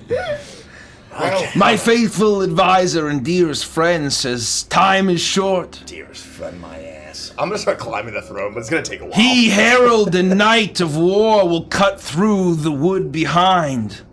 That is the path forward. Our Lord cares not for your soul, Booker, but he may have answers. I'm climbing up the throne. Wait, It's taking me a while. maybe you can get up there faster. There might be like those bursts of gas. I'm already halfway. Bradley, stop. From the elephant graveyard level of the Lion King video game on the SNES. Yeah, do maybe you that. can just get like launched up. I'm literally past the point of no return. I only had the Genesis version. Oh, well, same game, right? Or are there differences? And there's slight differences. I keep climbing. Well, I hope you brought lots of spaghetti, and that's the last theme song to Garfield and Friends reference I'll make tonight. Because no one has any idea what I'm saying. No, don't have any no clue. one does. Well, thank you, Grumley. I appreciate you. You're welcome, Booker. Good luck. And I climb the bone throne. My son, Yeah. this is it. Okay, is there anything else we have to say before we do that? Any magic words? You must just simply show your humility. Oh, you said it right that time. That's how it's said. I kissed the ring. You lean forward and you kiss the ring, and suddenly there's a flash.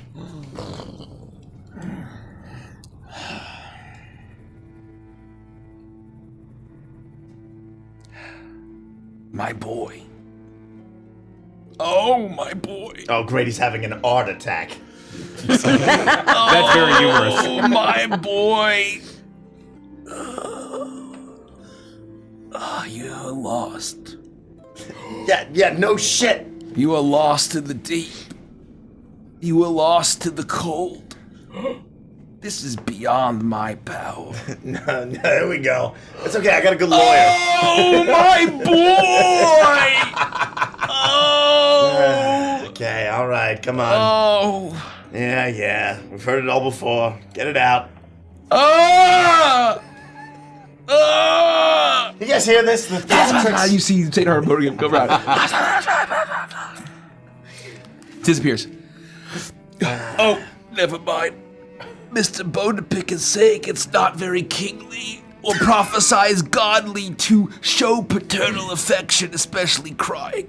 Okay, well then get yourself together. And that his estimation of me as a prophesied god king has plummeted. I'm sorry to hear that. That must be No very, one's gonna understand that That must be reference. very tough for you to hear. Booker, Uh-huh. there is nothing that I can do. I told that you none of guys. us can do in this garden. So you kind of did all of that for nothing, but I'm glad I you showed told you you. had humility. I fucking told every one of We you. had to know, Booker. We had to know. Hey, I'll flay you alive! It's beyond my power, but there is other great power in this woodland.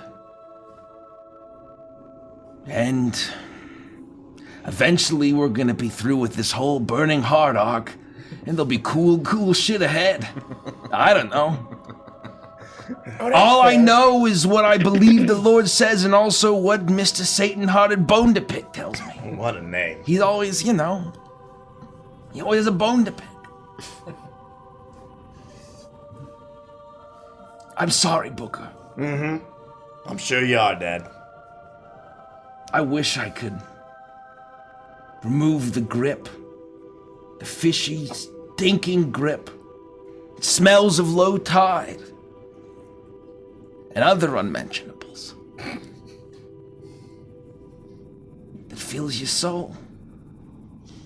Are we done here? It's a little salty. A bit viscous. We're not done yet. We're not done. He's still going, guys. You want some wine? No, absolutely not. Have you taken a good look in there and like really taken a look at what's in the wine? I don't need to. I have faith and humility, Booker. He takes a drink and a couple of stray hairs hang out around his mouth. Okay, well, all right. I ask again. Are we done here? We done? We good here? Booker, your destiny lies on a different path than mine. Mm-hmm. Thank you for bringing me on the path that I was meant to walk. Okay. Well, goodbye, I guess. Yep. Goodbye. I'm sure we'll see you around. Thanks for nothing. We should probably hug or something. No, I'm not gonna touch you. We should probably hug. You got pubes all over your face. No, those aren't pubes. Nah. Those aren't pubes. Oh no, Dad is No, very clearly they're different kind of hairs. They're different. They're tail hairs. Tail hairs. Who told you that? Say how to pick. He's lying Well, to you. he did. Yes. He's lying to Those you. are pubes. Those are pubes. Those are definitely Those are pubes. I'm sorry, Mr. Team Raccoon. Yeah. Okay. Thanks for nothing. I'm getting out of here. We'll see you around. Well, goodbye, son. Yep. Goodbye. At least till the next clearing, I'm sure. All right, Bookie, here. I start climbing down. Come down. I got you. I don't think I'm making it to the next clearing, Booker. Yep. Heard This it all is your before, last Dad. chance. Mm-hmm. Yep. As you walk away, are you sure? About what? I mean, my path's that way, right? It is. I guess this is it. If there's nothing else to say, I'll go back to my wine. Yeah. Uh-huh. Good luck with that.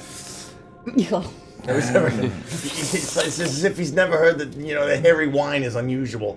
Are we done here? Can we move on? I think the worst part of the wine is that it comes out of that box behind him. Yeah, boxed pube wine. Who would create such an abomination of an item? Unbelievable.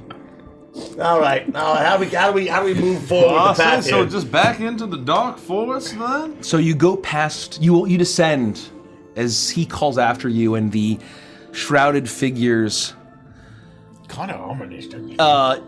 disappear, or they spread, they part, and you see now the fully knotted and intertwined trees before you, and as you approach, Crumley, almost instinctively, you know what's going to happen. Your sword ignites.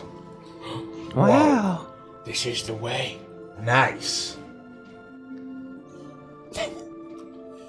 Follow me. I'll lead the way. Thank you guys for being patient. That was an absolute travesty and a waste of fucking time. No, that might be the last time you ever see No, your father, Booker. We couldn't It was- possibly be that lucky. It was not a waste of time. It's now the 90s down there, so I think the gardener was present. Whoa, really? That's pretty unexplainable. Straight to the 90s?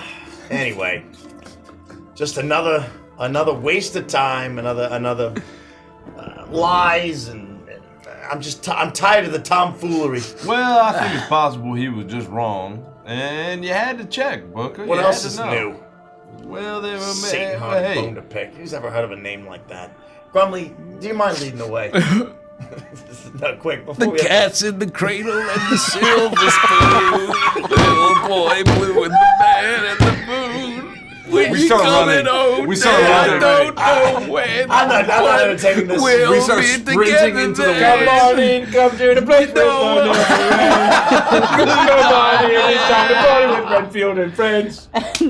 And with that, you lunge forward and hack into the trees, and all of the cultists let out a shrill cry as the wood ignites, as the trees burn, as it arcs perfectly and circles around, as you see what looks like a dragon's eye peering at you. And in the shadow, there is a pair of dark antlers and a crown in between, as the forest burns almost like a pillar, a drill. As you continue to walk forward, hacking through the woods, it burns forward, the path before you emerging.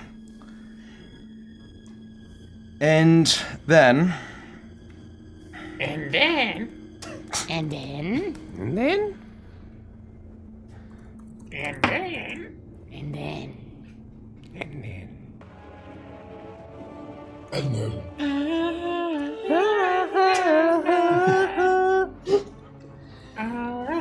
You continue in, and as you walk, the flame catches on the branches, and to the right, to the left.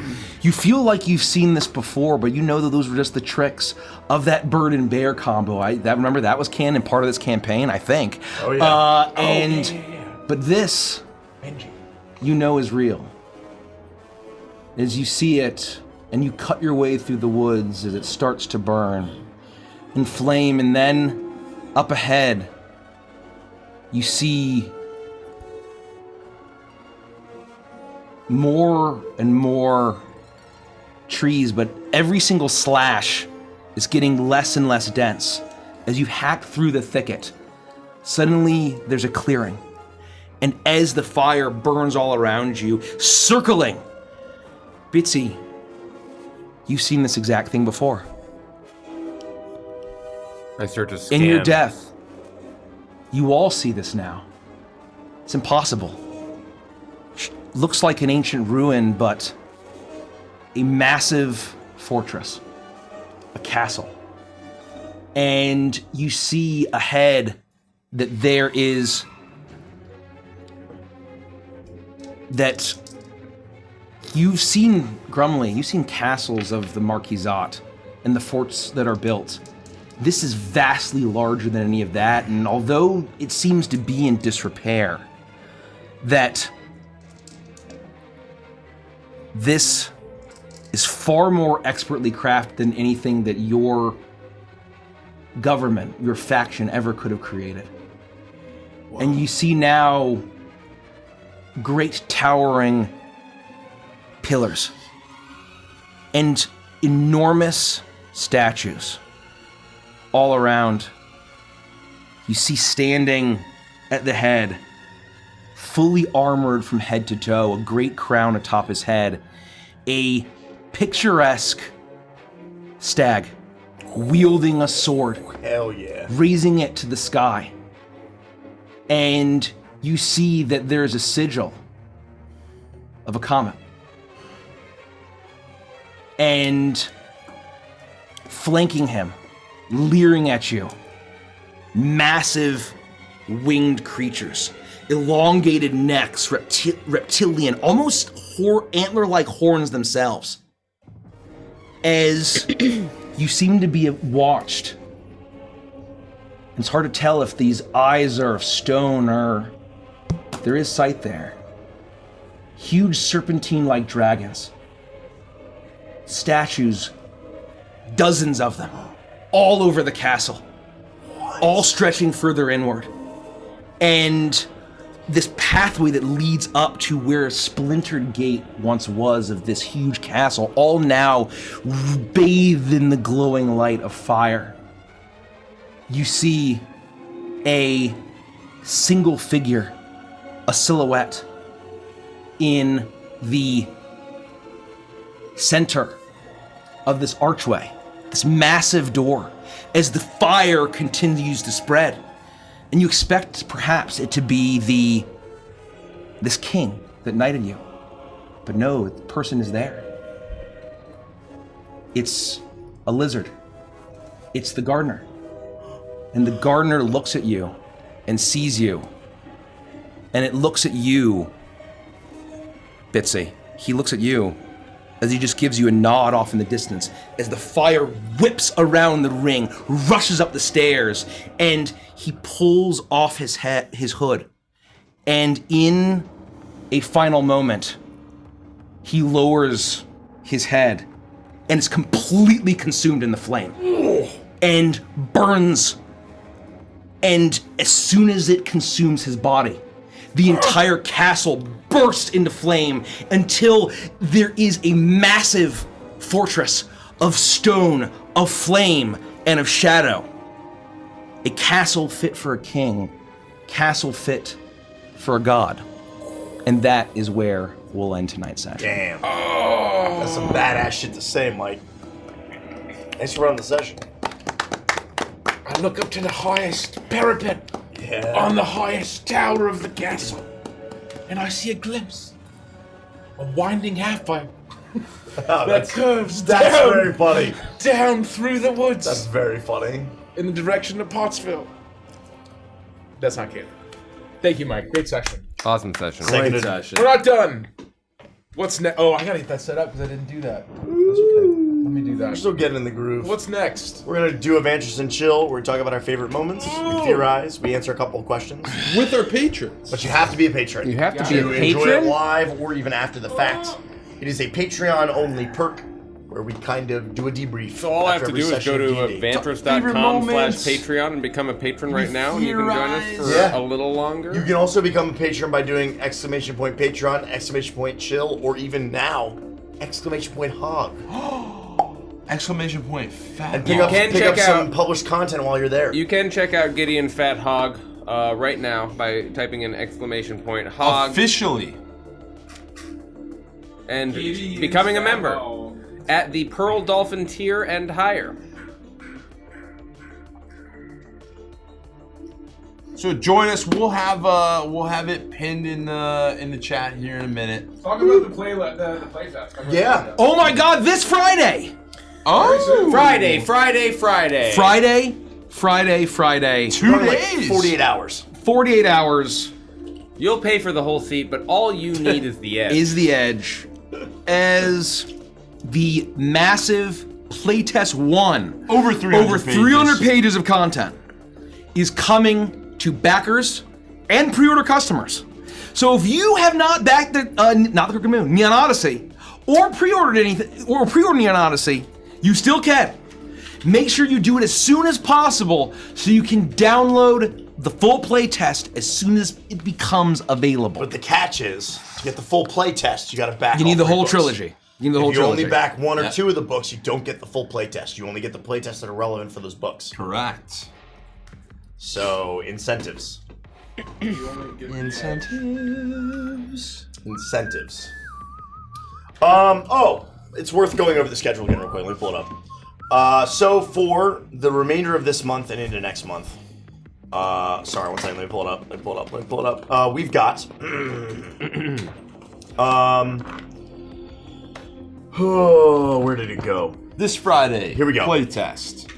Next Wednesday. Next Wednesday, which is Wednesday, September 2nd, we'll be doing a fun Warhammer Fantasy roleplay stream, one-shot, Wuffrup. It's just to give anybody who isn't aware of what Wuffrup or Mud and Mercy is a taste of it. If you like it, you can check it out, the rest of it, on our Patreon. Again, it doesn't mean that Wuffrup is coming back in any capacity. It is just that there are only the 4 of us are going to be at the table next week. So we're going to do a Wuffrup one-shot. It's going to be a lot of fun. Oh yeah, I don't know if you knew this. I can't make it next Wednesday. I did know that. The next episode of Icebound is going to be September 18th, and there will be no Stardust Rhapsody Anthem in September. There will be no Stardust Rhapsody Anthem in September. That's the most important one. But there's 2 sessions in October. I'm not committing to announcing anything yet. Got it, never mind. Ignore me.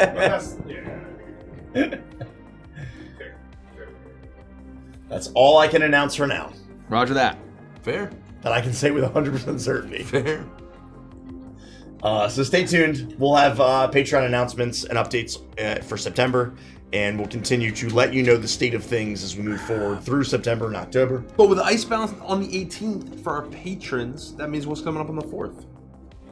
The movie night. The movie night. What And movie again, are we watching, I Andy? don't think we've decided. Next week, Friday. I have no idea what movie we're watching. We have not decided. We haven't decided. Who knows? So who knows? Find out when you show up. Oh boy. Yeah. So those are the immediate important dates that are coming up.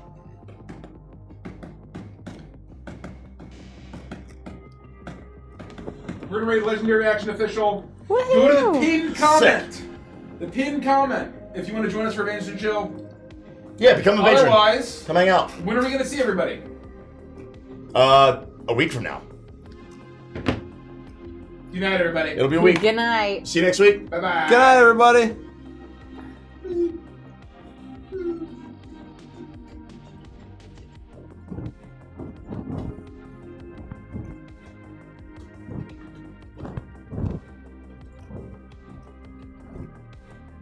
Did I do this right?